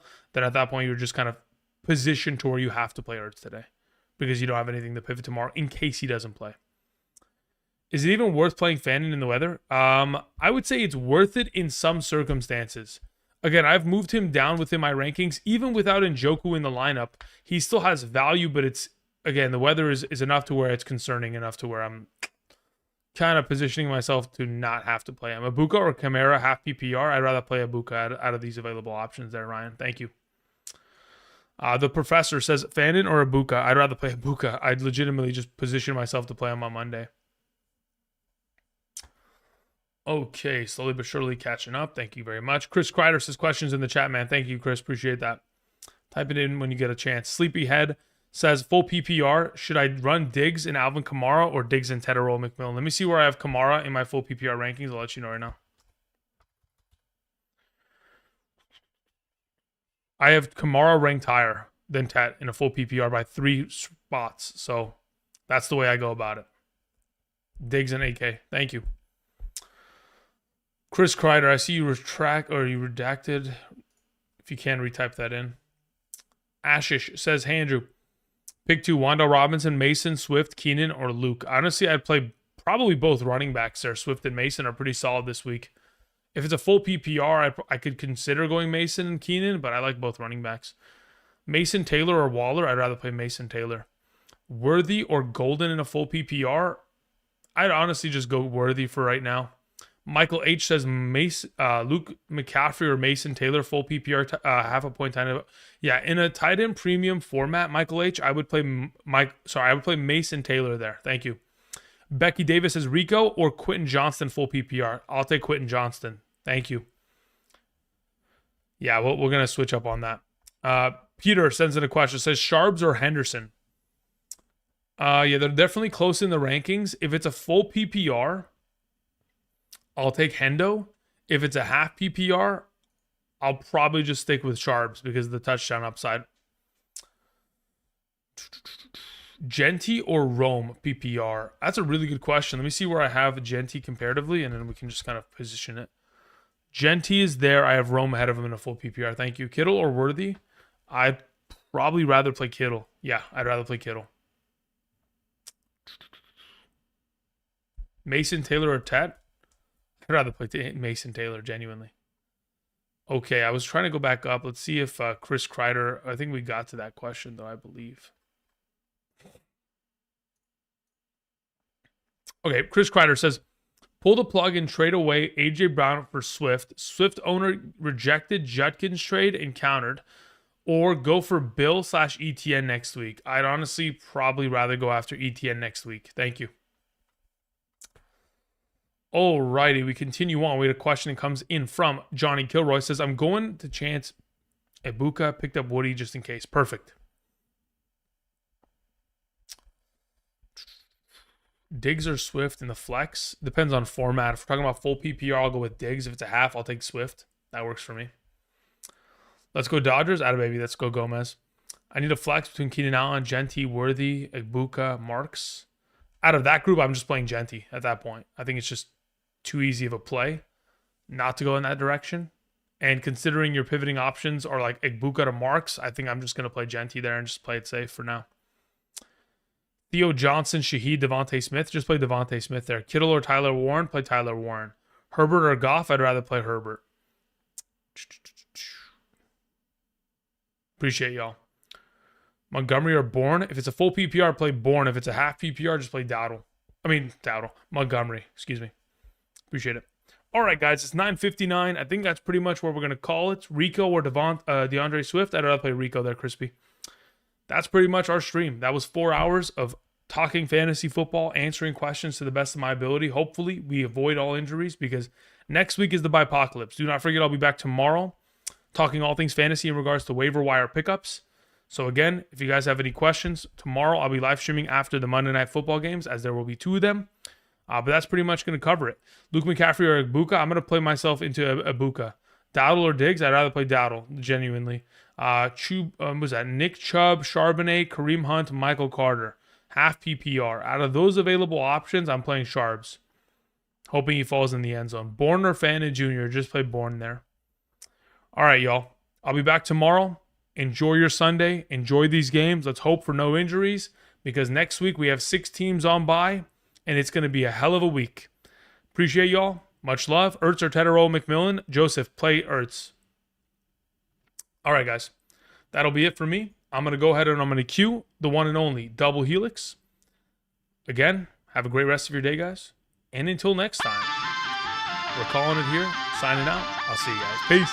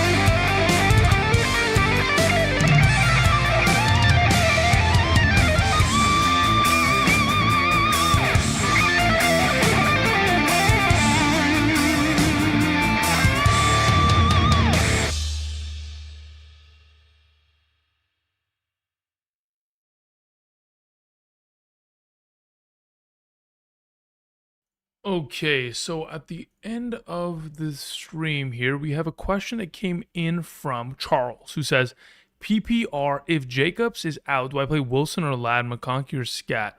In the event in which Jacobs is out, I would rather play Emmanuel Wilson over the group. I think he's got a lot of upside against that Arizona matchup with all the starting lineup of the Packers offensive line back. So that's the direction I'd go in there, Charles. Apologies for waiting for the outro to roll through, but I didn't see that question until just this moment. Appreciate it. Have a great day, guys. Peace.